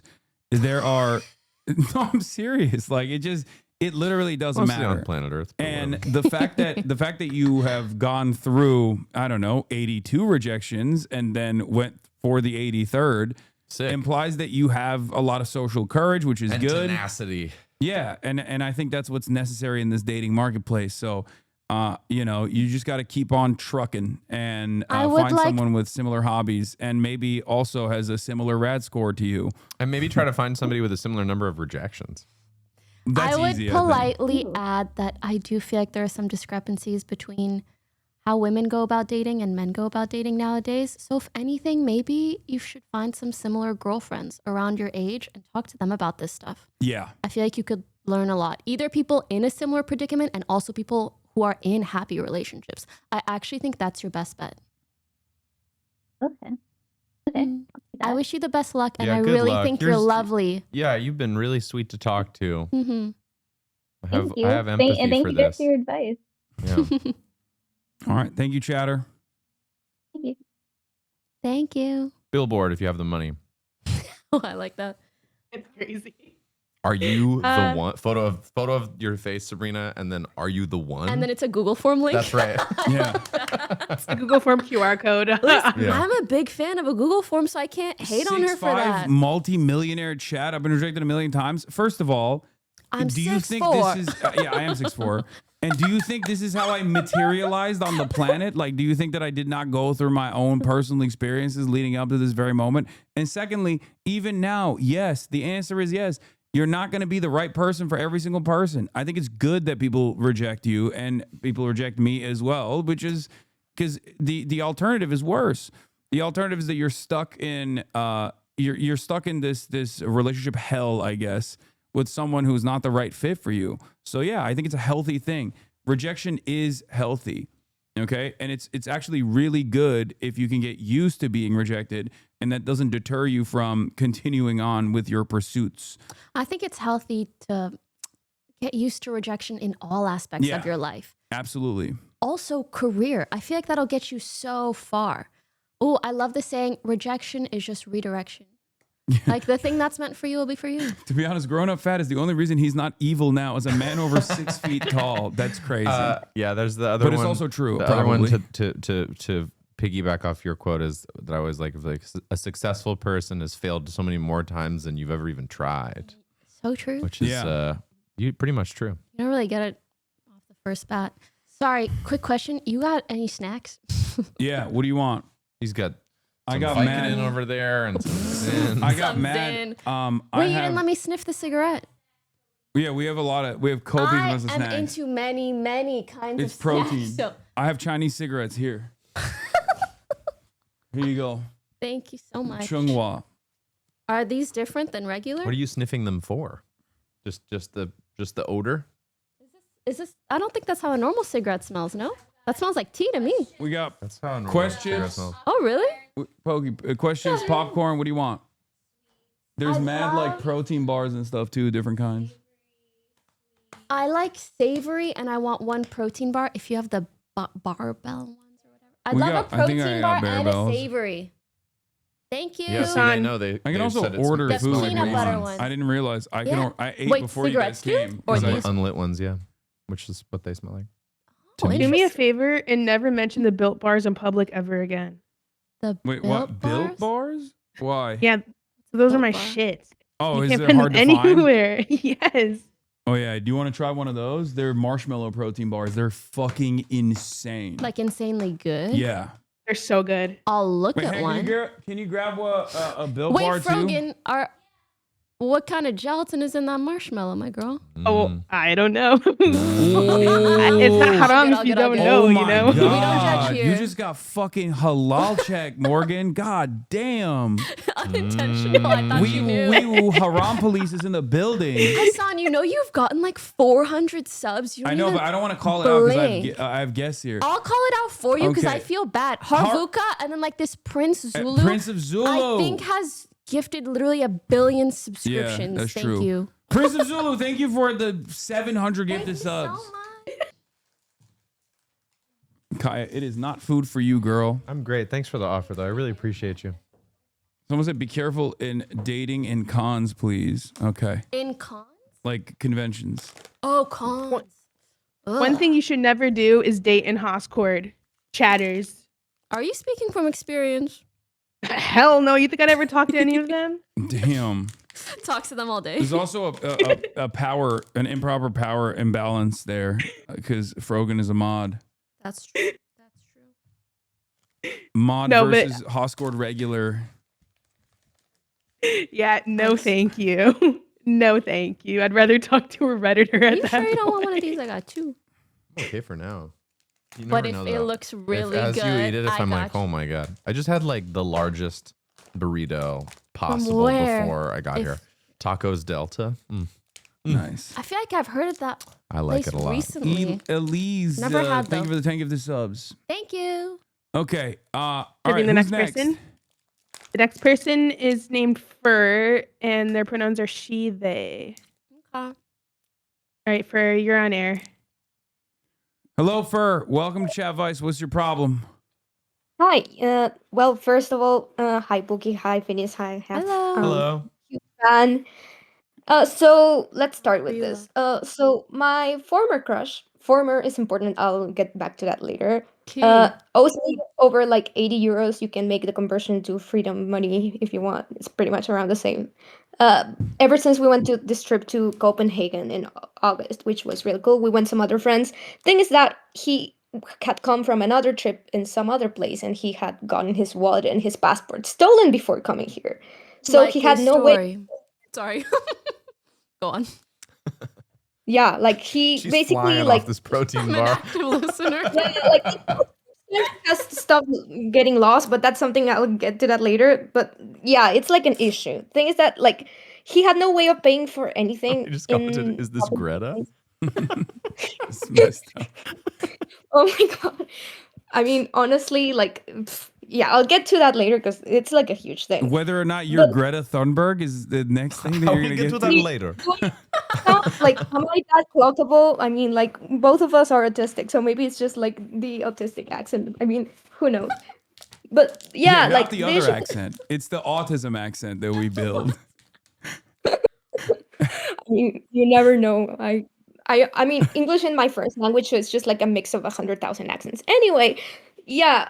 Thing is that like it's not the first time that he loses things. Like it's probably like around the third time he's lost his wallet since I first met him. Thing is that like ever since I met him, we used to like have like we never really did anything, but it was like kind of like I don't know, like I had a crush on him. He just didn't acknowledge it, but it was like we were friends. Like we had lots of things in common. We used to talk a lot, but it never got anywhere because I am an absolute coward and I am terrified of rejection, just like a lot of people. That's so cute.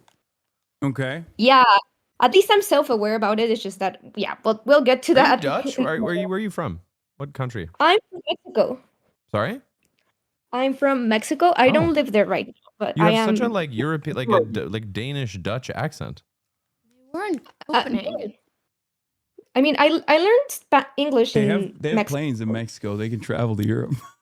Yeah, like now we're a socialist paradise, so we have everything. I thought maybe Nice. she'd been Yeah. there for a while, is what I mean. Yeah, that's kind of what Yeah. I'm saying. Yeah. Viva la Yeah, raza. like- But go on.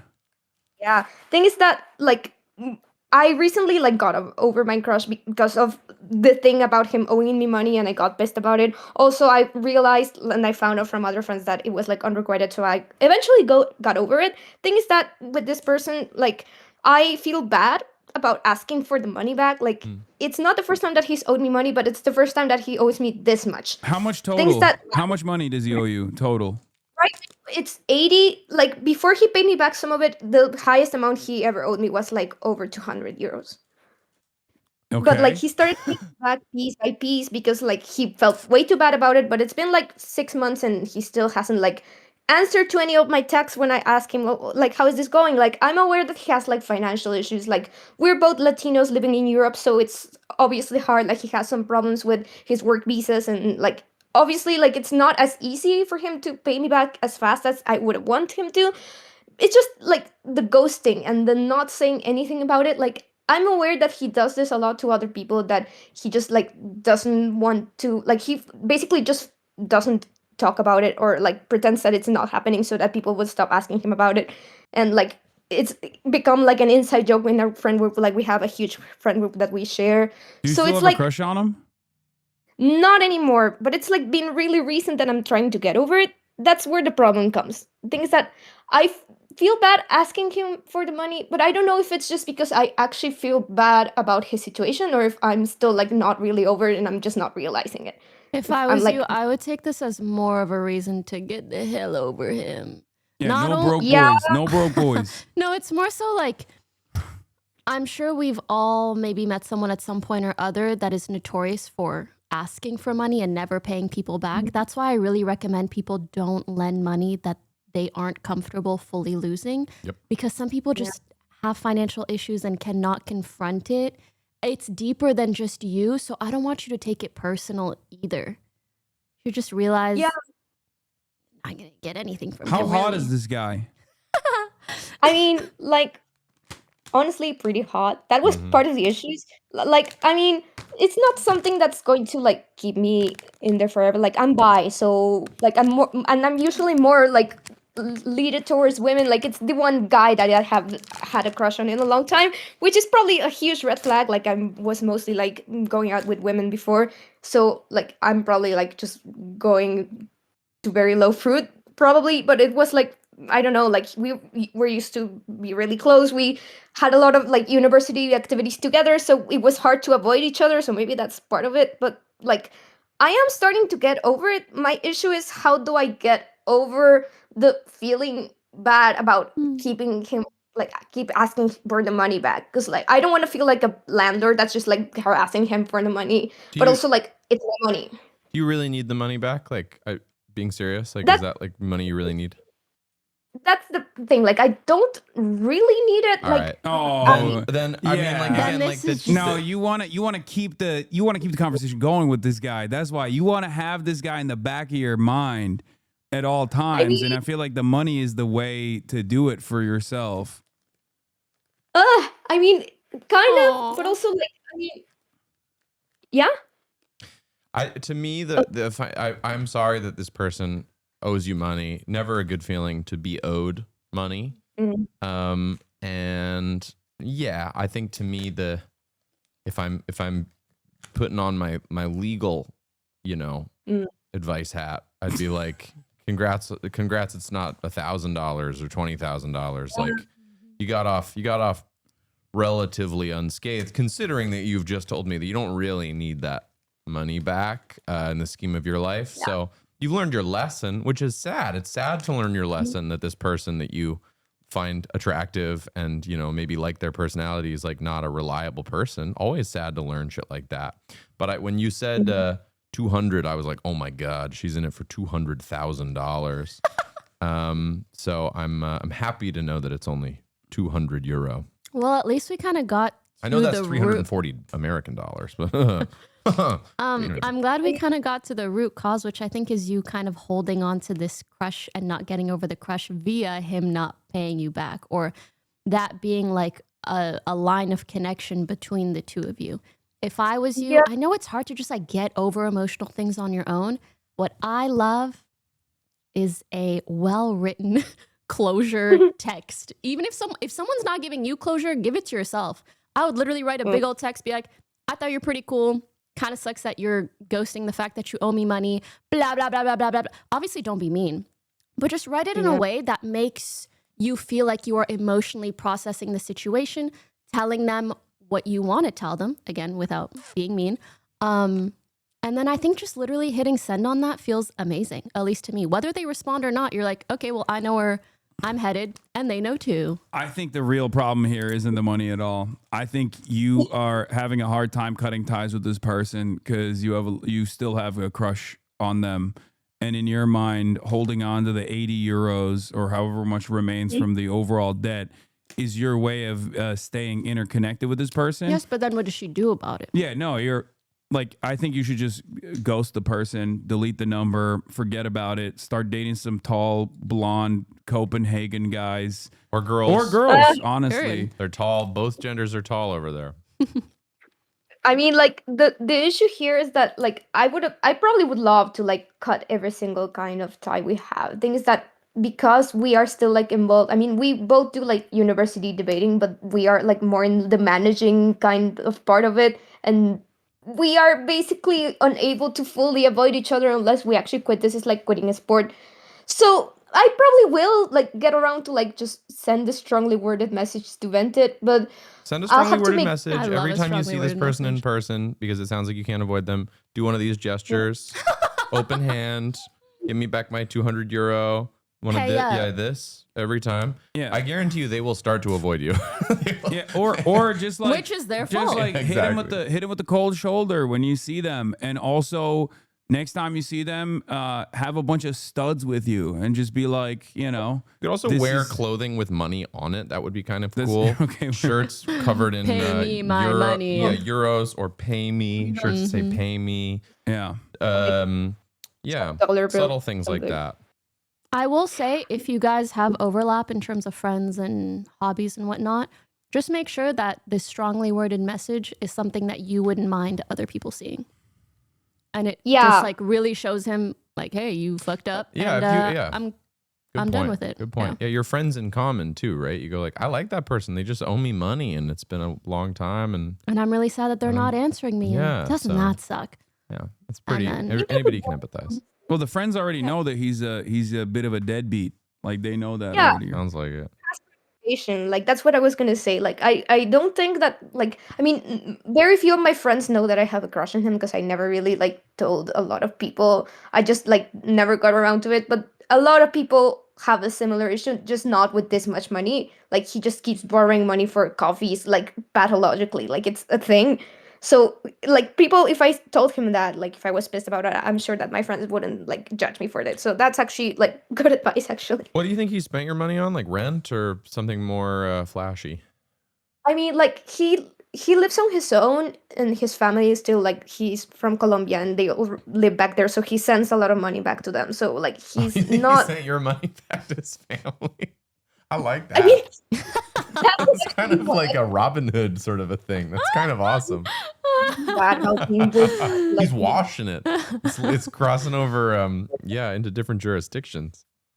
Maybe I should be giving him more money. Who knows? Oh my gosh, honey, no. Somebody commented W reparations. No, you're still doing this. You're still doing it. You're doing it. You want. I think your heart is in it, and you need to figure out a way to get your heart out of it. Which, again, for me, strongly worded letter. And from my perspective, go hook up with some girls and some guys out there that are not this guy. Get your mind off this guy, because you guys kiss one time, right? That's it. I mean, and also like getting taller guys, and it's probably not an issue. I'm like 4'11", I'm like super tiny, so literally any guy that's not like less than 5, whatever. Also, is gonna you're Latino in like the whitest place on the planet. You're automatically you're OP. You're OP in Europe. They think brunettes are like a exotic species in general, even brunette white people. So you are so overpowered in Nordic countries in general. So you shouldn't have a hard time anyway. Oof, trying to get my competitive advantage to use that. There you go. God. Yeah. Mm-hmm. Well, good luck. Good luck. Thank you so much. I believe you'll move past this, whatever ways feels more comfortable to you. Thank you, Fur. I hope so. Yeah. Nice meeting you, Have a good Fur. day, guys. Thank you. Yeah, the other side of the story is that he's also OP. If he's like tall, Colombian, attractive guy. Well, that's why he keeps probably forgetting why he's a his fucking wallet. Dickhead. Yeah. Yeah. I mean, I'm surprised everybody in the friend group is like, yeah, he does that. And just, I like no the one idea that cares. his family is just like, this fool is crushing. He sends us so much money. Well, he's probably keeping up appearances in other. Yeah, but he's running around areas of his Copenhagen, life. Yeah. borrowing money left and right. Oh, my wallet again. Family's like, he's doing very well. I didn't out even there. know that there were Mexicans in Copenhagen. Well, they do have planes over there. Yeah. I know, but they don't take them over there. That's what I'm saying. They don't take it all the way to Copenhagen normally. Copenhagen's nice, man. I fucking love Copenhagen. Nice place. There and honestly, a lot of European places where you can bike. I agree. love a bikeable I'm my place. happiest on a bike. Me I too. totally agree. You'll love China then. All right, who do we got next? Next person is Puffins, and their pronouns are he, him. Puffins, you're on air. Puffin. Welcome, Puffin. Hey, What's your Puffin. problem? Welcome Making to me Chadvice. hungry for that Trader Joe's Puffin cereal, dude. Puffins is shy. Puffin, you're Okay. muted still. Unmute yourself. Oops. Hi, There we everyone. go. Hey, Puffins. Oopsies. So my problem, I'll just get right into it. I have a gay dad. That's not my problem. So Thank you. It's just he's dating- prelim. So I'm 27. Okay. And he's dating like a 30-year-old Brazilian twink. How old is your dad? My dad is like 60. He's pulling. I mean, it's normal. He's got game. Yeah, he's killing it. Okay. Okay. So like background context, he came out when I was like 20, so like 4 or 5 years ago. Or I'm 27, so like 7 years ago. And they've been Mhm. dating for like 5-ish years. So they started dating when he was 25, which is very important because I feel like that's when the problematic age gap problem starts to like not matter quite as much. Mm-hmm. Also, and he's like, I feel like the math is different for gays. yeah, You're implying that there's especially gay 'cause, math? like, Yeah. Got us. there's a lot of gay Clarifying. math. But like, so he came out late in life, right? So it's kind of like, oh, he's going back to like see what they missed. But now he like they like live together. And the issue that I have is like I'm the twinks age, right? So when we're sitting around talking, when we're sitting around talking, he'll be like, yeah, this is like when you had a Game Boy and you were like playing Pokemon, or like, oh, this These reminds are the me analogies. of like Who's making these analogies? Your father? Your dad is making No, those? the twink. No, the twink? twink. Wait, My so dad is what- sitting there not having any idea what any of these things are. Oh, so you and the what else could we call this person that your dad Your is dating? dad's partner. Let's my dad. Fake Yeah, name? my dad's partner. I like let's call him calling it the Chris. twink. All right, you can. I'll Like it's call a him. villain in your life. You're Wait, but who's the? Yeah, do you have a? Are you taking umbrage with your dad's partner, or with your dad for dating such a young partner? I don't really have an issue with my dad's partner. Like, he's fine. He's perfectly nice. We get along. Whatever. You can talk about Pokemon and your Game Boy or whatever. Yeah, we talk about Pokemon and moon shoes and growing Did you up say in the blue early shoes 2000s. or moon shoes? What did you say? Like the moon shoes, like the little got it. bouncy ones. Because I bet your dad would get in on the blue chew conversation just for, Oh, the record. Okay, I hate that continue, I know. Puffin. Yeah. That wasn't a podcast So advertisement. That's how I know the about issue it. that I kind of have is like, it's kind of uncomfortable not being able The to dynamic. like, yeah, like that's a peer of mine. Understandable. Dating my dad, Mm-hmm. who is like, is it like appropriate to call him like a sweater vest gay? Does that like give background? Can you define? Like very waspy. Grew Wait, up is your in like dad a the sweater vest gay or the twink? Yeah. My dad. Yeah, okay. Grew up very like he like grew up gardening. Like as soon as I knew he was gay, it was like an oh yeah. But beforehand, I would have been like, oh no, he's just kind of like a feminine guy. Yeah. Okay. I Kinda mean, deal. look, the painted a dynamic good here. picture for us. Yeah, the dynamic here is obviously that you want what's best for your dad and you want him to be happy and he's living his best gay life, right? But that and the he's dynamic makes you a little bit uncomfortable. Absolutely. so do you live with your dad still? Is that what it is? No, my parents are split, and I live with my mom. What's your sexual orientation? Figuring it out. Got it. Well, to me, the easiest way to solve this is to date somebody your dad's age. Oh, Got him. I have thought And about then that. someday you guys will both have to make a truce. They can Yeah, see swap. how he Yeah. likes it. Oh. Give him a taste of his medicine, Wow. his own medicine. That's some good matchmaking. I mean, Oh my I feel god! like But then, like, if we go on like a bonding excursion, me and the twink are gonna go to like a barcade, and him and whatever my like old sugar daddy are gonna go to like some weird museum. But that sounds great.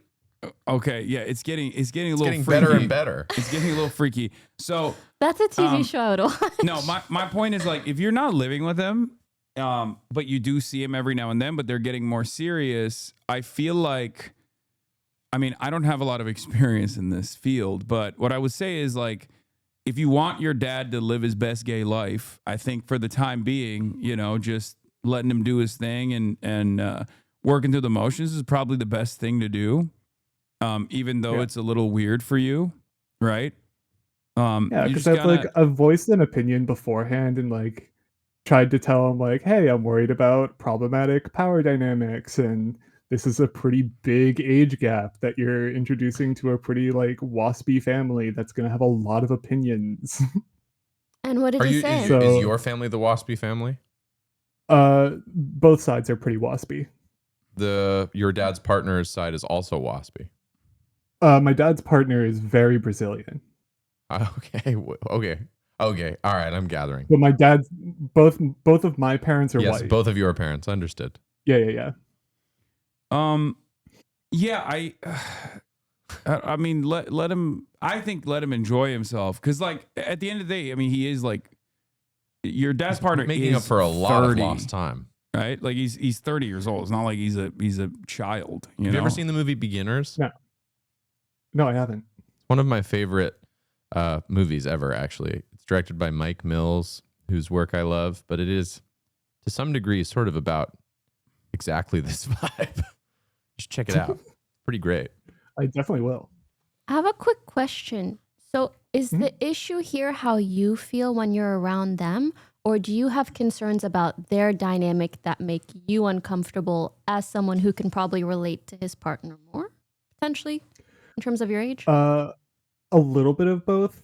It's definitely like me personally, it's a little bit uncomfortable sitting there and having like his partner try and like relate to me on an age level, like relating to things of like when we were children, like, you know, that kind of thing. Versus, Like trying and succeeding at relating. Yeah. Yeah, like it's Doesn't weird need to that he try, like just gets relates. it. Yeah, I mean, look, I understand He's being like 1997 was wild. I understand being with being uncomfortable with this dynamic. I totally get that. It's a little strange.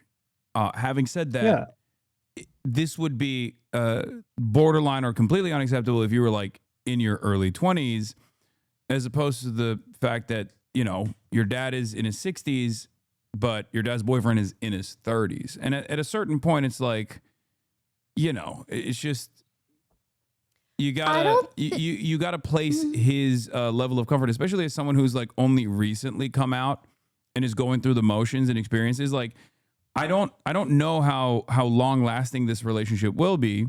And even if it is long lasting, even if this relationship is long lasting, I think ultimately by that point, it will get less weird for you anyway. It's been I like don't 4 or think 5 years so far. Yeah, I don't think it's about whether like this age dynamic is ethical or legal. Okay, clearly it's legal, right? I think maybe you feel like if you were in your dad's shoes or the other person's shoes, you wouldn't do that. So maybe it's a disagreement of like how you would go about things in a way, or feeling like a disconnect between you and your father. I feel like if I was you, I might, if anything, want to get to know the relationship a little bit better and to know whether or not there is a weird dynamic there or not. If there is, I would talk to my father about that. If there isn't, maybe you'll grow to actually love the relationship and it's actually healthy.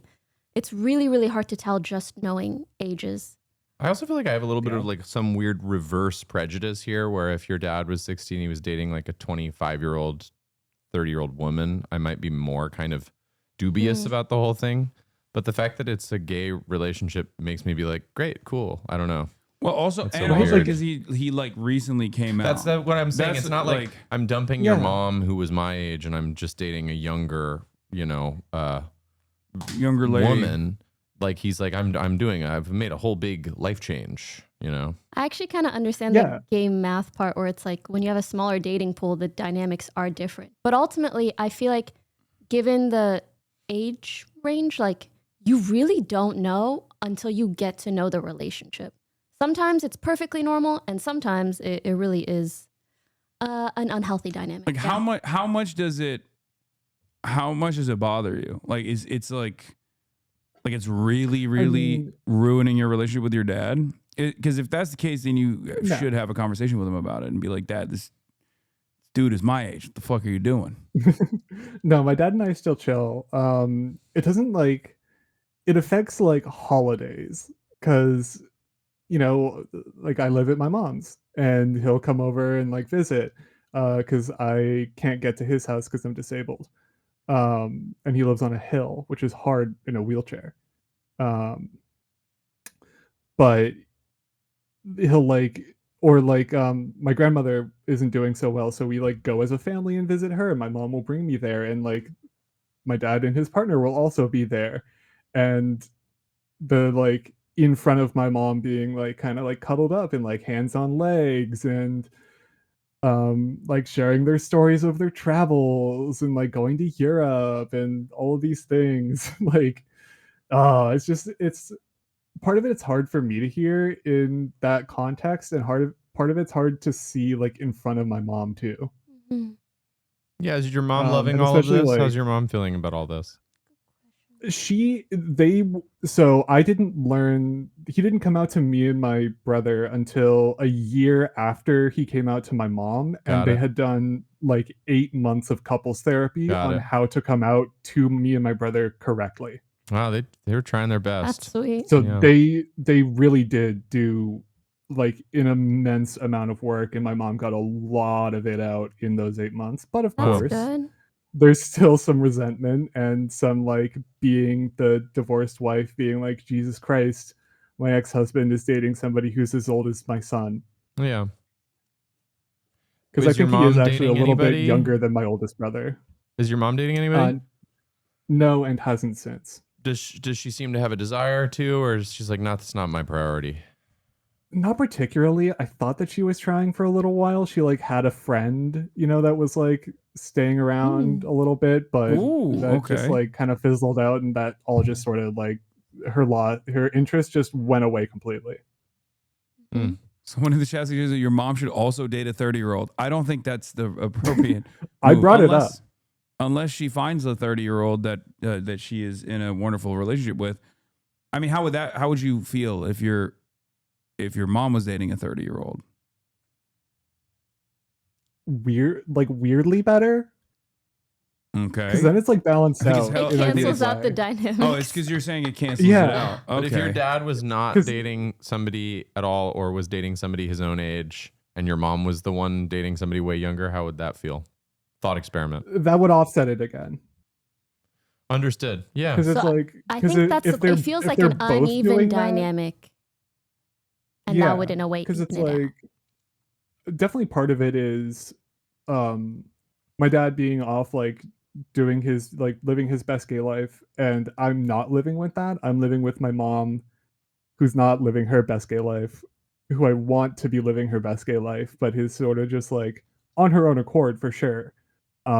Just sort of like, she volunteers, she does her thing. We live in like a nice community that she's a part of. Yeah. She does her own stuff. Seems like you're it's very just, like, empathetic not towards your interested. mom. Yeah. Which is great. Oh my God, she's a saint. I cannot say enough good about her. That's wonderful. Okay, wait. I have one question before I give my little bitsy of Chadvice. Question. When you are around your father and his partner, do you get a feeling that the dynamic is unhealthy?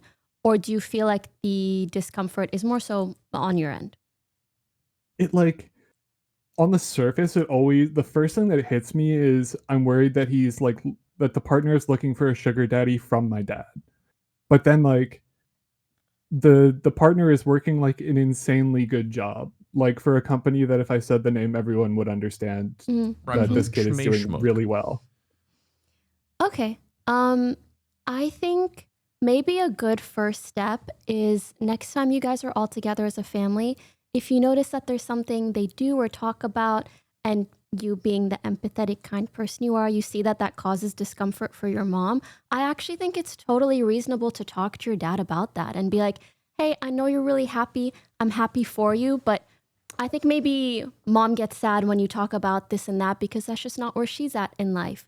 So like in your own free time, go ahead, do as you please. But maybe when it comes to family time, let's do something that doesn't cause discomfort like that. Does that make sense? Yeah, like be a little bit more mindful. Yes, exactly. Good advice. It's all things considered. I feel like, judging by what you've told us so far, this has been like a very healthy separation. I feel like it could have been much, much worse overall. Like from your you parents. couldn't write it out in a healthier way. Yeah. Yeah, like everybody wants the best for each other. So I think if there's just like slight discomfort, I'm sure they'd be very open to accommodating and just, as you guys said, being more mindful about what you say, how you act. Maybe your dad's partner starts to dress sort of older, starts to put a little bit of fake gray in their hair. Maybe they walk with or like the one or two time you guys maybe get they together. sort of talk in a kind of he takes it as like cosplaying. Yeah, like a Morgan Freeman, Michael Caine kind of. Like you take an acting class. Ask your dad to hook your mom up with a stud, preferably one of the Twink's friends. I've brought that up and she is not interested. Okay, never mind. Okay, well, you swing and a miss sometimes. I've been throwing out balls, You miss every shot that you don't take. That's I agree. Right. Puffins. Okay, well, thank you, Puffin. Thank you so much, Puffin. Thank you guys so much. Wish you the best of luck. That reminded me so much of like when me and my girlfriends get together and we're all like, blah, blah, blah, this happened, my dating life, and this guy, blah, blah, blah. And then we'll yap for like 2 hours straight. And at the end, Lily goes, well, me and Michael are good.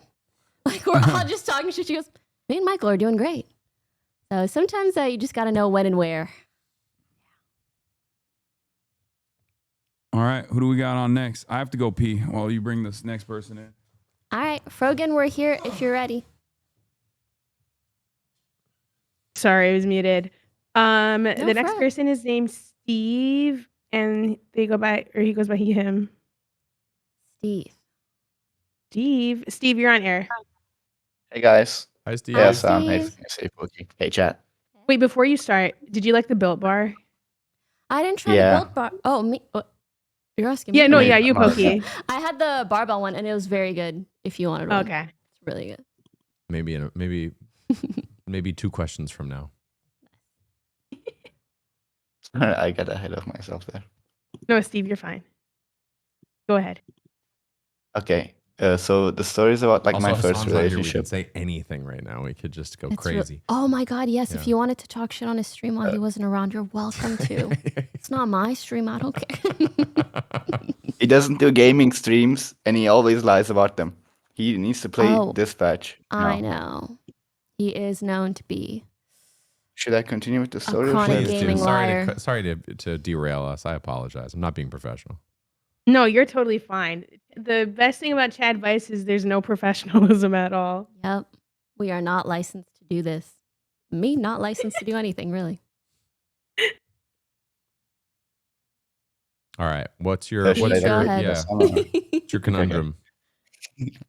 Okay, so her family was like really conservative, like not like the white kind of conservative. She like the really, really conservative. Ah, got it. Part. I didn't like grow up in like a Western country. Like she wasn't allowed to date. She wasn't Who allowed to is do she anything. to you? Your girlfriend? Your ex-girlfriend? My ex. Ex-girlfriend. Yeah, I'm getting to it. Got it. Then I had to break up at the end of high school because she was really controlling. Oh, can you give I would- examples, please? Like she was against me having any female friends, and I had to cut off a lot of people because of her.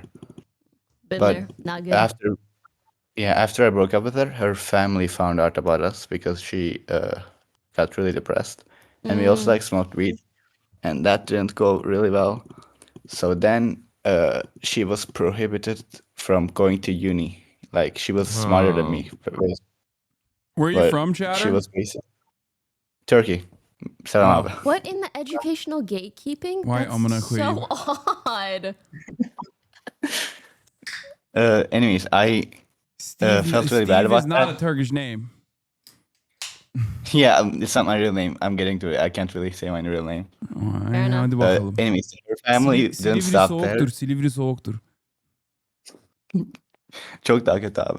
Her family then hired like a. By the way, her father had like connections to the FETÖ movement. So they had some mafia connections as well. Anyways, after we broke up, her family paid a gang to beat me up. But when they came to my house, I had already left for uni. So I didn't get beat up. But they also looked for me in like the country I'm in, but they couldn't find me. Oh my God. Like a year or two passed. This is why we're going by Steve. She contacted me through like Pinterest DMs because that's the only thing she had access to. Pinterest DMs? Yeah, it was insane. I got random DMs one day. Wow. I learned that she's in like a really bad situation with her parents, Sounds like a really shit one. She's getting abused and stuff. And I'm thinking of offering her to basically run away and come to the country I'm in. But I think the only way she would be like okay with it is like if I dated her, which I don't really want to do that much because of No, You don't should don't not do go that. about Don't do relationships that. in like a saving way. To Okay. be honest, Bunlar. to be honest, you're all like they're already kind of after you. If I was you, I would help her in the sense of like advice and do whatever you can. But I don't know if you should like take it on as a responsibility because I feel like the mafia is it gonna also get puts you. my life in danger, I feel like. Yeah. But like I'm also like kind of young, and I've like never had like a relationship like that before, so Well, I and don't you even know left if this I would. relationship because you were Yeah, feeling but like you were being what if I controlled. make it Like, work? to me, that's the What if I root make of it this. work? If you were in a great relationship and then her family found out and then they banned her from going to uni and they sent the mafia after you, it would be sort of romantic. But you already had broken up with this person. This is a big problem. This is a big problem in general. Also, you're gonna get in trouble because of her connections, regardless, in Turkey as well. Not just like because I don't go back to Turkey anymore. Yeah, no. I would stay away. You dodged a bullet. It was good. It's just I think you just gotta respectfully be like, Don't let it reel you back here. in. Like Sorry, I dude. kind of ruined her life too. You got a lot of empathy So- for her. That's sad. Yeah, I super understand. You know, I hope she is able to, you know, get herself out of these fucked up situations. But doesn't. Yeah, definitely not your fault. Is it not my responsibility? To like, You had to run away from the country you were in. No, I don't think it's your responsibility at all. That's crazy. Especially also- considering the entanglement that is associated with this. For your own personal safety, I would 100% stay away. You might feel guilty, which is sweet. You're probably just very empathetic and you care for her. But also, like, you're two people who decided to see each other and you both had certain issues from it. But you've also kind of paid for it already with the mafia situation. Well, so. and also the challenge here is that Yeah, I think on it's feeling like responsible or whatever, it's like you actually, from your story, you already had broken up when her family found out because it sounds like they found out because she was distraught. Very sad, yeah. So in reality, the fact that you guys had already broken up, she was actually safe. She just was emotional about whatever, you know, distraught, and then her family found out, and then, you know, they brought the hammer down. But yeah, I mean, it sounds like you kind of skated through all this perfectly. Also, if you are with this person, you bring this person next to you, you bring this person around you, they will find you and they will kill you. So don't even that is not a good idea. It's a trap. No, not that it's a trap or whatever. They will kill her and kill you. I would just not touch that with a 10-foot pole in your circumstances. It seems like you got off as clean as you possibly could. It's not a good idea at all. We want to hear from you in a year, not be concerned. Yeah. I was also worried because like the gang that was after me, like the gang they hired, also has like activities in the country I'm in. So, Okay, yeah. No need to elaborate further. I already got it. I'm telling you right now, I would stay away. Definitely stay away. Delete the Pinterest account. What the fuck? Why do you... Oğlum Pinterest mi kullanıyorsun? Ne yapıyorsun Pinterest'te? Kız açtırdı abi, açmadım. Just delete the Pinterest account as well. Yeah. Because it's not like what the chatter is talking about is not necessarily just like a mafia situation. It runs deeper than that. So I would recommend you stay away from all of that. You wash your hands of that.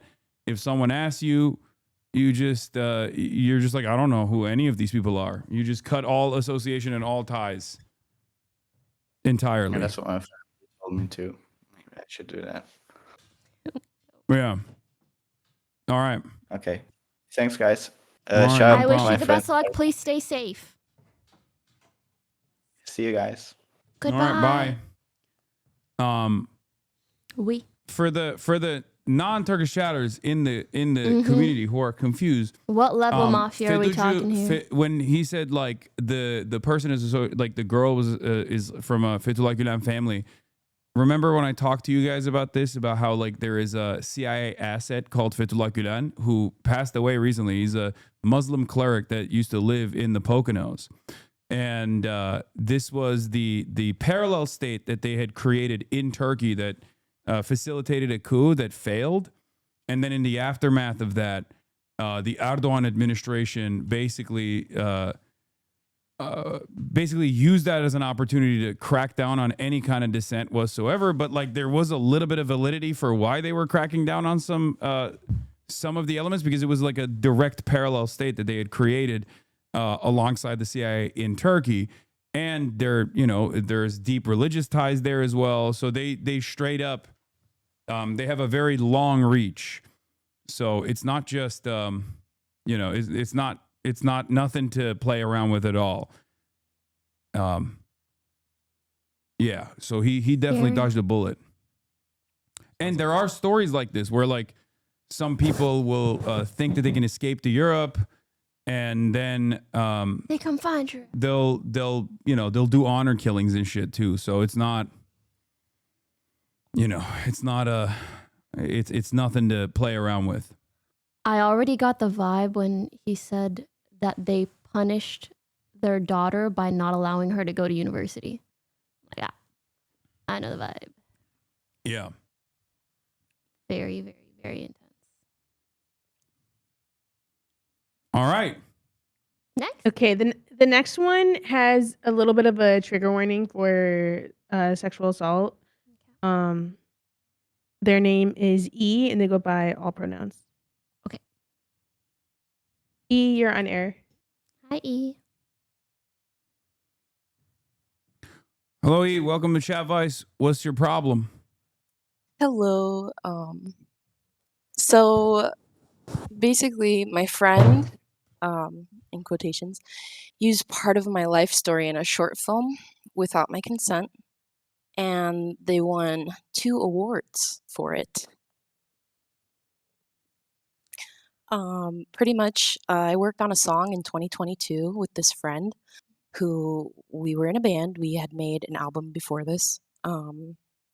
And unfortunately, because of Hurricane Fiona in Puerto Rico, the film was canceled because it kind of like destroyed the bridge to the filming location.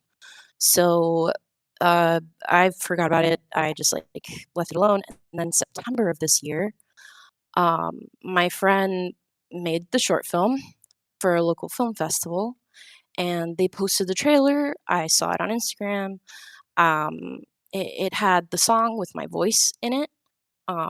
And I was excited. I congratulated them in a message, and they responded that everyone working on the short loved the song. I personally was not a super fan of it, but I was excited to be a part of it in any way. I got really excited, and I reserved the tickets, for the premiere for the film fest in October. This happened October 28th. I didn't tell my friend I'd be going because I wanted to surprise them. And I saw them walking into the theater, and I said hi, I hugged them, but like I quickly rushed into the theater. I had taken my mom and my brother with me, and we sat through about an hour plus worth of shorts. And the last one was my friend's short film, the one with the trailer that has me singing in the parts that I wrote for the song we worked on together. So the song starts, but no voice. All the vocals were cut from the song. And I start noticing similarities between an assault that happened to me in 2018 and the plot, along with specific details and even things I had felt in relation to the assault. When the credits rolled, nearly everything was credited to them, not even our band. And as soon as it was over, I darted out of the theater as quick as I could. My brother knew about the assault, and he was pretty much furious. My mom was just confused because, like me, she had assumed my voice would be in it. She didn't know about it. I didn't think I'd have to sit through a visual sci-fi retelling of my trauma. And I had told this friend in confidence about what happened to me as a way to connect, build trust and confidence so that we could potentially make better music together. Because it had been, since 2016 we started making music together. So now I just feel like I want to give up music forever. I've been betrayed before, but not like this. And I mean, what do? I want to take action and confront them, but the only proof I have is an estranged friend as a witness. So, I don't know what to do. For starters, I'm so sorry you experienced that you had to sit through this visual retelling that you didn't consent to of something so terrible that you went through. I can't imagine. It sends shivers down my spine. I'm really, really sorry you went through that. Have you spoken to them at all since then, beforehand? Was this something you thought that they were capable of doing? Did it just come as a complete shock? Because I cannot fathom someone doing that without taking you into consideration even in some small way? Or maybe was this a little intentional on their end, hence why they cut you out so that you would, like, from the song, so that you would have no say? I don't know if you cut out. I'm not sure if I heard everything. I just heard like if I had to say. So pretty much, I didn't think that they were capable of taking intimate details about something I had said and writing, a whole entire short film. This friend is an author and has several books published, comics, and I didn't assume that they were going to use that, but I did assume that they weren't going to credit me for the song, even if my voice was in it, because their father had taken the album that we had made in, I think it was 2016, 2017, and like credited our band and I don't know if I'm remembering this properly, but I think my friend was compensated for arranging the music, and I wasn't. And I didn't even know that it was in a movie until like 3 years later, 2 years later. So I haven't seen it. I have the link to it. I refuse to watch it now because like I just feel like really betrayed. My voice is in the other movie, but I just like I'm like beside myself kind of. You know what I mean? Like I really Your voice is in the other. Have you seen the other movie or no? my voice is in the other movie. I've only seen the trailer. And it was in another film festival like in Europe, and like that one I'm not sure if it won awards, but like it got acclaim, and I'm just like I'm like trembling right now because I'm angry. Yeah. I'm so sorry, and let us know if you ever need a pause. We don't mind. Do you know if this person is very well connected? Yes, this person is pretty well connected. I'm pretty sure that if they ever see this, they're gonna know who I am, what I'm saying. You know what I mean? And I'm pretty sure that there are people watching that know me and know the situation because I've said it. But I have maybe said it to a handful of people. This assault that happened to me I've also only said to a handful of people. And to be honest with you, this is the kind of friend that blames everything on their ADHD and kind of is like, "Oh, I forgot that you told me this." So it's just like randomly all these facts I pop up hate in this people like film. that. They have Yeah, like I know. selective memory that always benefits them and never you. I know, but it's like, how can that be an excuse? Because like, I haven't confronted this person, but I feel like that can't be like that can't be the case because there's specific details, and I can say them if you guys want to, because like I want this person, if they see this, to know how I feel about this. It's up And to it's your like, comfort level, really. so okay, and this is like it's like pretty it not complicated, but like it's a long story. So 2017 Hurricane Maria happened, and I was displaced, and I lived in New York, and I uh also like my then boyfriend moved to Philly, so we were like commuting and stuff. And during Maria, like right after Maria, while we were still in Puerto Rico, he told me that he was like gonna help his dad's friend move some boxes, and then he ended up telling me that they slept together. And me being a naive little person who was like, "Oh, we were never official, like it's whatever, it's okay." So we just like continued seeing each other, and even when we moved. So I kept commuting and stuff, but he was gonna go to university in Philly, and I was like, you know what? I'm just gonna leave it at that. I don't want to take you away from university, but I can't afford to stay in New York. I don't know if I can go into detail. I was working for project-based Section 8 housing, like forming tenant associations so that they could keep affordability in their buildings.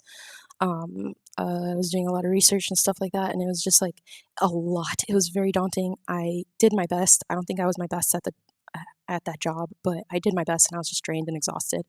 So I moved back in with my parents. I break up with them, with my ex, and my roommate, who was my childhood friend, who is the witness to the assault that happened. I was really anxious one day because my ex at the time boyfriend, told me that, I got an interview in this newspaper and they're interviewing me about the displacement and all that. And I was like, okay, that's cool. And then he told me that he really liked her, and I got really jealous.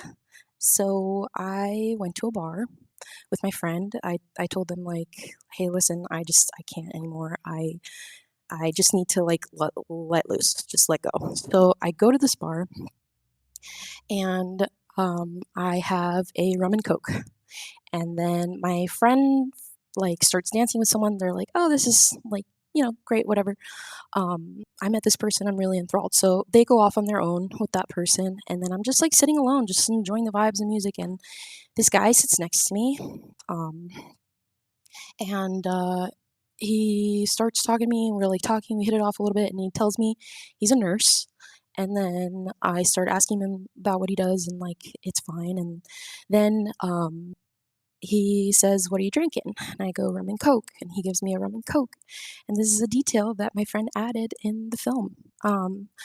I had only had one drink. And then this person brought me another one, and me, naive me, being, I think, like 22 years old at the time, I was roofied. I don't know if I can say that, but pretty much, yeah.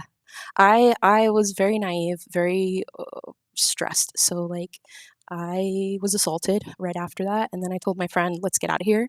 I kind of told my friend what happened, but I never told my ex what happened. So I broke it off with him, and I left. And then a month after I had left, my, at the time, best friend, who's estranged now, just because we just, distance time, we stopped talking, called me and told me that they were dating my ex, even though they lived in two separate places. So it's like two separate cities. So then I was like, oh my God. And then a month after that, October actually. I'm sorry to cut you off, but your friend that knew about the assault did this. No, well, yes. My friend that knew about the assault told me that they were dating my ex. And I only broke up with my ex because like I didn't want them to feel obligated to, like, I was still in love with my ex, basically. Mm-hmm. And they knew that. And they started dating. So I also want to say you're not naive for not having known or thought that someone would roofie you. It's absolutely not your fault. Yeah. That's really fucked up. I was too trusting. Yeah, I was too trusting. Also, your estranged friend is kind of a dick. A little bit, but I mean, not a little bit. No, your former friend is definitely a dick. Like if they knew that you still have feelings for this person, and they establish a relationship with that person, they're an asshole. Yeah, I mean, I still love them. We've known each other since we were 9 years old. It's like at the time, naive again. I was like, oh, I'm just so happy that they found each other, and that, because like the trauma of being in a hurricane where literally for 2 weeks straight, all I was eating was canned tuna fish and avocados, and I wanted to vomit, and I never ate avocados for like 3 years after that. Basically, like, I understood like the trauma that we all went through together. So it was like, I guess whatever, it's fine, be happy. But like, that's very sweet of you, but do be mindful of how much people consider you versus how much you consider them. Yeah, I think I probably consider people more than I should. But like a month after that, not even a month, I want to say October, basically, he gets hit by a truck on his way to work, and he passes away in the hospital the next morning. Wait, your ex-boyfriend did? Yes. Oh my God. Did she It wasn't a follow hit and all run, of this thank in the movie too? No. Okay. But what I'm trying to say is that the grief of that, I was grieving really, really hard. Mhm. So like 7 months later, I am back in Puerto Rico for my brother's graduation, and my friend who made the short film is a tattoo artist, and he goes, "Oh, why don't you like I need people to tattoo. You want me to test on you?" And I was like, "You know what? I have a grief that I need to get over. Sure." So he tattooed me on my side. And basically, like, the only tattoo I have it's really painful. And then like basically like this friend that did this intimate thing on me, that tattooed me to hide this grief, basically like betrays me in this way that I just like can't comprehend. You know, it's like I'm so frustrated. Thank you for sharing, and I hope maybe it made you feel a little bit better to share all of that. I do want to say in regards to the movie, when you spoke about it, or the short film, I was a little bit concerned because the fact that she took you out of the song the fact that they took you out of the song makes me worried that they consulted with a lawyer to figure out what they could and couldn't do without you going after them. So if you have the means to, I also think speaking to a lawyer about this would be good, and not just asking like, hey, can I go after them? Because that's very, very complicated. But frankly, if anything, asking what can I or can I not speak about publicly, and talk to them, the person who did this to you, and tell them how fucked up it was that they did this to you. And however that conversation goes also informs what you can do to feel better in this situation where frankly you were treated very poorly. Yeah, lawyer, therapy, and then closure in that order. Or No, lawyer, closure, and therapy. Yeah, last night I actually went to group therapy for it. So I mean, Oh, I feel that's a little bit good. better, but I'm frustrated on like what to do because like this friend is a new parent. They have a new kid, and I really don't want to like fuck up their life. And The like, one who made the short? yes, the one who made the short. Why are And you also still it's calling like, him a friend? Yeah. One, that's not your friend, honey. Two, I know. Even if they have a kid or 10, that doesn't really excuse them being so shitty to you. And also, like, I mean, this is a different, separate tangent, but you know, the idea of folding somebody that you know's personal experience into your, you know, fictional work, not unheard of, but the idea that they didn't without say talking to to it you, is hey, crazy. you know, I was very moved by this. I want to use some elements of this in a thing. I'll keep it vague. I won't make it your, like the idea that they wouldn't communicate these things, even aside from that, the idea that they wouldn't communicate to you, hey, heads up, your voice for, you know, whatever. I think you're totally right about the legal ramifications. I think that's super smart and true. But, you know, to me, again, it's like you know, and also think about how you would have felt being consulted about those things, right? I mean, to me, you know, you would have had the opportunity to say, no, I don't want any of that, or I feel terrible about that. But the fact that you weren't even asked means you never had the opportunity to have any sort of say in any of this. So it's not, you're not treated well in this situation by this person. You know, and you've said that they're well connected and they seem to have some sort of a powerful father who's compensated them and not you. And it's all very unfortunate. I'm very sorry. Yeah, I think, you know, and then the other element of this, and I'm, you know, you already know this, everybody knows this, but like mostly any lawyer, any litigation of any kind is expensive for you going right into it. So it's all, you know, a terrible scenario. I would say that, you know, any legal counsel that you can try to get for free or cheaply is great. If you ask your friend who asks their friend if they have a, you know, relative or somebody that you know, I can speak to you briefly can about talk it. to you, you know, free consult, that would be wonderful, because I'd love for you to not pay money in this scenario. You know, I feel like the easiest case scenarios would be like cease and desists or something, but I don't know how legally viable that is, as much as I would like for you to be able to achieve that. I don't know how legally viable it is. You should also be ready for the prospect of like the legal challenge not working in your favor.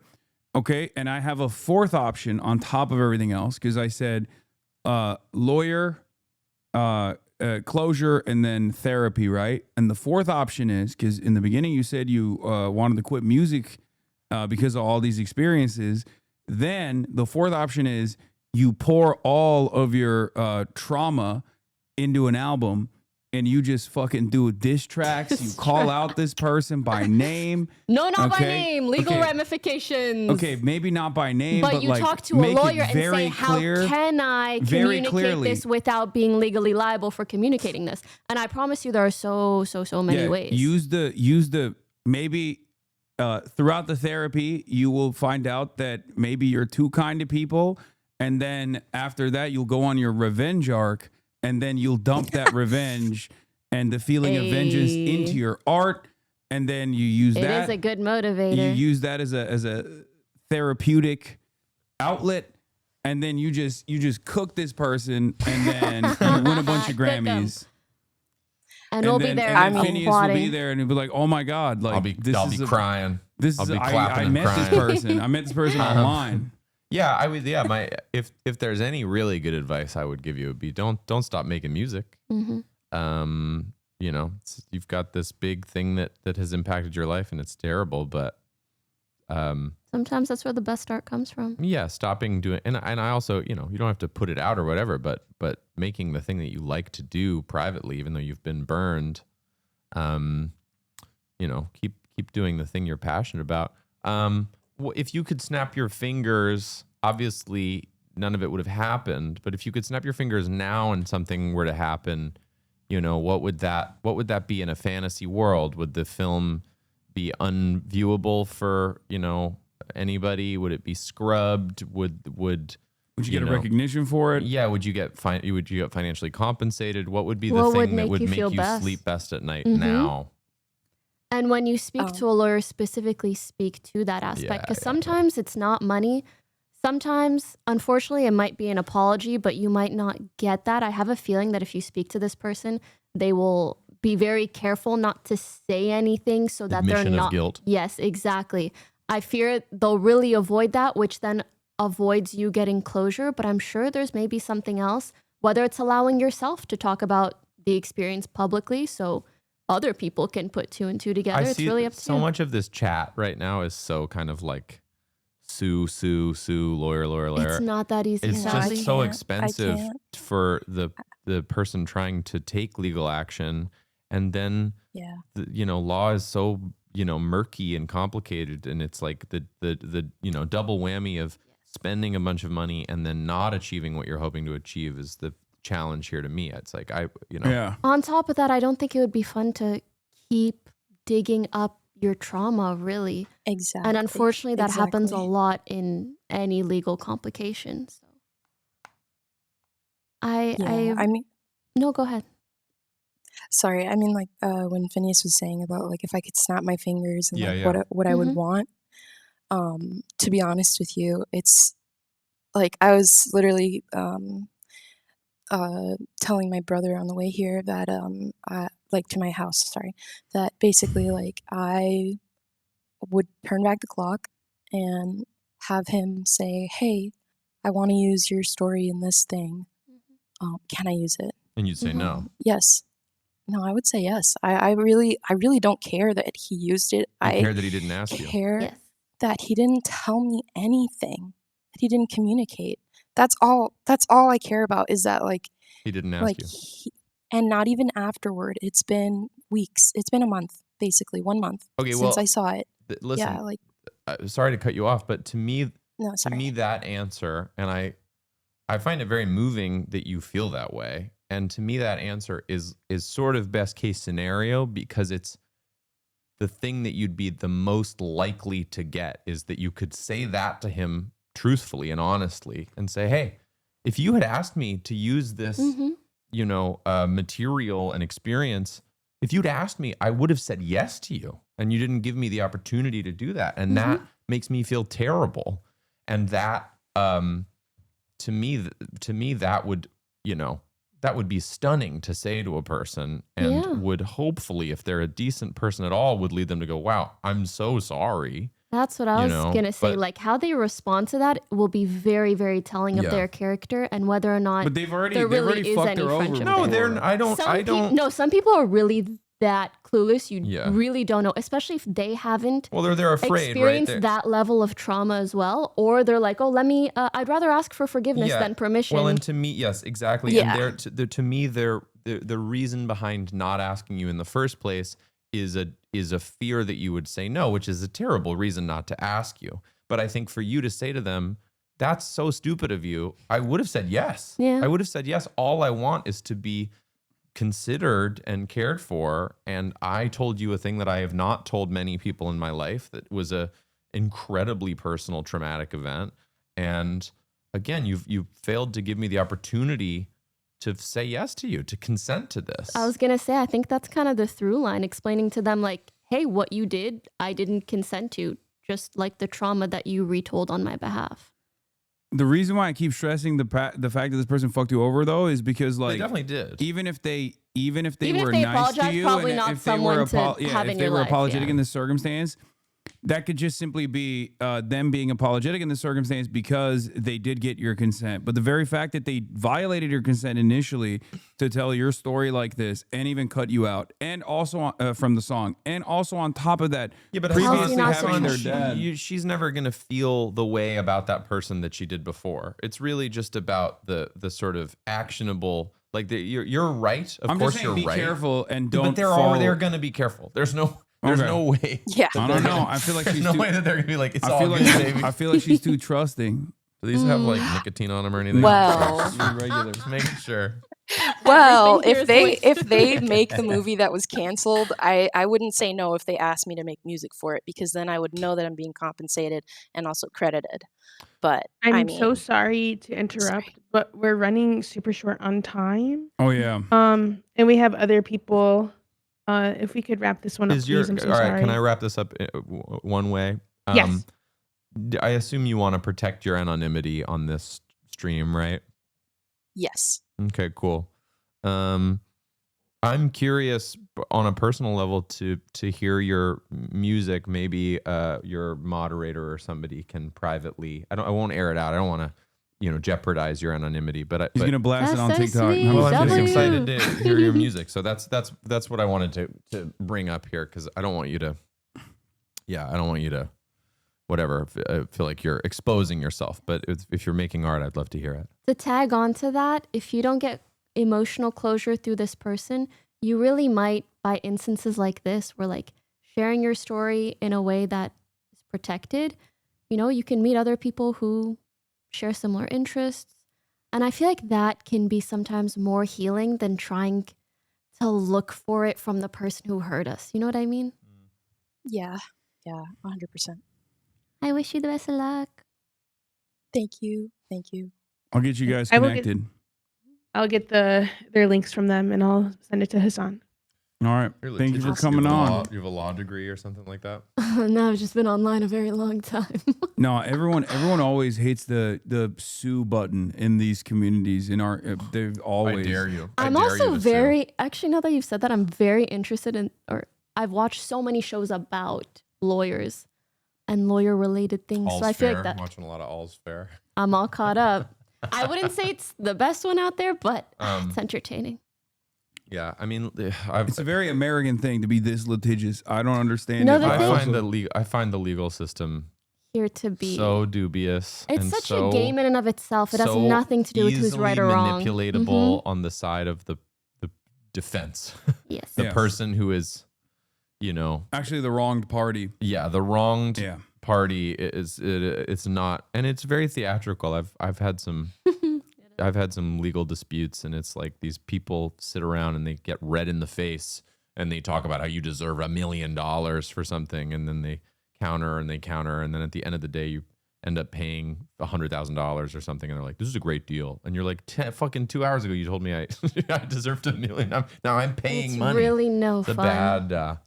It's a bad vibe. Mhm. So I'm not anti-justice. I'm very pro-justice. I just wish that I the wish the legal system was too. was pro-justice. All right, who do we got next? Question before we continue. How much longer do you want to go? I said till Because- 5, but we can keep going. I mean, it depends. I got about I like know. 450. He 450? needs us to leave at 450. Okay. That's probably like one should more. we do? Okay. Should we do 2 more? Because there's one I want to for sure do, and then. Yeah, we can keep it short. Let's try. Okay. Cool. Okay. Cool. So The next one is a Hoscord relationship, actually. Oh, Wow. no. Do you know what that means? My Discord. I don't know what it means. Because I feel like, But is it a relationship by the way, with this is people a sign in of the me Discord? thinking you're normal. I think most people don't know what Discord is actually. So a Hoscord relationship. I'm very excited. I'm not on Discord, so I'm only Well, you aware are by right now. proxy. This is being done through I the understand. Discord I'm just server. saying I'm not. Yeah. I don't have an account here. An active user. Yeah. Let me get them 1 second. Oh boy. I feel like this is going to be such a big highlight for them. Like, you are litigating their issue. Yeah, you're sort of like their god. Mm-hmm. No. I'm sorry. They The met way through they- you, the way and now they- you're going to give the final confession. The way they mistreat It's like me. when you ask a priest, like, is our It's relationship kosher? the way they mistreat me in there, you don't understand. All right. Who are you, Chatter? And what's your problem? Welcome to Chadvice. My username is King Deckle. I go by he, him. Hello. So basically, my situation is that this is true. I met my girlfriend on Hoscord. I think. And Go on. And so what happened was, I said something about the city I live in. She mentioned that she was moving into the same metro area. We keep talking. We move our conversation to DMs. I told her, like, if you need a IRL friend for a new city, I'd be happy to hang out with you sometime. W We risk. became IRL friends for, like, platonic friends for several months until, it kind of evolved. I asked her out. So, I wouldn't say it was like e-dating or whatever. It was like actual in-person getting to know each other and asking her out and having a real life relationship. Mm-hmm. What happened was that so we started dating in February of this year, and it was nice. But at this, she then had some pretty bad financial problems and some pretty severe mental health problems too. And so she had to move back to with her family across the country. I live in the U.S. And it was an unfortunate move because she didn't want to do it. Part of the wrinkle is that she had to move her family. Even they're very accepting, but she's trans, and she had to move back in with them in Texas, which Texas sucks for trans people. But she's doing okay though. She's she's got a job. She's starting to work on rectifying her financial troubles. But the problem is we're now in a long distance relationship and it is difficult. Both of us want to be with each other really bad. But it's challenging. I mean, it's well known that long distance relationships are challenging. And both of us are still kind of struggling on our own financial stuff. And she's improving, but we both had setbacks during these months that we've been in long distance. So I guess my ask is, what advice do you have for a situation like this? Oof. Long distance, brother. Okay. Yeah. I mean, It really is it? But you're not the first people to do long distance. It's doable. Yeah. It's just, we miss each other. That's it. Like, I mean, we talked about it and that how we, we want to be together in person. Like, but it's just not possible right now. And she has a plan to maybe come back in April next year. Mm-hmm. That's if everything goes right. She's able to keep her job. She's able to keep making the same money. So there is a time frame. It's just, and I don't know. We both really want to be back together. We were really happy when we were both kind of living close. Can you Close-ish. travel to Texas? Like, or are you also I actually limited? did travel to Texas like a month ago to see her. And we actually had some fun for a couple days. So yeah, I did travel to Texas. It was nice. How long is the flight from wherever you maybe to It's Texas? it was like 3.5 hours. Mm-hmm. Mm-hmm. Okay. Can I say something? Maybe mean. I hope it's not mean.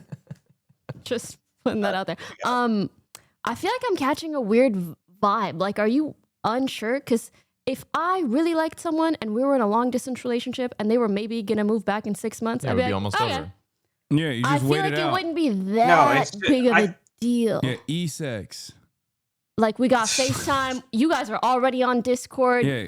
Maybe we're calling each doing- other kitten, I maybe guess- not. yeah, I but guess like, it's is there not that big something of a more? deal. What's I mean, online. we're having fun remotely. We're playing games together pretty weekly over Discord. But like, even when you said, "Oh, I went to see them for a couple days and we actually had fun," is there something more going on here? Is it more like you don't know if it's worth the trade-off? Like, you're not so sure about the relationship to commit to long distance for another however many more months? I think. No. I mean, That's uncertainty right I'm not there. sure. I'm not sure. Oh no. Okay, and- go on. But like, I don't know. Like, Okay, now specify really- that I don't know. it's. I mean, there have been a couple of times throughout this during this long distance period where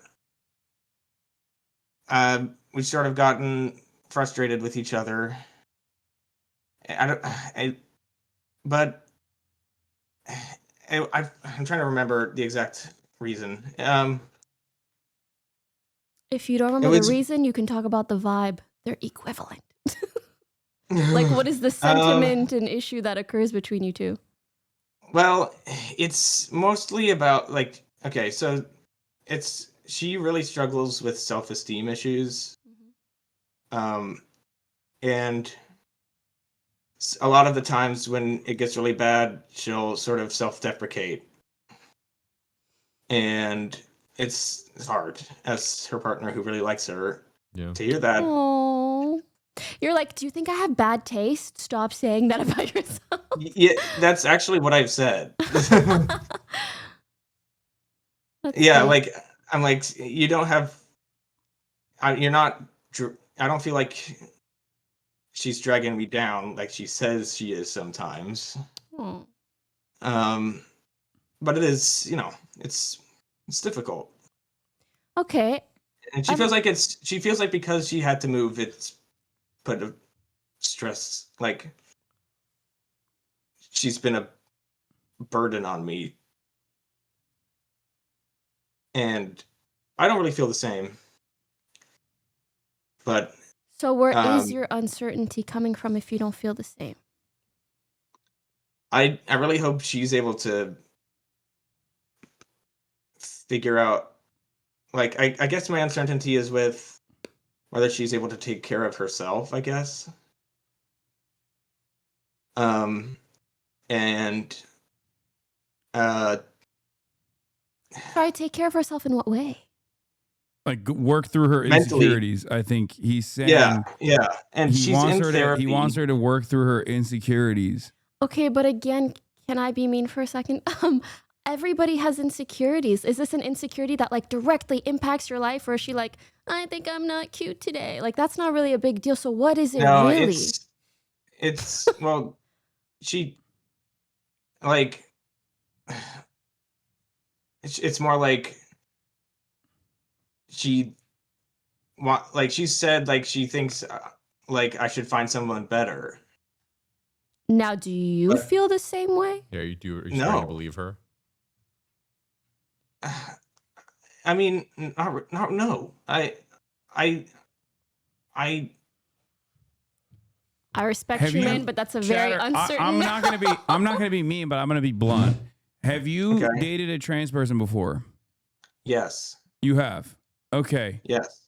Okay. Then you can make the distinction on whether or not this is like a more sensitive subject rather than just like regular insecurities that you like can gender work through. dysmorphia potential. Or Yeah. I don't know if that's the right term. But ultimately, I think Poki's right where it's okay. You should be helpful and if you love this person, you should help her work through her insecurities. But the fact that you have some concerns kind of makes me feel like you might have you have some additional hangups that this long distance. How long did you date before this person moved away? About 6 or 7 months. And then they moved away how many months ago? 2 months ago. Okay. In September. I mean, was it pretty much great until they moved away, or was it fraught? It's okay if it's fraught. It was a little fraught. And then the long distance is making it more fraught. I mean, I've been in some long distance relationships. I find them really hard. I mean, like, and you need to be sure to overcome an obstacle like that. Yeah, you're what's so fun about sharing a life with somebody is all the stuff you do that they're a part of, and whatever that means, even if that's as simple as hanging out at each other's apartments, or if that's going to see a movie together or taking a walk around together. It's all this shared experience, and then you distill that down into like a 10-minute phone call every day. It's very hard, and you have separate friends and they have separate friends. I find it very hard. But I do feel like what really helps long distance relationships from my experience is having a goal. Yeah. So if she might be back in 6 months, I feel like it should be okay. So I feel like the issue is deeper than the long distance. All right. I guess I'll have to work on that and figure out what that is or something. Thank you for the advice. Oh, it's all good.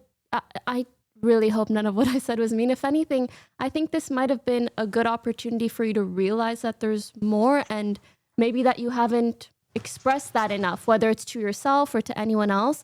So I'd maybe consult a trusted friend and do it in a way where like you're really not holding and family back. who will listen to me, and I also talk about it with my therapist. Oh, that's good.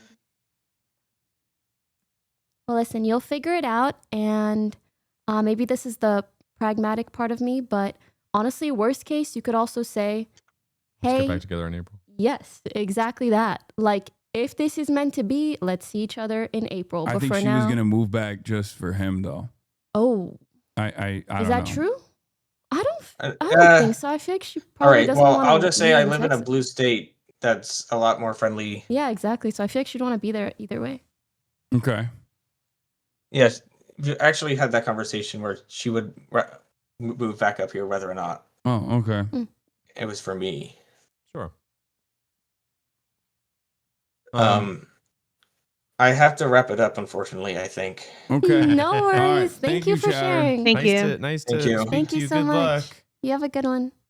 Frogan, There's if one- the next person you pull is the other Hoscorder in this equation, I'm gonna end the broadcast right now. Wait, that's Frogan, I gotta go. It's my time. Bye. Nice meeting you. Phineas. What? The next one is so good. I promise.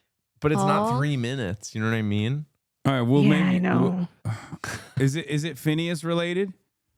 No, it's Muslim marriage related. Okay. That's not much love. Like, that's not my area of expertise. Yeah, this is okay. I think Pokey and I can handle this. I'm an expert in it's Muslim marriage. I'm like, okay. Yeah. I think I'm okay. Hey, All what a right. treat to meet you. Masha Allah, Phineas. Thanks for the gift. This is so sweet. I feel like we're pretty good at this Next time I know I'm gonna be where you are. I'll bring you something. That's very Good to see you, sweet. big dog. Tell Thank you for Claudia I coming said on. hi. Have a great rest of your night. I will. That's so Okay. sweet of you. Bye, Shot. Get home safe. Bye, Hoscord. All right. Bye. Bye. Okay. Well, let me fix some stuff up here real quick. Let me. Okay. Hold on. Oh, this is gonna be so tea. It's Pokey. It's like actually insane. I know you brought this one just for me. I'm so Tea. excited. Okay.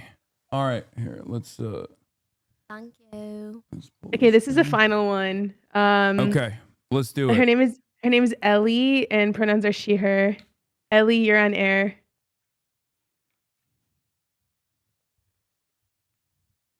Hello, Ellie. Welcome to Chadvice. What's your problem?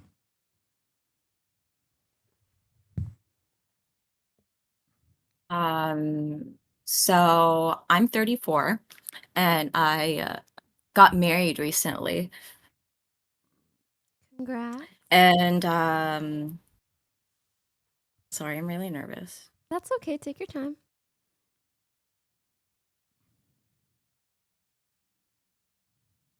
Deep inhale, deep exhale. Always helps.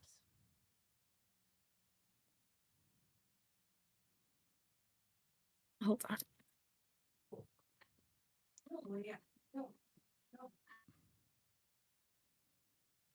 Okay. Sorry. Don't worry, reach we're out. here. Oh, it does help no, to I'm turn not. off chat. I'm not even. Chat always makes not me even looking emotional. at screen. Okay. So my husband lied to me about his age, and I found out when I was booking our honeymoon tickets. Odd. How much? Yeah, can you just Like lying by how much? Okay, so like when we met, he was like, "Oh, I'm 47," and me, I don't mind an age gap. That's fine. I'm in my 30s. I'm an adult. But at 10, he's like 23 years older than me, and Okay, I found so out he's- when I was he's booking our 57. honeymoon tickets. He's 57, yeah. God damn. I mean, how attractive is this man? He Good looks young, skincare huh? routine. He looks really like he takes care of himself. He doesn't look his age. That's what I'm saying. Yeah, he looks 47 is what you're saying. Ay, ay, ay, ay, ay, ay, ay.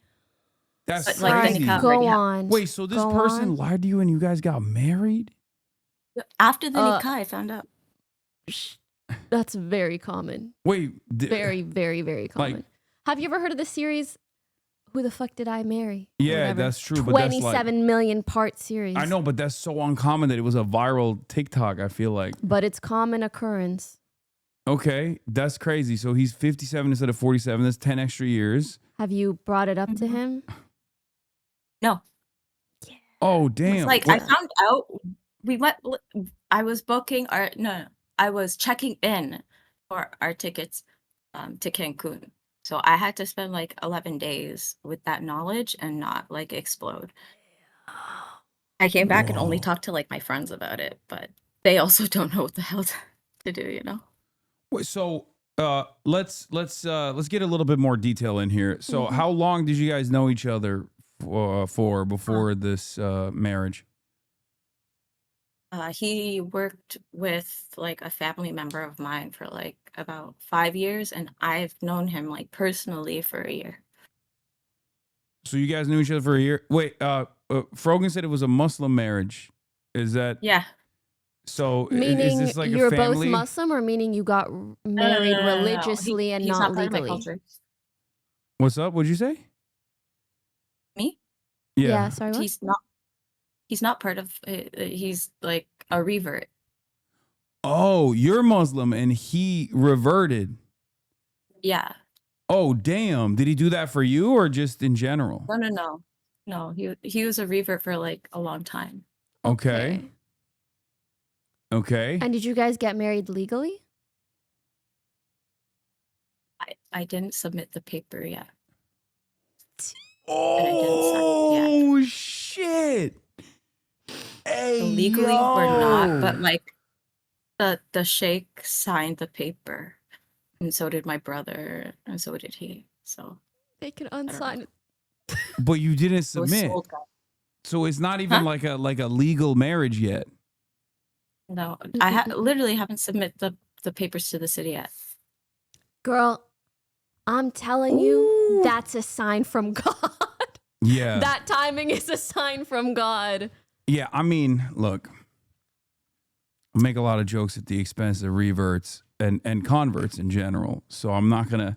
I am a little biased here. I'm gonna be honest, but like, what are the qualities of this person over the course of the year that like led you into falling in love with this person, or assuming that you could live the rest of your life with this person, and have they changed dramatically now that this like major, like if he had told you he was 57 from the jump and not 47, like would this have been a major deal breaker? Because the fact that he lied is already 100%. A deal breaker in and of itself.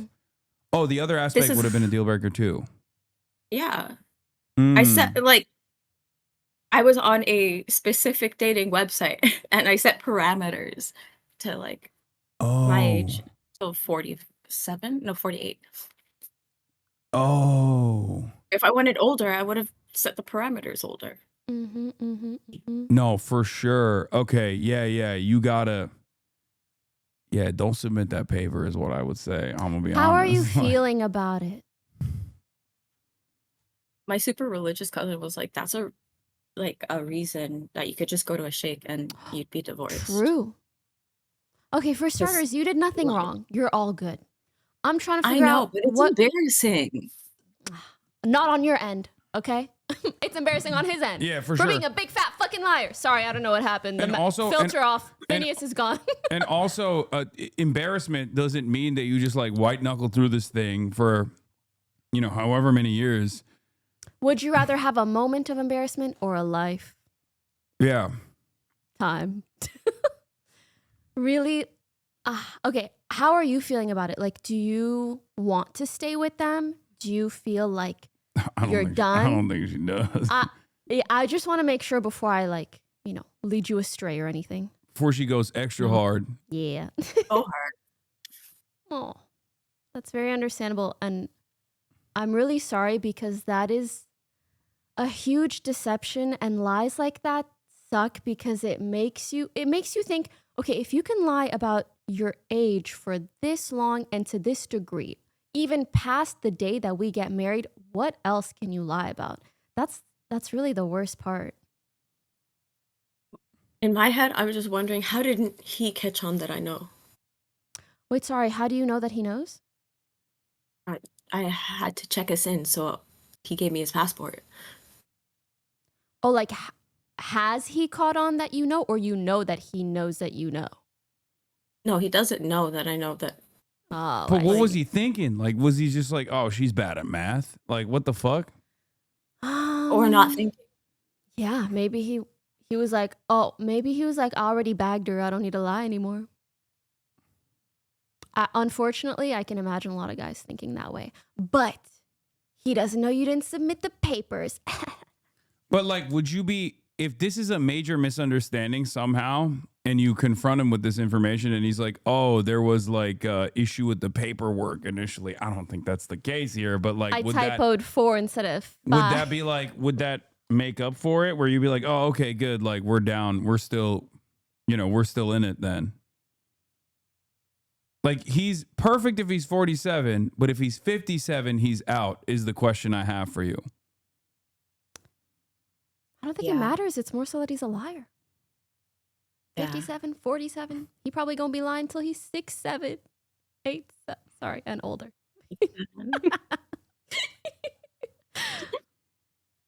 Yeah. Like, age is something for her to decide when she meets a person at whatever age, right? The thing is, I feel like that's straight out the window now. No, for sure. It's ridiculous. It's so ridiculous that like maybe there's a mistake somewhere. I don't know. Like on his passport? Oh, what I wanted to do, like to confront him, is like have like a therapist between us. Honestly, I don't think that's a bad idea. Yeah. Just be like, yo, are you lying? Because what if he lies then in front of the therapist? Have his passport ready. Have his passport ready. Yeah, did you take a pic you of the should passport? take a photo of it, yeah. I think Okay, you you should did, document good. everything, yeah. That's good. Mhm. Okay, so throw him a birthday party with his family. True, that's a good call. That's actually kind of not a bad idea. It's in February. I could wait. And then, oh my God, okay, that's No, I don't wish sinister. you 2-3 months of Yeah, no, don't lock that in. resentment being pent Especially up. without like putting in the paperwork. He's gonna be like, oh, are we The married or easy what? part is that we don't live with each other right now. Pardon? The easy part is that we don't live with each other right now. Good, thank God. Okay. He lives in a different city. Mm. I do unfortunately feel like it might have been a situation where he was just trying to get to the finish line and then figured you would accept him regardless afterwards. And the thing is, you sound really kind. You maybe would have accepted him, but the issue, again, at this point is not the age. It's the fact that he could lie to you about something like that for so long. Yeah. Yeah, I think is completely unacceptable. Okay, here's an alternative. He's already 57. Does he make a lot of money? You just wait it through. Okay? He's going to take a wrong step going up the What stairs kind in of about like marriage 5 years. Is this? I've heard a great saying in Islam. runs marathons. You know, your money's my money, He my runs money's my money. marathons? Fuck. Okay, no, you got to get out, girl. That dude's Oh, going to like live he's forever. living till 100? Damn. He takes vitamins. He's trying to live. Oh no. He takes vitamins. No, he's not going out anytime soon. Okay, No. never mind. What is the sign up? Like, from God, I didn't even sign the papers. Okay, that's good. That's Yeah. good. You Yeah, should yeah, yeah, yeah. Yeah, you should consult your friends about Mhm. the situation, get some feedback from them, but I assume that they're going to give you the same feedback, including you said your religious cousin is I mean it's not a valid it's not even like a valid Islamic marriage, right? No, he made it invalid if he by lying to lied, me. if he lied in the process, like it's already invalid regardless, like Yeah, that's very messed up. Yeah. so you're good. Yeah, see there's a Pakistani Mango says, as a Muslim, this is not a valid marriage. Lying on marriage, nikah, is haram. Mm-hmm. So, I feel like you already know what you want to do and how you want to go about it. So I'm curious if there's anything else you feel kind of hung up on. is the birthday wrong on the legal paperwork for the marriage certificate? Is the birthday wrong? No. Yeah, is his birthday wrong on there? No, I did that after I checked this in. Oh, so you put his right birthday on there? Yeah, and I made him sign it at the bottom, and I was like, I'm just gonna hold on to this. Yeah, I don't know what this guy was thinking. Yeah, I think Pokey's right. He was just like, all right, we locked it down. It's good. She Mhm. can't say no after this. Okay, Which makes him Frogan wants also to a ask little a question. dumb, I'm not gonna lie. Sorry. Yeah. Oh no. I say leave his ass. That's all I'm gonna say. Don't ask Oh. me for advice. Oh, okay. I thought you wanted to ask a question. You said I'm gonna. No. ask you." After. Okay. All right. Yeah. No. I think we're united in our advice. You got to leave his ass. Oh yeah, sorry. Is there anything else you feel kind of hung up on? No. Can I ask Aw, you? Wait. you I must need be a more. lot I need. too emotionally I want to processed. ask a couple more questions. Like, so what if Yeah. he put the wrong age in the dating app? Like, has he ever like talked about age? Have you guys ever talked Has about he age? doubled down on the 47? Yeah. Like, has he ever just been like? He did. Yeah, He I love did. being a 47-year-old, like, us 40-year-olds, like, We're man. He so said, Turning not in 40. my 47 years have I. Oh, so he's just, oh my God, he's lying all the time. So he's like, yeah, oh man, remember 7 years ago when I was 40, when this thing happened? That's crazy. What if he has severe amnesia? I don't know. I mean, I think that's fucked. What That's is? terrible. That's so crazy. He's I'm more glad. likely a liar. Look, Kismet, you found out and you didn't like finalize the paperwork, so that's Kismet, right? Like you're good. Use this to your but if I advantage. don't submit in 90 days, then it's not valid in our city. I think you got to confront him ASAP and maybe figure out the best way to go about it for the annulment of the marriage, whether that's asking a sheikh, if I'm pronouncing that right, or talking to your friends, or just figuring out how can I document this and make sure that I'm in the clear. All right. Oh, my honey.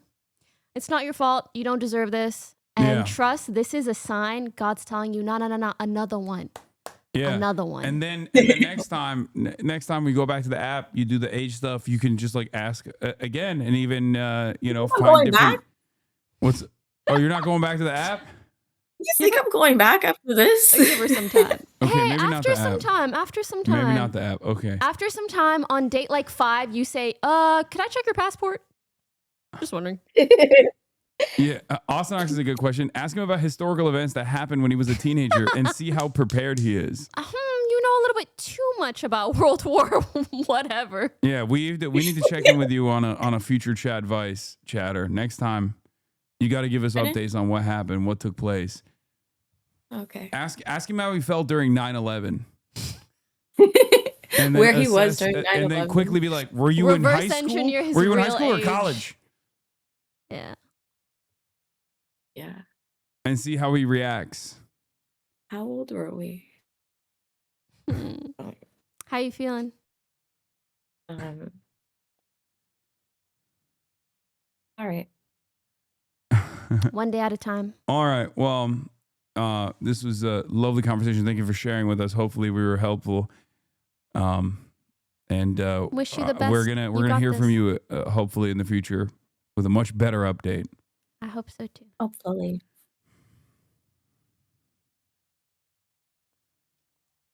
All right. Can I what were ask you a gonna say, question? Morgan? Should I refollow this guy that ghosted me on Instagram? But hear me out. He ghosted. So I started talking to him a year ago. And it was honestly when I got banned for 30 days, I was really bored. And I went on dating apps because I had nothing else to do. And I met this guy like right before. And then he said he saw me on the front page of Reddit. And saw the things I said. And he said I was funny. Okay. But like we talked a lot. We talked for like almost 2 months. And we'd play Call of Duty together. And the night before I started streaming again, he's like, good luck, you're gonna kill it. And then he never talked to me ever again. And I was like, okay, T. Well, he's a and then Redditor. a week. Drop his ass. The fuck are But you he's doing? also he was 6'7". He was so tall. He was a basketball player. Whatever. And then Still a Redditor. a week later, still ghosted you. Age ready, week whatever. later- He ghosted you. Wait, did I he know. like ghost you? Yeah, he just like stopped talking to me, but he like still followed me on Instagram. And then a week later, Was he it hard like launched a casual? We talked, and one day we kind of didn't, or like he refused to answer you, and it was weird. It was weird, and I like I sent like I was like hard-headed low-key, but then I like a couple days after he didn't talk to me. We usually talked like all day every day. Mhm. I was like, hey, like how are you? And I got no response. And then a week later, he hard launched a whole ass girlfriend. What are you doing, Morgan? Girl, not only do I unfollow, block, I tell the government. No, I'm kidding. I tell the girlfriend potentially. That's a little too. I thought about it, but Thought about it. Do it. no. But then I was like, I got over it. But then like lately, he's been coming up as a person I may know on Instagram. I'm like, oh my god, like he's definitely creeping me. So I should follow him again. No. What this are you is what doing? I mean by the market is so bad for us to even be considering these things. What are you saying and doing? That's insane. No, for your own sanity. For my own sanity, girl, don't do it. Think That's of me. crazy. That's not even a question. This is Like, Pokey will be disappointed. This is not even Chadvice. This is just like the most normal advice. No. No, find another. Go watch a basketball game and pick another 6'7" guy. They're not that easy to find. Yeah, regardless. It's gonna be okay. Regardless, like He ghosted me for a girl that was so much taller than me, and honestly, I commend him for that because Don't commend him for anything. Hello, stand up. Yeah, no, 6'7" is too tall anyway. I'm telling you, you're out of your mind. This is. I'm literally ridiculous. 6'2" myself, though, so I needed somebody tall. I can see her thinking on whether or not what you just said currently is correct or not. I don't want to minimize whatever height struggles she might have. I'm kidding. But I don't have will any. say, what do you value she's more, lying. honesty in character or height? It's up to you. What are you talking about? Well, she's a little tall. She's not Nope, six. she's not. What? Yeah. Frogan is 6'2" in the same way that the previous husband was 47. Exactly. Yeah, that's crazy. But yeah, I don't know. I really didn't think about him for a long time, and then I keep seeing him in my suggested people I may know. I was like, interesting. Block. No, yeah, block the dude. Move Don't on. let Instagram features control you. You should control them. Yeah, okay? the algorithm is fried your brain. Mute shit, If I block, it's gonna look like I shit, care. not interested in shit. No. Otherwise, your brain is not even your brain anymore. Yeah, no, that's True. crazy. That's crazy. Oh my God, I can't believe you asked that question. No, but to be honest, this is real life dating nowadays. That's crazy. It's tough. All It's right. okay. I won't follow him. Okay, I'm Okay. proud of you. I'm really proud of you. Well, thank you so much did think for about compiling this wonderful list of people. Yes, and I'm I'm sure it sorry. wasn't easy. I So thank apologize you. to the people that we couldn't get to. There were some real interesting stories there, and thank you so much, time. Pokey, for coming on, It was a and pleasure. Phineas as well. I love drama that's not mine. Smiley face. Yeah, and no gaming. Come on, I've done. But I've you done- promised you would play Dispatch. Oh my God, it's 6 hours and 21 minutes. I'm tired. I used a lot of brain power here. Dispatch requires not that much brain power, to be No, honest. I can't It's get. fun though. It's fun. Okay, you know what? I'll play Dispatch after this. Okay, all right. Well, thank you, Pokey, for coming on. Are you lying? No, I'm gonna play. Okay, Dispatch. you can lie on your own. Don't lie around. They'll associate the lie with me. No. Okay, all right. Well, but like I said, thank you for coming on. I'm gonna flip over to Dispatch right now, chat. Thanks for having me. Nice seeing you guys chat. And thank you for the gifts. Oh, you're so welcome. I hope to see him in the background somewhere. Yeah, I have it right there. I already put it back there. Oh, cute. Yeah. A 2020 Labubu for chopper. everyone. Bye, chat. You guys are so sweet. Thank you to everybody that came on. I think, some people have fun sharing their stories, but I know for many it is not easy. But chat, whether it's on stream or in your personal lives, do emotionally share, do get things off of your chest. It's very healthy and will help you process things more than you think. All right. All right, dab me up, brother. Have a good stream. Okay. Kaya, All right. out, lady. Bye. Have fun playing Dispatch. All right, thank you.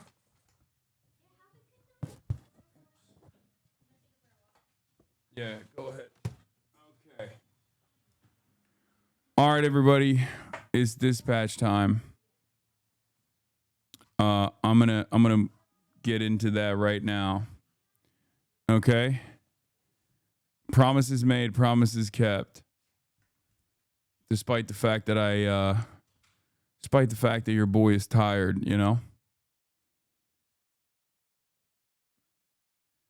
Blonde Blazer stands in.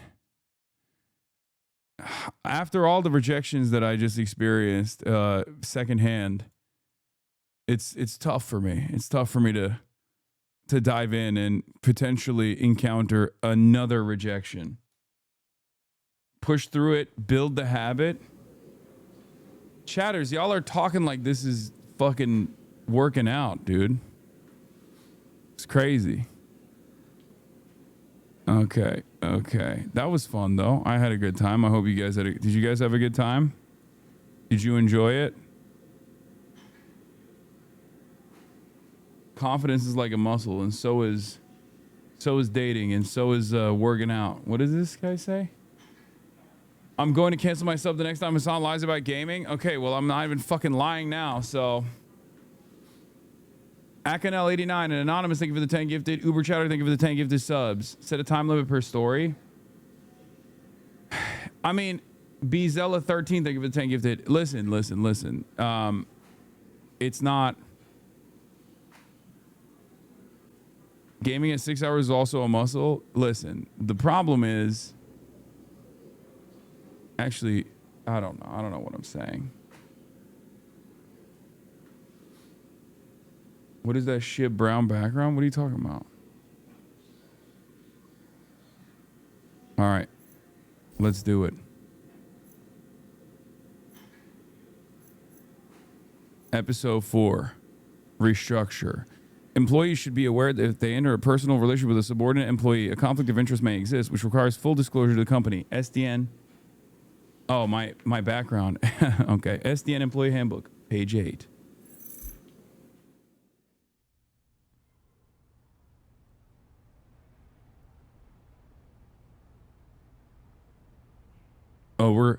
Oh no. We're going to replay the initial part that I quit. Oh no.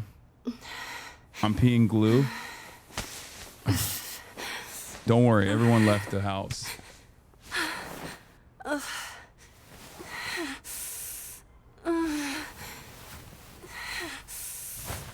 Oh no, I can't believe I'm rewatching this segment. What? That's so devastating.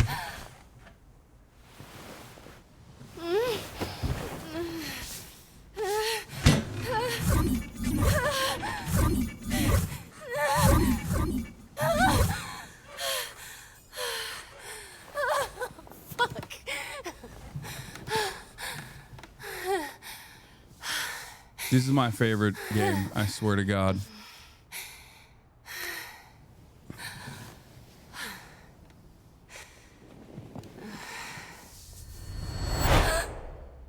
I love licking sniz.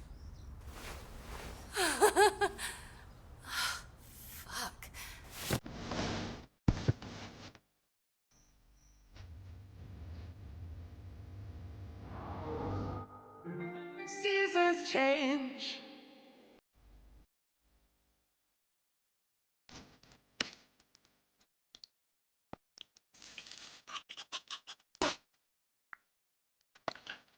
God, I'm such a fucking loser. I don't even know that Invisagirl,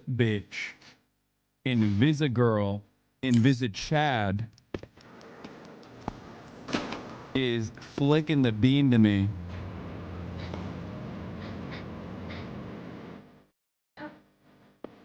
Ooh, blonde babies. Oh, God. Oh, so many options.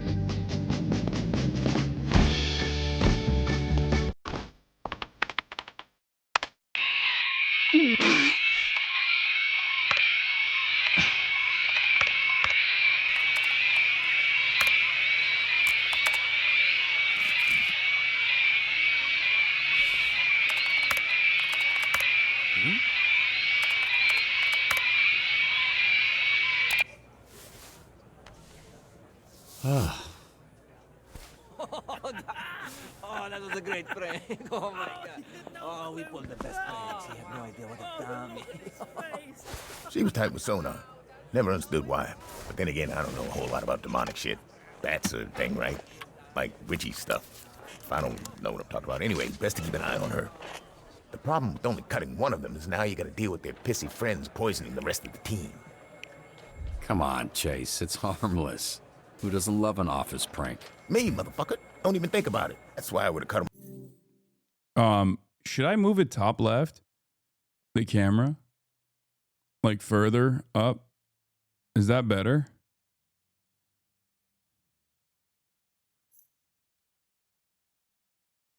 Maybe.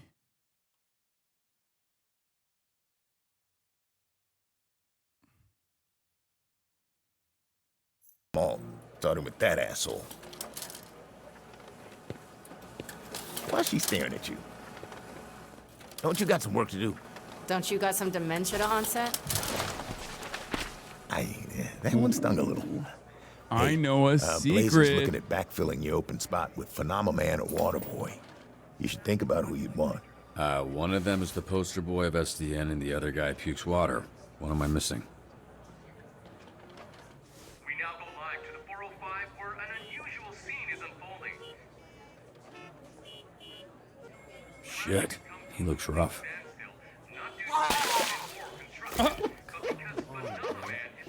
Not do that like that, please. Sorry.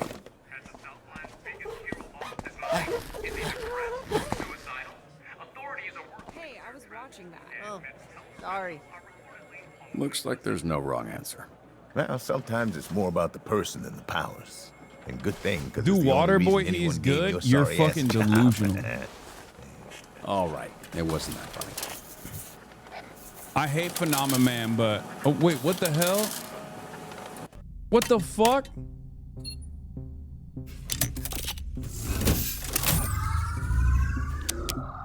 Protopulse test 7, pilot ready. We good out there? You can talk, I can hear you. Oh, we good. All you, Mecha Man.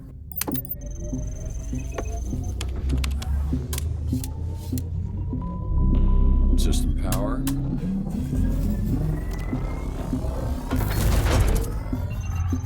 Simple locomotion. Complex locomotion. Levels are stable. We onto something, bro. This is it. This is gonna be it. You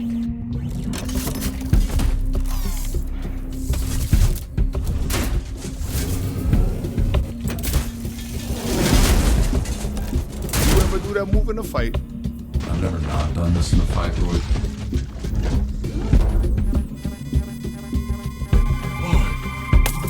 No!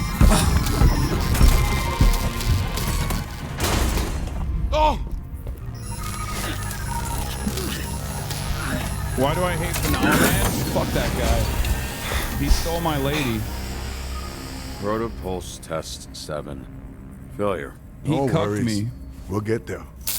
Royd, you gotta move your fucking ass on this development. I need to beat Phenomenon's ass. Royd, what is all this stuff? Whole network expect me to process all the confiscated stuff. Cause we the bottom branch for SDA. Okay, you guys don't understand. I want to bring Phenomenon onto the team so I can basically order him around and then literally cuck him ultimately. Like, I bring Phenomenon onto the team. I bring him onto the team. I'm his boss. And at his weakest point, not only am I bossing him around, but also I fuck his ex-girlfriend. He called me small. I don't think you understand. He called me small. He said I was small and that I would fall from simply the impact. It's such a violent cuck. Goddamn, what are you, the CEO of SAG?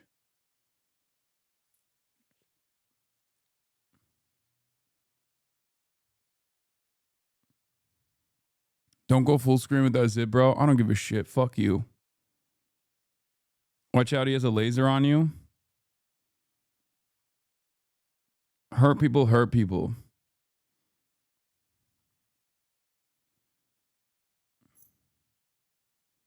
Let's continue. We catch all kind of shit work, bro. Did you just give me an up-down? We take one bad guy stuff and use them for catch the other bad guy. You have your game censored right now? No, I don't. The fuck are you talking about?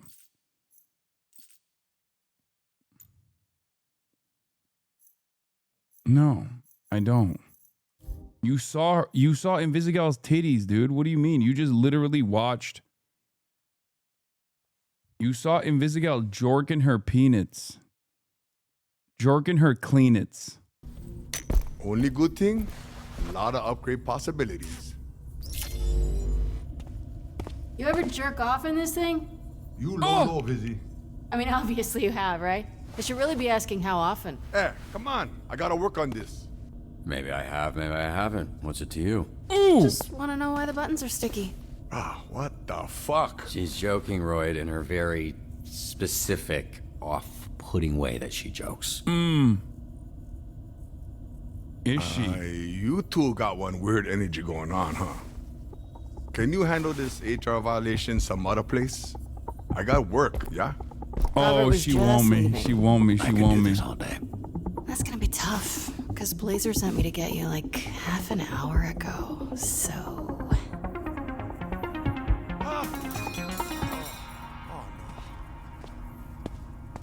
Seduce Roy, please? No.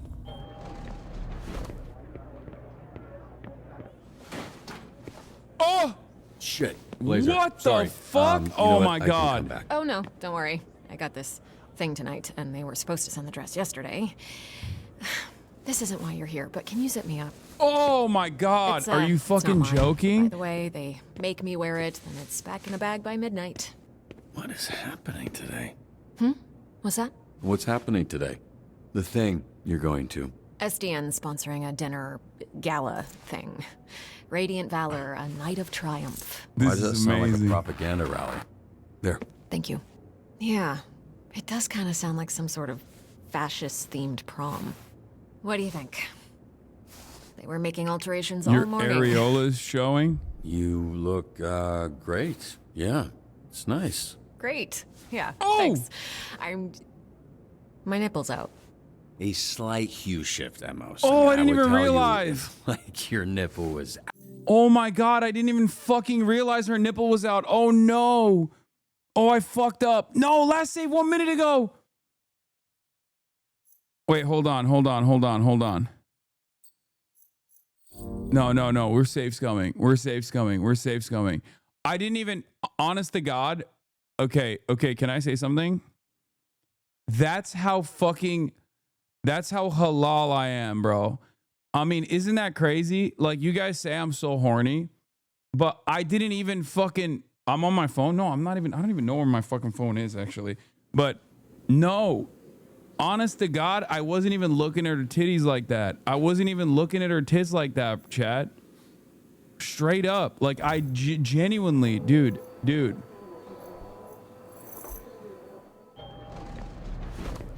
I wasn't even looking. See, I should have been looking at her tits. Shit, Blazer. Sorry. You know what? I can come I back. should have been. don't The worry. lesson I to got learn this here thing tonight, and they is were that I supposed should to have been send the dress looking at her yesterday. pubes.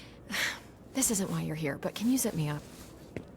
It's not mine. By the way, they make me wear it, and it's back in a bag by midnight. Your areola is showing. I didn't even look because I'm so What's honest. happening I was today? looking at her beautiful The thing face. you're going to. SDN's.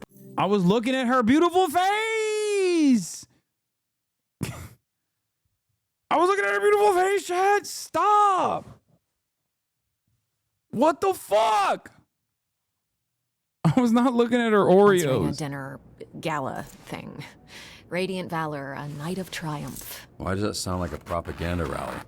There. Thank you. Yeah, I save scum. I save scum because I would never. Fascist-themed prom. Yeah, see, I see it now. What do you think? I see it now. They were making alterations all morning. No cause for alarm, but a little bit of your areola is out. It's like a slight hue shift. Oh. I don't think I've heard someone say areola out loud before. I fucked up. I should have said your dress is too small, right? That's probably the right thing to say. I shouldn't have said Oreola. I fucked up. Do I save scum again? Nah, fuck it. We ball. Up a ton now. All right, for real now. How do I look? The breakup story is out, so I might be getting more attention than I'm comfortable with. I say incredible. I think Fuck. Was I too forward? Look incredible. Thanks. Blonde Blazer will remember I was that. supposed to be going with him, but I don't think he's going to be making it. Oh my God, is she asking me? The Is she downtown asking branch me? dropped him. Indefinite suspension. Is that your car? I don't have a car. That's gonna be a weird insurance claim. I'd like for you to talk to him. Me? Why me? You're the pep talk guy. You've been through a transition recently yourself. I think he could use some perspective. Like perspective to join the Z team? Chase mentioned it. Yeah, the only candidates that make sense are him or Waterboy. And at the moment, it's close. Mostly, I'd like you to get him out of the parking lot. Oh, and tell him to stop with the edible arrangements. He keeps sending them, but with all melon. That's disgusting. I'll see what I can do.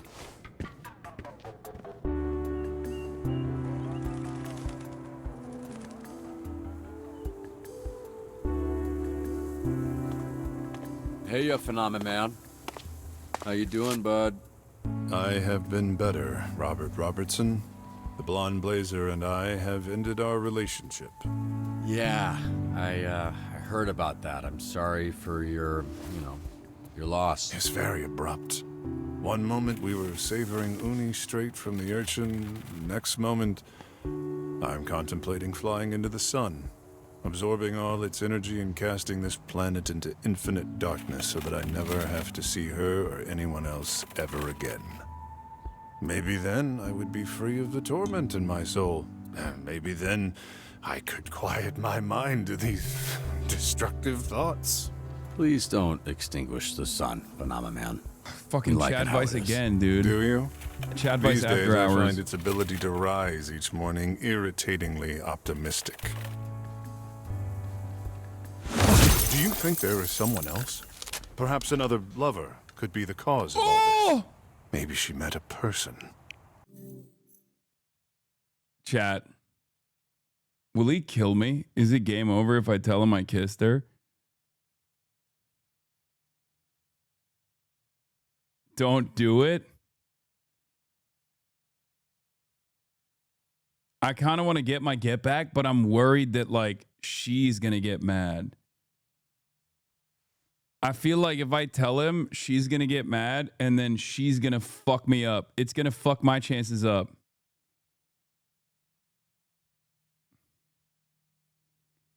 I'm so scared. I don't care about him beating my ass. I have plot armor, but I'm worried about losing blonde babe. Nothing bad can happen. It can only good happen. It can only good happen. Do it, bro. Oh my God. Everyone in the chat just wants me to fuck this up. An All right, actual whatever. person. I am not a person. I just resemble one anatomically. Look, Phenomenon, I'm only telling you this because I don't want you hearing it from someone else. I kiss Blazer. Before you incinerate me, it's worth noting I had no idea she was in a relationship. This happened while we were together? It just gets worse. No, hold on. She didn't kiss me. She didn't do anything wrong. I kissed her. So you are to blame for my sadness. Maybe, but I doubt it. I'd guess this is something she was thinking about for a while. I'm not that good of a kisser.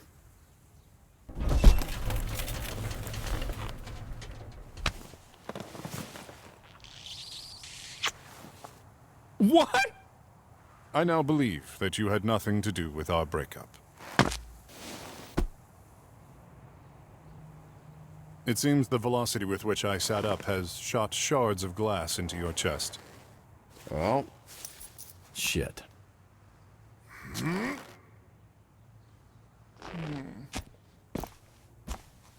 That's crazy.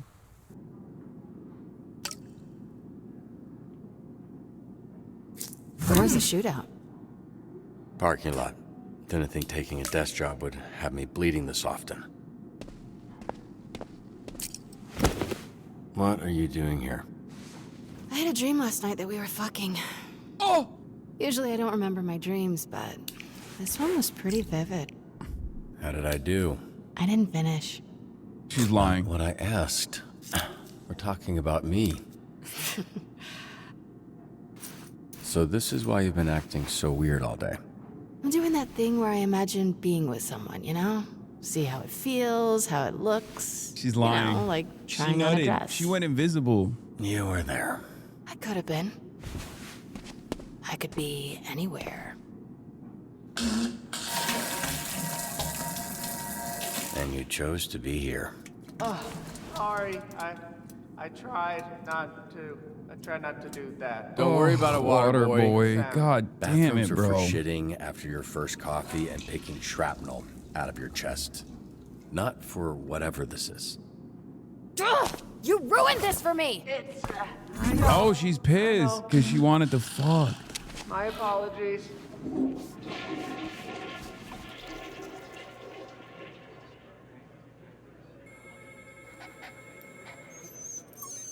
Yeah, L water shit.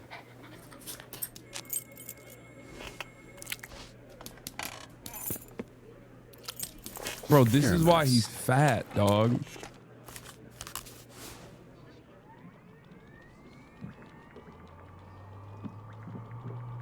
Is water shit gonna cuck me every time, chat?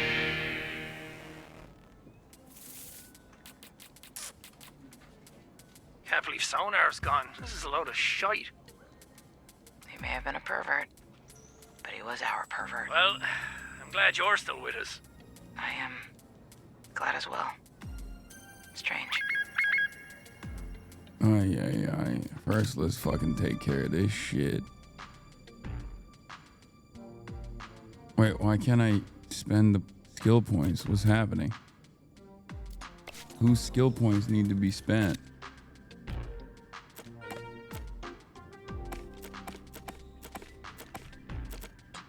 Oh. It's hers.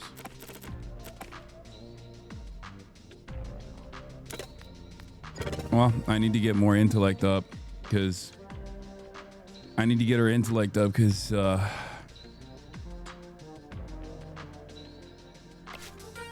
Help us get this stuff out of the dorm, yeah? You guys do that kind of stuff, right? carry the belongings down 2 flights of stairs. That's a golem. I've been hearing a lot about some guy named Chad. I think he's trying to summon a demon. Wait, wasn't there a cult of Chad? Chad? Yeah. Malevola, do you know where this church is located? You can take a look and... Oh, not interested. Maybe we send someone in, have them pretend to be interested in joining the cult. Oh yeah, I'm gonna do the full. Read through their lies, learn through their motives. Okay, she's got high enough intellect. Malevola doesn't want to do it. Is that what it is? Off to cutting Sona? No, you're on your own. God damn it, you fucking suck, dude. I'll bring in a yap or two. Match my tempo. Prism, have you finished the book I lent you? Girl, I'm a slow reader, alright? Besides, you promised fairy sex, and so far...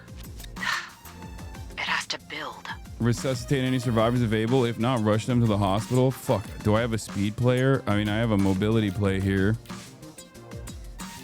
But I don't have anything for... Whatever.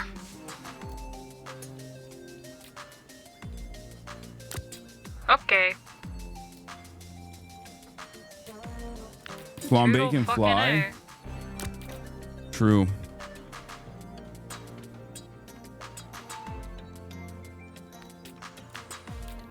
Just flambe? I don't think so. Because it says... Yeah, flying doesn't play a role in this. It's mobility. It needs to be a mobility. Why?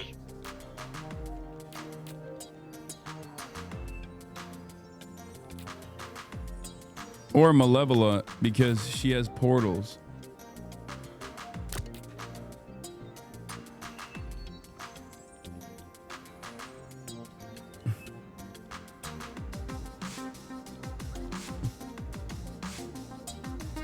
Just trust Flambe. Okay, but he fell in the water, Chad. I feel like you guys are trying to fucking cook me. Like, I don't know if I'm overthinking it or not, but I feel like you're cooking me. I love looking at the beautiful homes in the city and shush. knowing I'll never own one.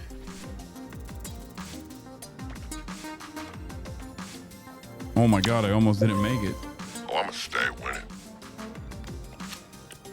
It's 3rd and 7 in the UCT red zone, and tensions have boiled over into a full-on fistfight. Return piece of the football game using your fists. Oi, my eyes are down here.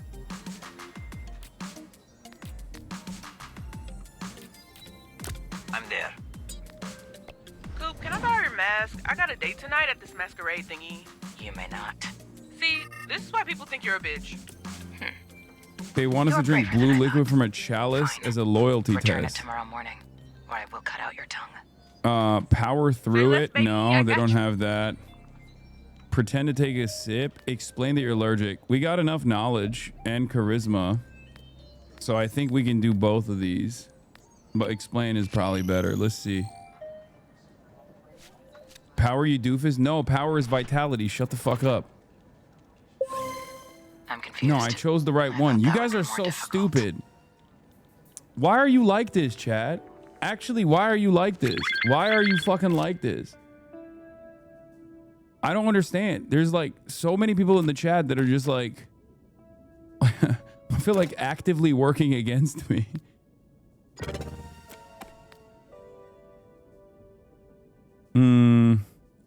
Now that we got 5 on the mobility, I've studied the blade and I will help you. Yeah, no, I sometimes chat is just genuinely giving me the wrong stuff, but wrong details. But doing so in a way where they're like, doing so in a way where they think they're right. Give Vizzy int. It's not a stream of HasanAbi isn't beefing with chat. It's true. Ignore chat on everything. Make your own decisions. People are always weird in these types of games. Hasan acting like he's never streamed. True. I think I'm gonna go. I got 5 on vigor. I'm gonna go with charisma, I think. And then she's already 6 on charisma and 5 on combat. So I should probably hit her with like maybe mobility. Just make her a little bit better rounded, or maybe intellect.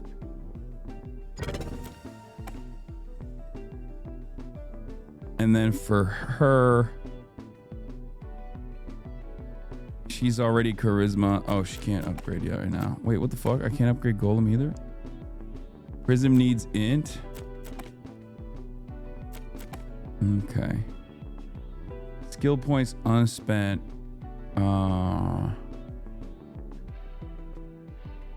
I should do one more combat for Coop. Coop is like the most well-rounded, I feel like.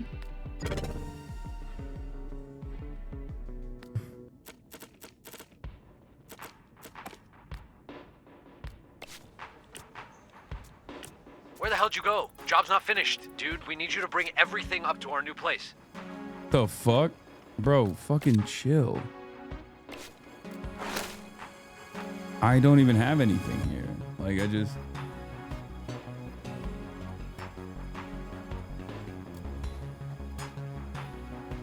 I guess I could just wait. And then send Golem again. The driver's out of the car but isn't responding. Rush them, because I have mobility.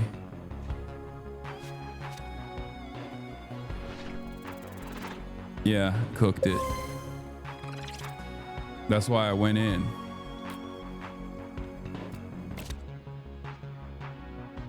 What did you guys say I should do? Wait, what the fuck? Why did that?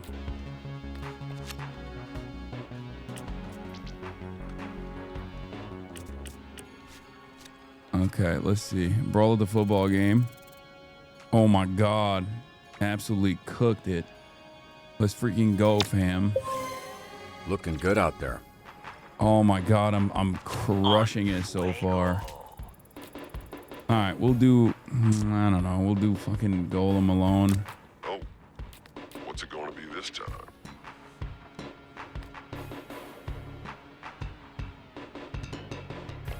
Yeah, I've been trying to smile more, but I don't have enough teeth. Tagging with the girl? I can't do it with the girl. There is no girl, just Golem. Mal needs mobility, charisma, or combat points. Okay. Search through the inbound retrograms, identify and disarm the bomb. Fuck. Who do I do? Who's the int? Who's the int for that? Hey, this is Jason from Nostalgia Alley. Someone just dropped off a box of games with a note saying there's a bomb inside one of them. Can you send someone? Swift as the night, sharp as my knife. Coop alone, or should I do Coop and Prism? Call me a BOGO bitch. Alright, that's easy. That's done. That's We need done. you to send somebody else. This is too much. We're out of somebody's. You're gonna have to make do. Which game is like my hiding the first bomb? manager. I fired his ass. Wait, what the This is fuck? fucking bullshit. We can't be everywhere at once. Telltale is Wolf Among Us, right? It's clear that cutting sonar has left us vulnerable. I can't believe I'm saying this. Wolf Among Us is Telltale, but Noted. Man Bomber You just seems like it hang would in be the there a bomb little one. longer. I'll see what I can do. Yeah, well, Kama's a fucking bitch, huh, Robert? If I'm metagaming, I'm going Wolf Among Us because it's like Wolf inside us.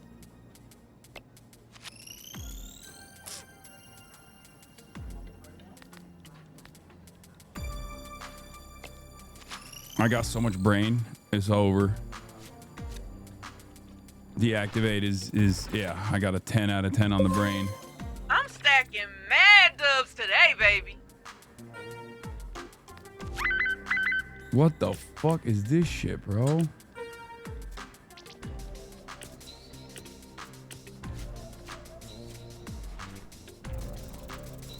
Uh-oh. Oh, thank God. That's better. Much better. What should I add to Golem? I feel like maybe mobility. You got to be more economic with sending 1 or 2 people, or vigor.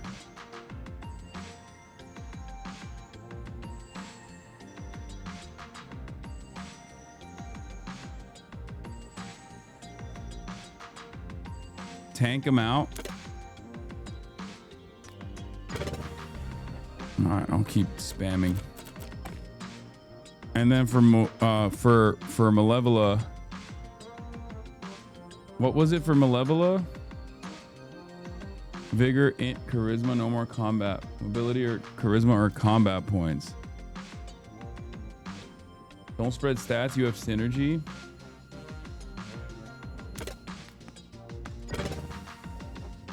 Fuck it, I put... You guys keep telling me to make all the characters all-rounded, by the way. I don't know if you noticed that or not. The CEO of Brand Tech, Milman Brandt, hasn't been seen for days, and the board is asking SDN to do a wellness check. Only Sona was here, considering he actually fucking knows who all these assholes are. Well, he's not, so we're going to have to go check on the assholes ourselves. You handle this one then.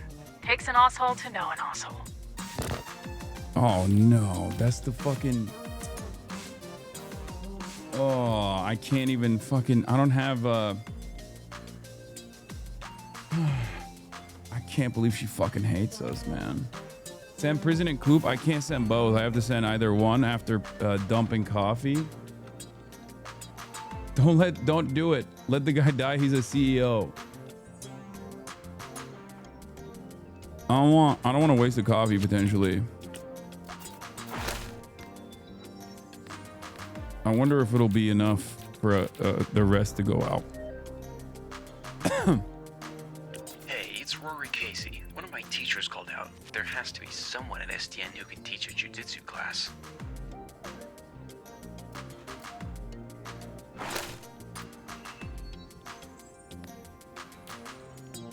Wait, which one was the int one?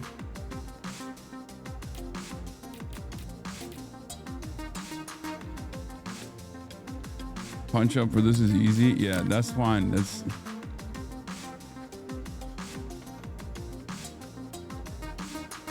Point for the road? It's not going to be enough time. Graceful, but deadly. Is there a knife sharpener on the way? Demo. Destroy the remains of the dilapidated. Oh, this is easy. On my way.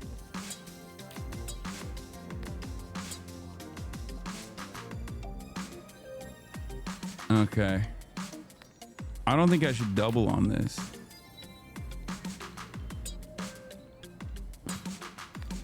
I think I'm done here. You're clocking out early? Mate, cut me if you want, but I'm out. Oh, He's a mind reader. She has X-ray vision. Together they are the ultimate invasion of privacy. Oh, sorry, is this SDN? We need help. Wanna dance? If anyone needs some more hands-on training, I'll be in the gym until the end of the shift. Okay.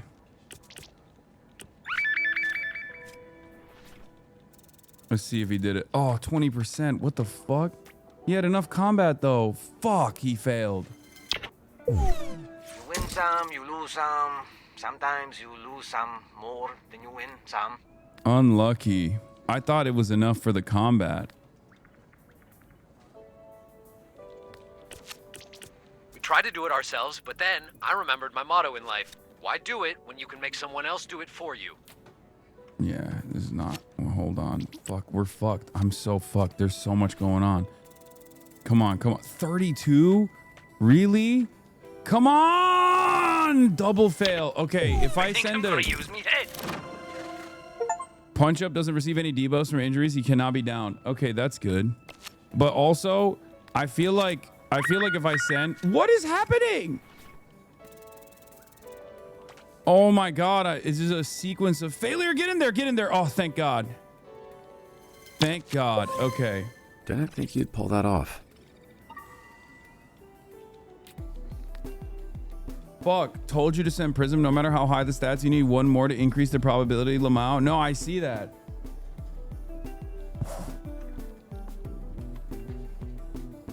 This game is making you miss sonar. Chatters. I had to cut one, and I think Coop is better than sonar.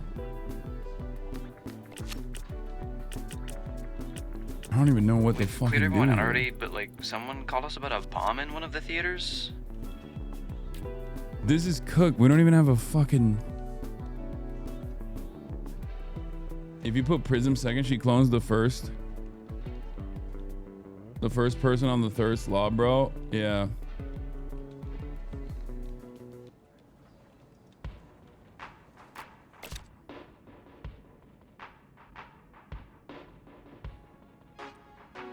I already used the coffee. Ugh. Charisma? No, dude. What the fuck? Combat? I think intellect.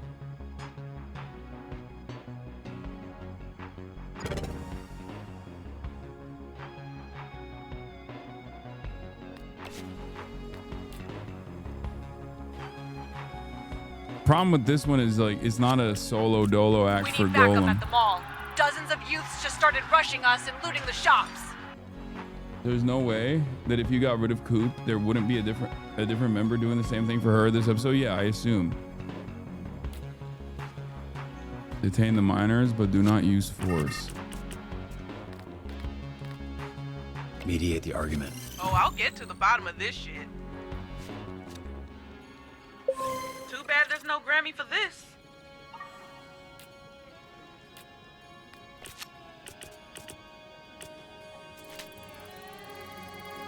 Assemble the furniture. Catch all of the looters. Why is fucking Flambe taking so long to goddamn rest? I don't even want to use Flambe. And I can't use Invisigal for catching. I'm just gonna let the fucking mall looters go. And I'm gonna fuck it. I'm sending Golem. Fucking rocks.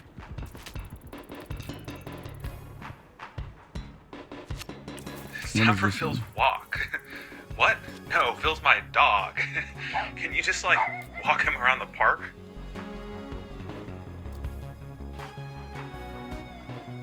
Lamo, HasanAbi's acting like San Jose police training. I don't know who to send to fucking hero training right now. Hold on. I guess I have only this to use here because otherwise I'm gonna lose it. Right? Too many fuck, things. I lost it.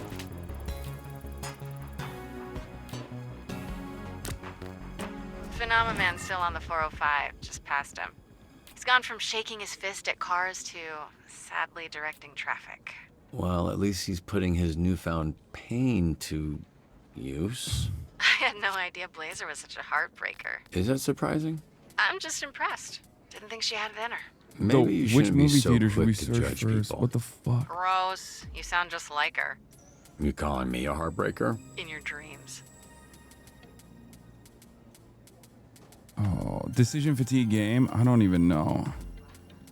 I don't even. Standing alive. Let's. Walking Dead. Okay, crawl through the vents, activate the AC to freeze the bomb. Neither is gonna work. He has no mobility and he has no brain. It's... I don't know. I mean, fuck it. He has no mobility and no brain. It's not gonna work. Yeah. Shit. Well, Fuck me. Better luck next time, right? All right, I'm sending Invisigal here. I work better alone. Oh my god, everything is out of control. With their connections, Invisigal can reveal the number of slots and crime type and on hover for certain calls before they happen. Wait, what? Okay. Oh. Double XP.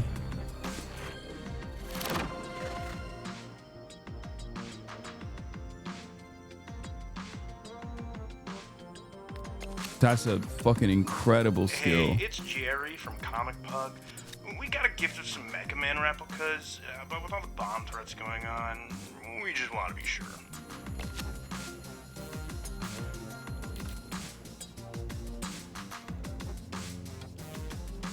Close your eyes. You're not gonna like what you see anyway.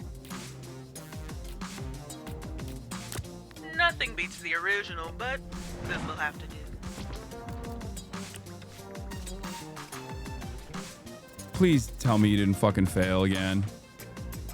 Jesus Christ, dude. Oh, thank God. Ding ding. Jesus Christ. Oh my God, I thought you fucking failed that too. I was gonna be pissed, dude. What should I do here? I already pumped her. Prism needs charisma, int, or combat. I know. I guess int, because she's already fairly skilled on that front. I'll give charisma to this guy.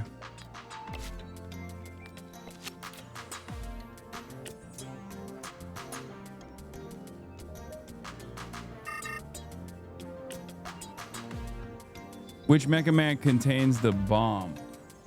How am I supposed to know, man? How am I supposed to fucking know?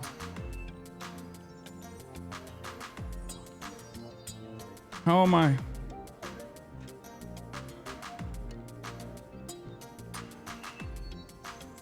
This one I don't know. It's you, blue.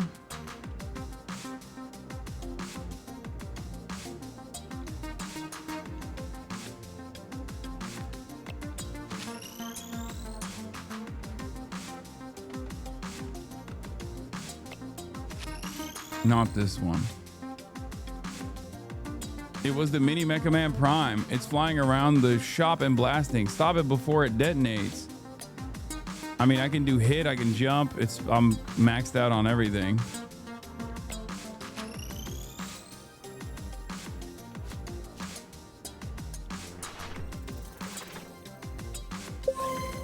I'm stacking mad dubs today, baby. Chatters are so convincing when they tell me I need to do something. Great. I'm gonna drink my spicy water. And then they just have no clue what the fuck's going on. God damn it. 10 successes, 3 failures, 2 misses. That was ass, bro. That was ass. Let's be real.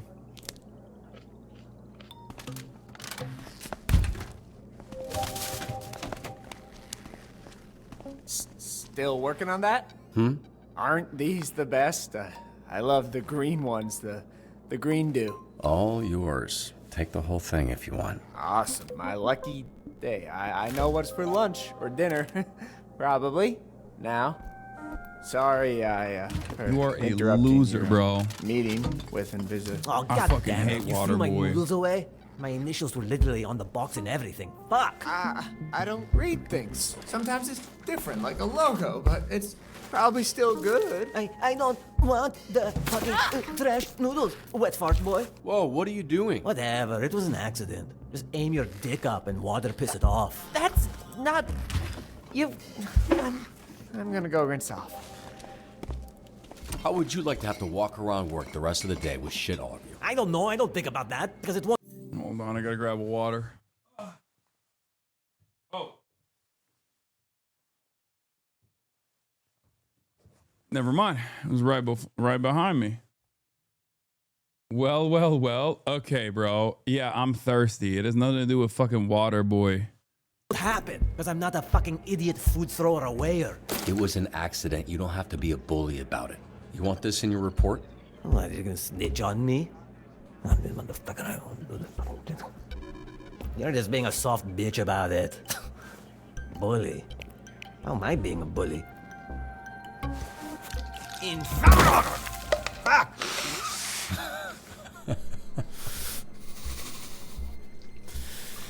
If it's in my hair, I'm going to fucking kill you. And good luck, bitch. Well, I got bad news for you. Flom, bitch. Hey, Robert, could you... Oh. You have stuff on your face. What happened here? I don't want to be a snitch, but Flambe accidentally made a mess. Really? Yes. Well, you should probably go get cleaned up, then, you know, accident or not, wipe up this mess you made. Yes. Okay, whatever that was. Listen, Robert. Jesus. Anyway, you talked to Chase. Who's it gonna be? Banana Man or Waterboy? And these two are my only options. For now, yeah. Obviously, we can revisit it, but Waterboy is already a trainee, sorta, and you already know Phenomena Man got cut by DTLA. Thanks for getting him out of the parking lot, by the way. It might also help to get, you know, an actual good person on your... It's crazy how much chat wants Waterboy.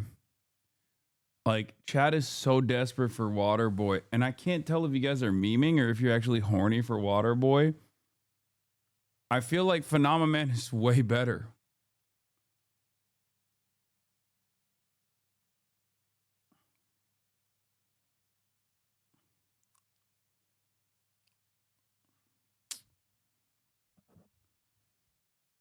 I don't know why Waterboy kind of grosses me out. I don't know, maybe because his superpower is throwing up on people.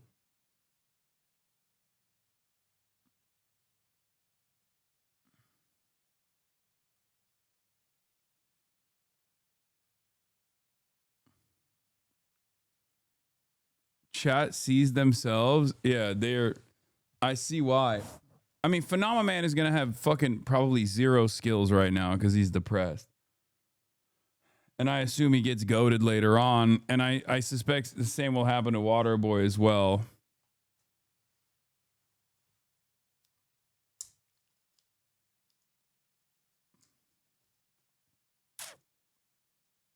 Just think about the last set of missions. What difference would Waterboy have made? Nothing. He would have fucking thrown up on the... I'm gonna jump.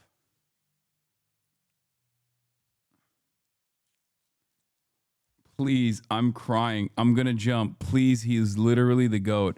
Honey Lays, you're the one who said you wanted to tie Waterboy to a fucking chair and spam the tip of his penis with a vibrator until he squirted.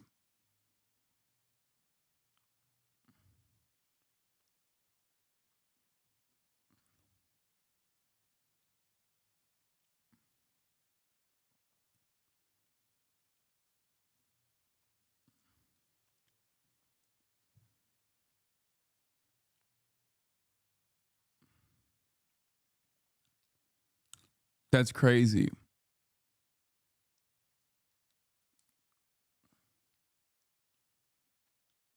Okay, and yeah, I just feel like you have a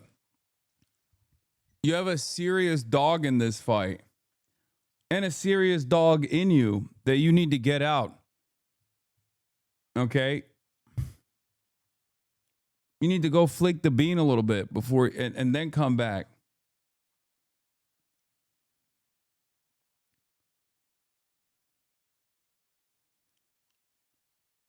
I don't know what you want. He's the GOAT. I did. Okay.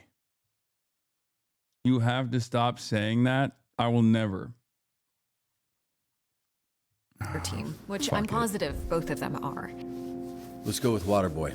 I think he deserves a shot, and he seems shockingly more stable than Phenomena Man at the moment. I hear ya. I might have him take care of this mess before he starts, but yeah, let's go with it. I'll let him know.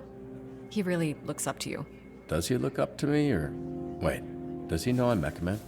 Yeah, but he said he won't tell anyone. I guess that's good. I'll let him know. You'll see him in the roster for your next dispatch. Wait, we pulled it? Oh, I didn't even see the poll. We polled it.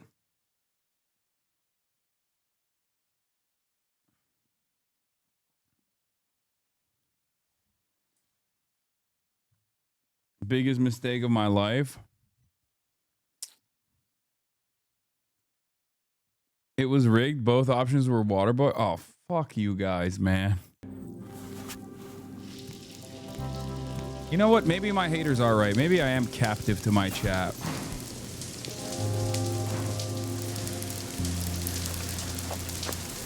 Hey, I leave. It's my clothes. They're waterproof-ish. Yeah, that's gonna clog. No. I do this. See? Waffle stomp? Did it real? Waffle stomp? That's your fucking pick, chatters? God damn, y'all are fucking whole ass losers, man. Chat wanted the waffle stomper? You want to fuck the guy who waffle stomps?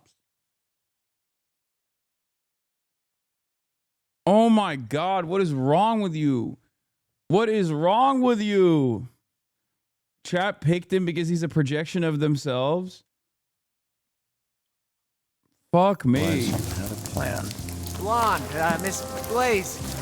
She talked to me. Whole ass loser this guy is. Thanks for picking me. I'm just to join you. Jazzed.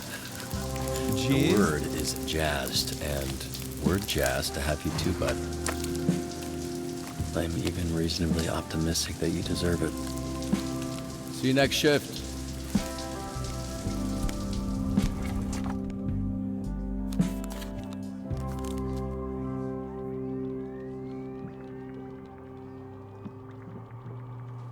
Ugh.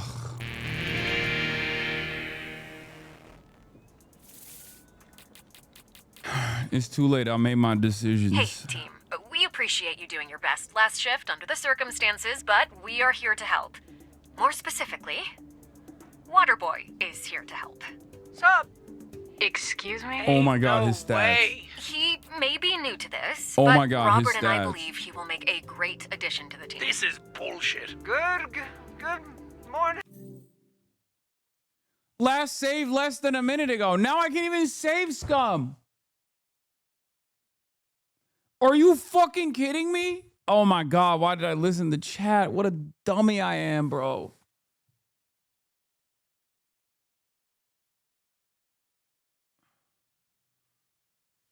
Y'all are fucking ass. Just don't be dramatic. Just send him to training with Blonde Blazer. Yeah, let me waste training on the fucking whole ass loser, bro. Evie, hello. This is a joke, right? I don't. Wait. Maybe. Is it a joke? Nope, Waterboy, it's not a joke. Oh. Cool, Leo. We have reason to believe that Mr. Vanderstank's life will be in danger at a meeting today.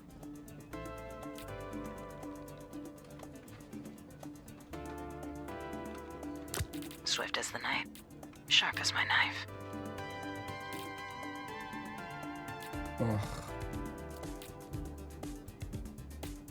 I mean, let me see. Look at this fucking loser, bro. Look at this goddamn loser. Are you serious? Look at this fucking loser.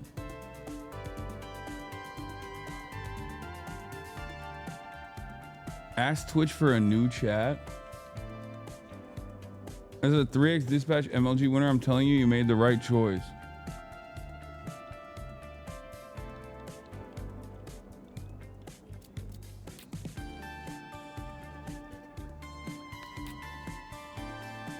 All right, we need a mobility pick here.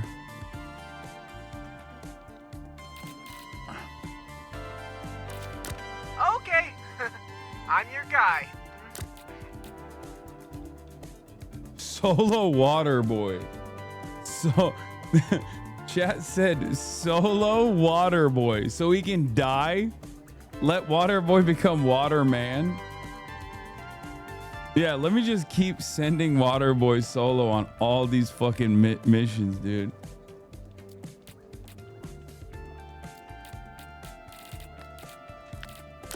Maybe Invisigal for double XP. And then Coup.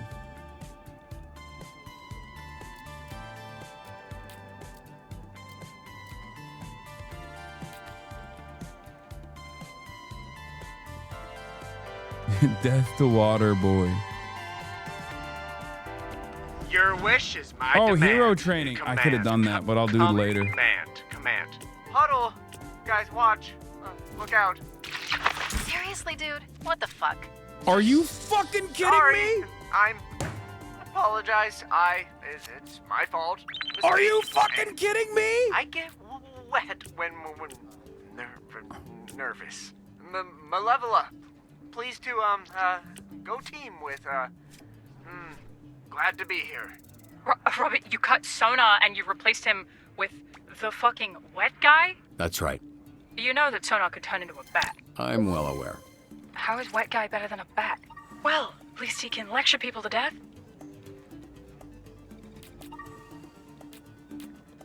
Chat, shut the fuck up. Malevola is right. What the fuck are we doing, bro? What are we doing? No, I'm not gonna train Prism. I need to train fucking Water Bitch. Are you kidding me? These one-on-ones seem to be really working out. I think I could make this training a regular thing, you know?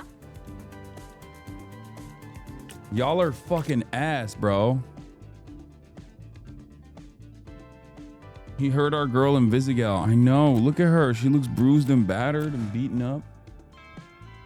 Why can't you see his potential? Because he smells like wet dog. He looks like he smells like wet dog, okay? That's why I can't see the fucking potential.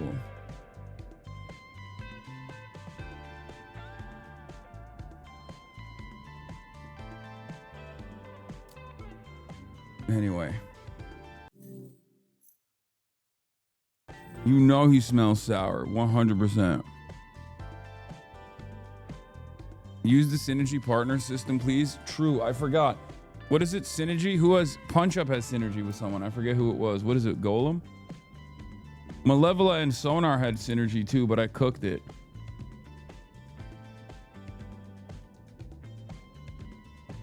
Invisigal and Golem.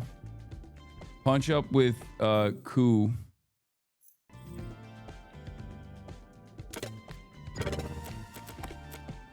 What do I even lean into for Water, bitch? Vigor and mobility?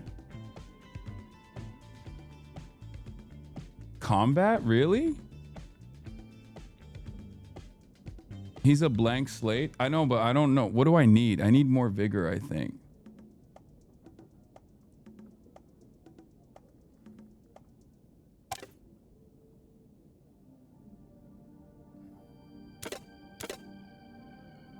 Do I need int?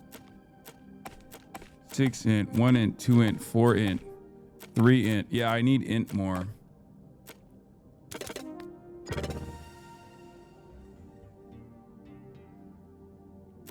And then on the mobility front, I got 5 mobility, 2, 2, 1, 5, or 1 mobility, 6 mobility, 4 mobility. I got decent amounts of mobility.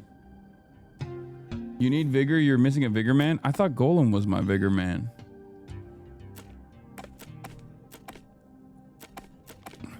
And Punch Up too.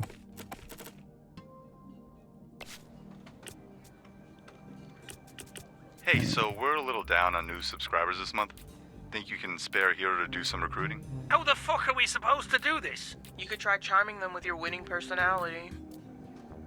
Team is looking good. No, team is looking ass right now. I'll send Prism. I'm already there. I've got a great opportunity to show the sweeter side of your ex-criminal crew at SDN. Yeah, I can't believe Sweet Talker went with Emily last season. Him and Carlos Physicality seem is perfect for valuable. each other. Well, he's not charming, and he's not good looking either. I don't want to send Malevola right now because I want to use Malevola on a double team so she can heal. But I guess she's not exactly physical. Fair play. Fuck it. All right, but I call dibs on Little Spoon. If you were a civvy, what would your job be? Oh, I feel like working at a gas station. Maybe pretty why chill. can't I With a send him? pet store. Yeah, right. You hate pets. What's their I second? hate pets with bad attitudes. What Train pets have water good squirt? attitudes? Snakes. They're just chilling. I can't put water squirt in here for some reason. I don't know why. I don't mind being a janitor, but I always wanted to be a hero. Oh, he's got jokes. Don't quit your day job, kid. This is my job. Day job. Listen, you tried and you suck. It happens. The important thing is you suck. And you know this now.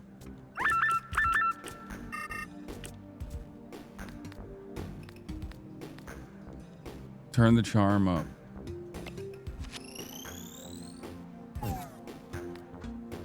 Wait, what happened? No one seems to be interested. Be mysterious. Read a book? Fuck. Our shit is on flambe. Fuck me. Oh, he's not gonna be able to. He has no mobility. I'm cooked. And he's stupid.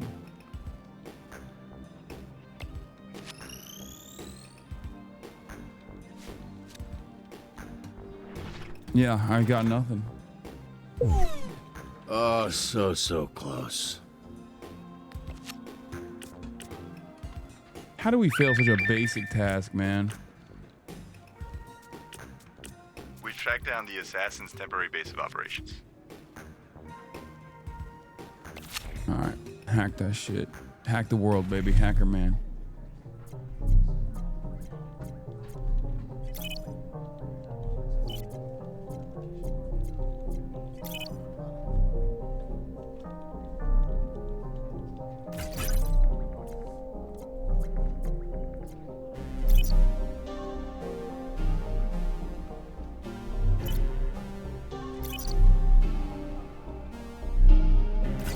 Oh, shit. Oops.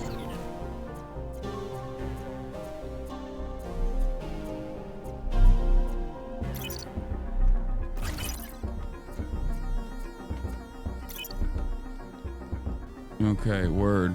Right down.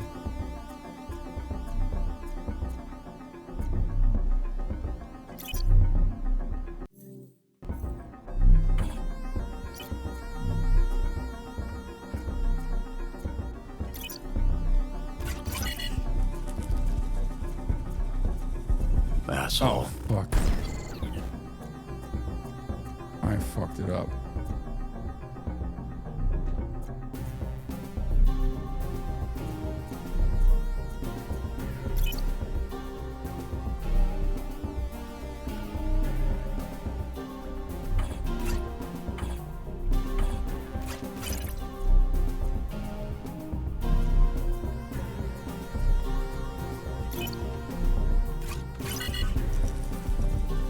Oh shit. Oh, fuck off. Oh yeah, I fucked it up again. Watching Hasan play is like watching an ape discover fire. I'm trying to trap it, but I keep fucking it up. No. What am I doing? What the fuck? My brain is not working. Someone needs training day with Blazer.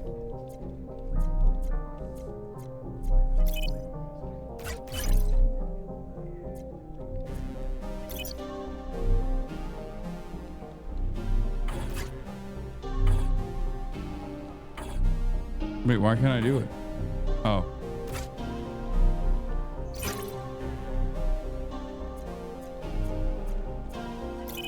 It can't come to me, right?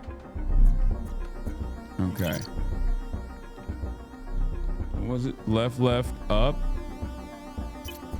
And then the other one was what?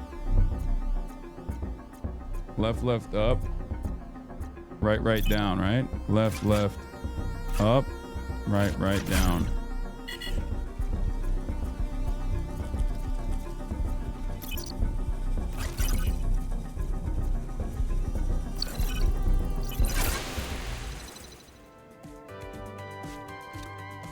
Video game journalist level gameplay. Shut up, bitch. The hero to put on a show? We need Terrence the Turtle to beat someone up.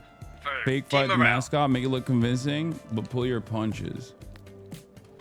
He's gonna be bad at this, but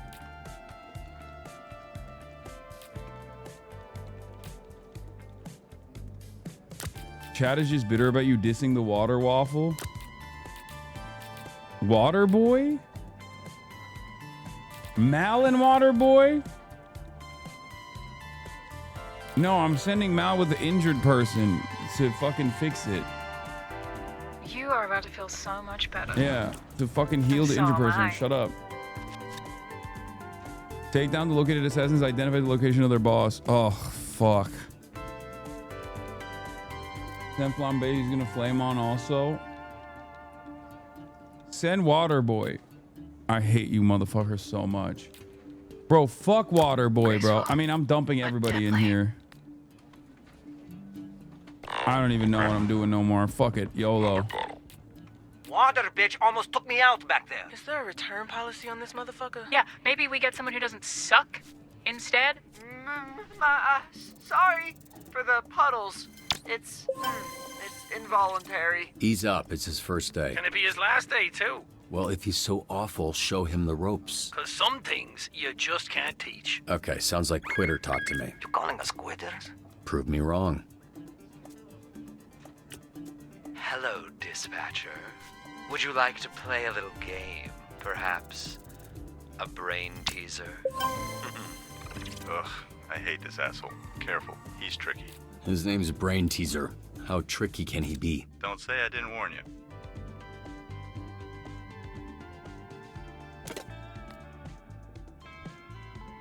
Use Synergy, Golem, and Invisigal. He's the GOAT. Hasan just doesn't know how to play this game. It's true. Yeah, Water Boy's the water goat. I just don't understand it. Have you used your items? I only have one item, chatter. Shut up.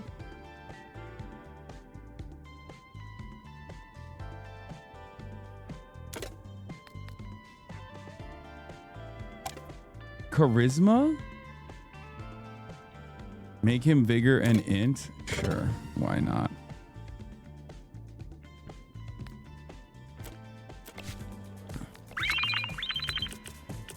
Look at all this. The fucking city's on fire. Attention.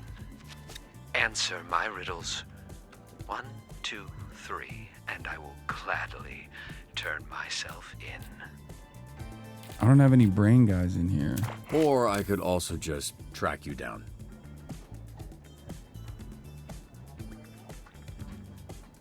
Bro's gonna be vomiting everywhere with reckless abandon without any charisma.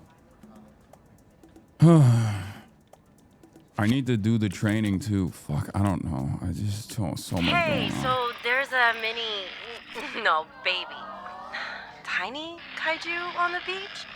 It's actually pretty cute, but like, where is its mom?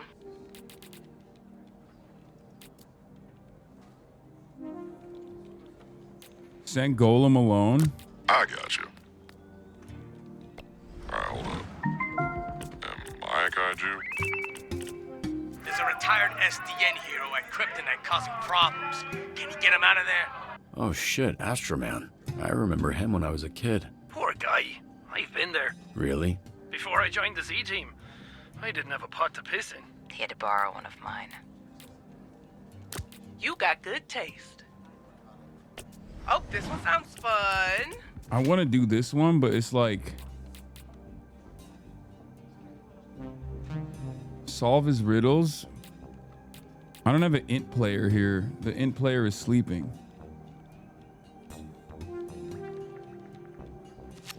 Stats don't matter.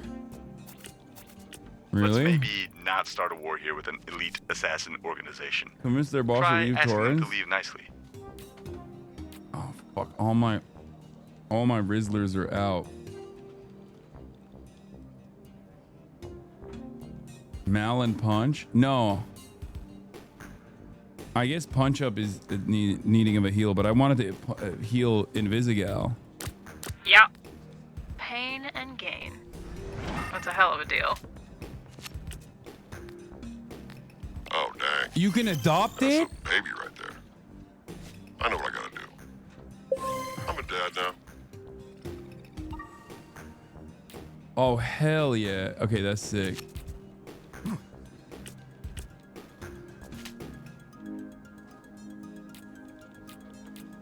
Okay, solve his riddles.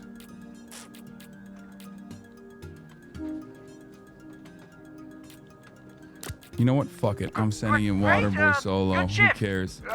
Fuck it. Let him die. Go! Z-Team! How about you go back to wiping up spills, janitor? Excuse me. Who do I train? Because Waterboy's skills are not unlocked yet. So I don't know. I was waiting for Waterboy water shit to get his skill unlocked so I could train him, but maybe Coop. Of course. Golem upgrade OP. Prism or Coop. Ta-ta. Alright, fuck it. I'll do Coop. We'll start with an easy one. What's my favorite game? The Wolf Within Us. The Wolves Inside Us. The Wolves Have Eyes. Humor the Brain Teaser. The Wolf Among Us. The Wolves Inside Us, maybe? Oh, I hope I didn't fuck this up. What about my favorite movie? Walking Dead? Waking Dead? Like The Walking Dead?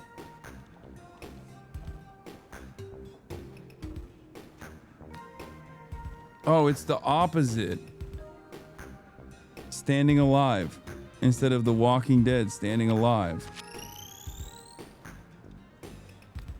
Who was my greatest enemy of all time? Mecha Man Prime, Mecha Man Astral, Mecha Man Blue.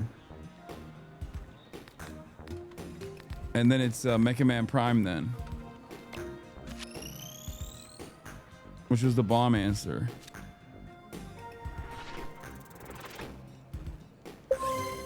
Well, a deal's a deal, dispatcher. Come and get me. I've been waiting downstairs in the lobby for at Water least Chad? 30 minutes. Is this Water Chad? Did he cook? Water Goat? I did the fucking answers. It wasn't Water Boy. Shut the fuck up. Can I go home now? If plays in the first slot, Coop now gains +3 combat. If plays in the second slot, she gains 3 mobility. If Coop is sent on a call that fails, she will reattempt it. Ooh, that's a crazy one.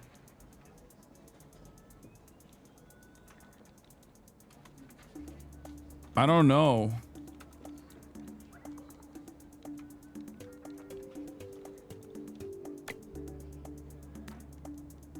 All right, one lesser solo. Gosh, she's fucking so goated. And then I have Water Bitch over here doing nothing. Doing absolutely nothing. Chad is going to give you a new intro of We Are Waterboy to the tune of We Are Charlie Kirk at this rate.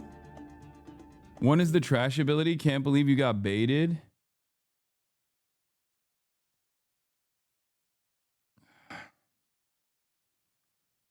He's a new hire. Train him, man. I am training him. I'm fucking training him. What do you want from me? I'm training his bitch ass.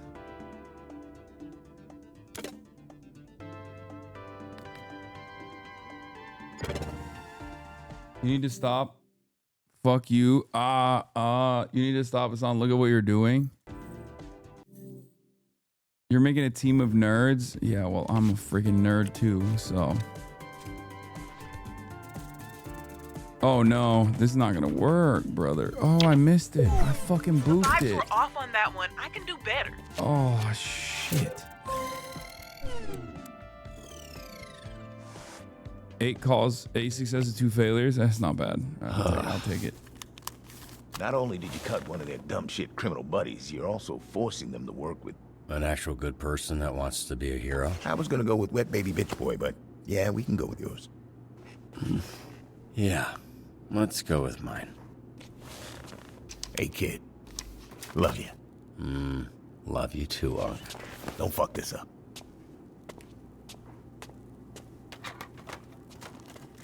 Protect Waterboy from bullying? No. If I'm gonna make his ass work, I'm gonna bully his ass the whole way until he proves to me otherwise. Until he proves to me that he's capable of taking on these tasks and he's not just a bitch.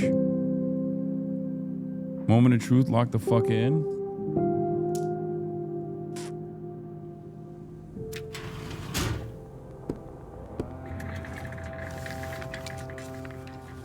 Yeah, I think depressed Superman would have been better.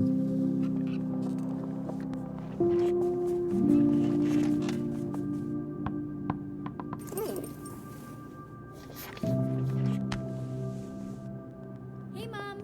Hey, honey. Damn. Oh, the go-to choice is coming? Oh no. Am I gonna have to choose between Blonde Babe and Invisigal here? Don't make me choose. Don't make me choose. Oh no. Oh no. I can't do that. Oh, that's crazy. Invisigal already flicked the bean to the boy. The Invisibean. Oh, chat's gonna hate me. I know you dumb fucks want the alt visibility in the chat.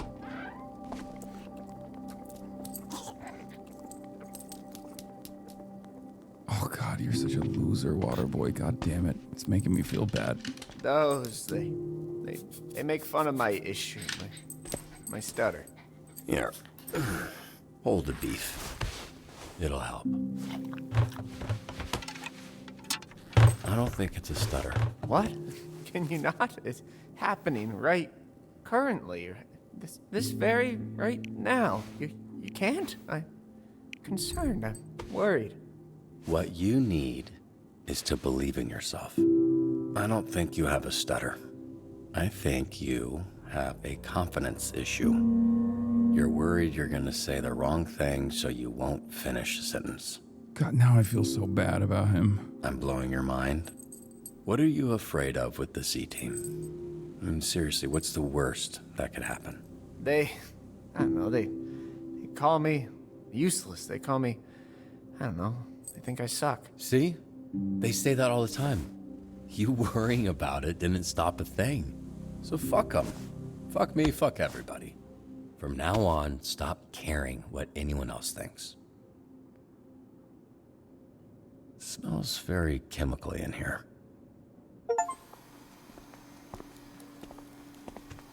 God damn it.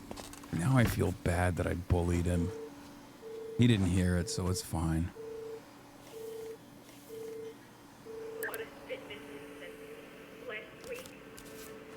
What you watching? Typecast 2. You spying on me? Technically, you're still on the clock.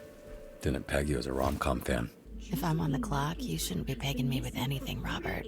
Oh! It's extremely inappropriate. Oh! Especially since I'm usually the picker, not the Peggy. Noted. Well, tell me how it is. I wanted to see that one.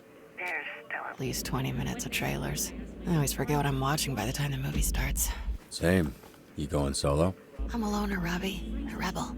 That night, feel bad asking people to pay when I'm just gonna sneak in. The only lame thing is I can't get snacks. Floating buckets of popcorn do tend to draw a lot of attention. Ah, but I miss it. I miss popcorn. Oh. Oh, she's asking. Oh. Oh, up for a late dinner? That's what Blonde Blazer just texted me. Still at the office, up for a late dinner? Oh, hell no. Oh, it's easy. Oh, dude. Chat. Dude, no. No, you guys are so fucking busted. You know I have to do it. Listen. You know I have to do it. You know I have to do it. Also, you already saw her flick her bean to me. So you already saw it. You basically saw everything you needed to see. But Blondie, we don't know about her.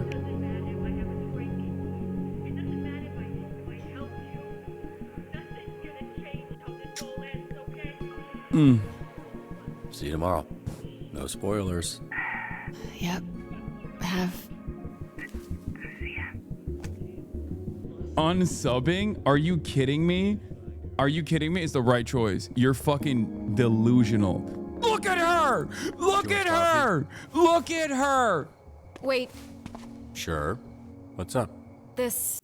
Also, she kind of gave me the ick when she was like, I'm a loner. I'm sorry. When she said, I'm a loner, I was like, okay, well, I got the ick, so you're going to stay a loner, okay? Y'all are fucking wrong. Y'all are wrong. You see a golden retriever ass woman, and I know for a fact, you see a fucking Clydesdale horse of a woman, and you get intimidated. This is why a lot of attractive women always complain about how men are too afraid to approach them and how lonely they are. Okay? That's what it is. Because motherfuckers like you are like, oh, she would never actually give me the time of day. I bet she can have any man that she wants. Meanwhile, she is primed and ready, okay? She was making a movie quote from PV's Big Adventure. She was being sarcastic. Yeah, whatever, dude. Whatever. Also, I'm Turkish, okay? Blondes are exotic.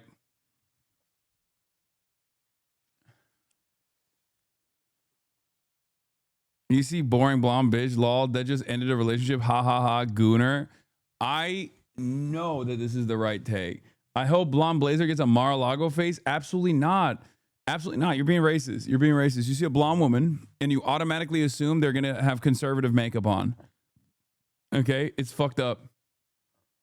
Blonde Bob, thank you for the 10 gifted subs. Inoya, thank you for the 5 gifted subs. You're forgetting Invisigal is the buy choice and you have a lot of women in here?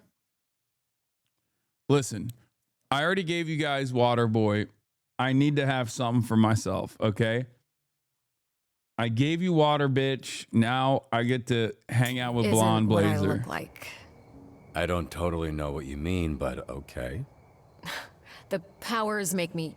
it doesn't matter. I'm just gonna show you. Are you good with that? I have absolutely no idea what's about to happen, so this is very exciting. What the fuck? Temper your expectations. Wait, what? Wait, what the fuck? Did I just get fucking catfished?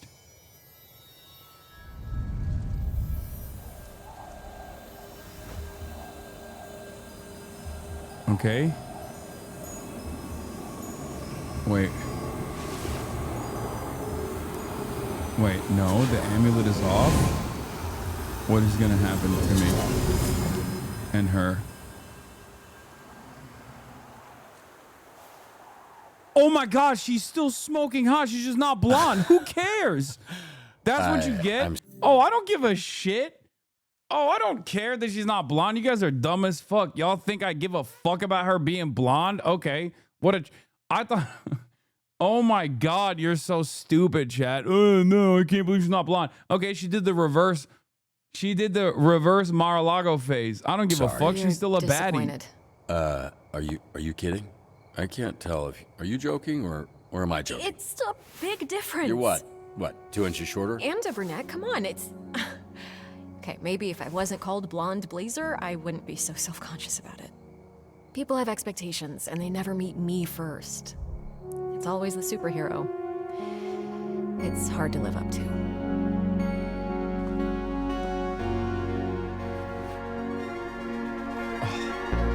Oh my God. Fucking yes! That was frame 1. I frame 1 that shit. Oh my God. Hey, get fucked to all the Invisigal lovers out there, okay? Yo! Yo! Less of a mistake than the first one. A little bit. I'll take a little bit. Hey, I'm Mandy. Robert. It's really nice to meet you, Mandy. Likewise. Would you like to have dinner with me, Robert? I would love that. Oh, I bet you Invisigal is like in the corner watching, pissed off. Whoa. You fancy. Well, it's all Michelin stars when you're on a date with me. Oh, so this is a date. If you think it is, it is. Oh my God. Did you know oh my that God. Michelin This is star so ratings cool. were created This by is the awesome. tire company? They gave high ratings to restaurants away from the cities to get people to drive more and buy new tires. Shut up, Robert. You're such a both fucking in nerd. shock and really unsure what to do with this information. God damn it, Robert. Saying. Waterboy, you don't have to do that anymore. Oh. He's allowed to go home, right? Yes, I'm not running a sweatshop. Hey, Waterboy, go home. What does he think that I could possibly be saying that would make him keep going? You sure you don't miss the blonde? Look, I actually prefer brunettes, so this is... You kissed a cop for hire for your information? I'll kiss her on the downstairs too, brother. I don't give a fuck. Okay?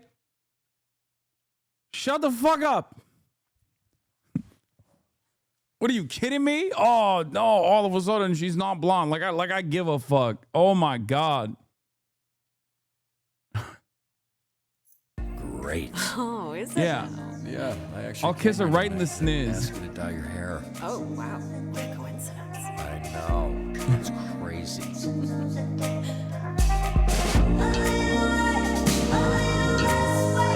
Wow, this was sick. This was sick. This was a great episode. Hey, great episode, okay?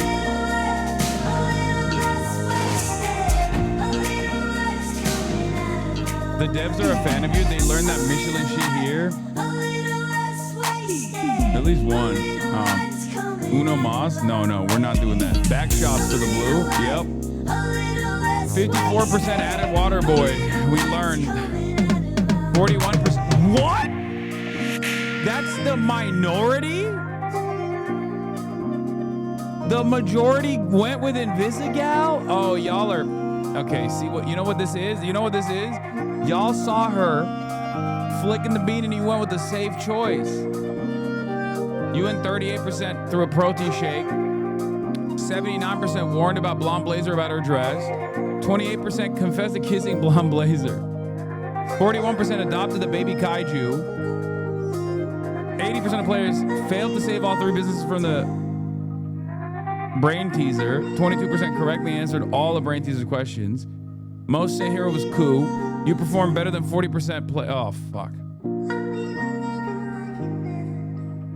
You activated a hero's power 33 times. Your most successful hero was Coop. You sent the perfect hero for a call 2 times. You barely succeeded on a call 2 times. I'm so fucking washed. Vizzy Truthers clear. Vizzy Truthers clear nothing. Okay. That'll be all for today, of course. It's 8 hours. Oh, God. I just swallowed my spit. I got a little too excited there, chat. Listen.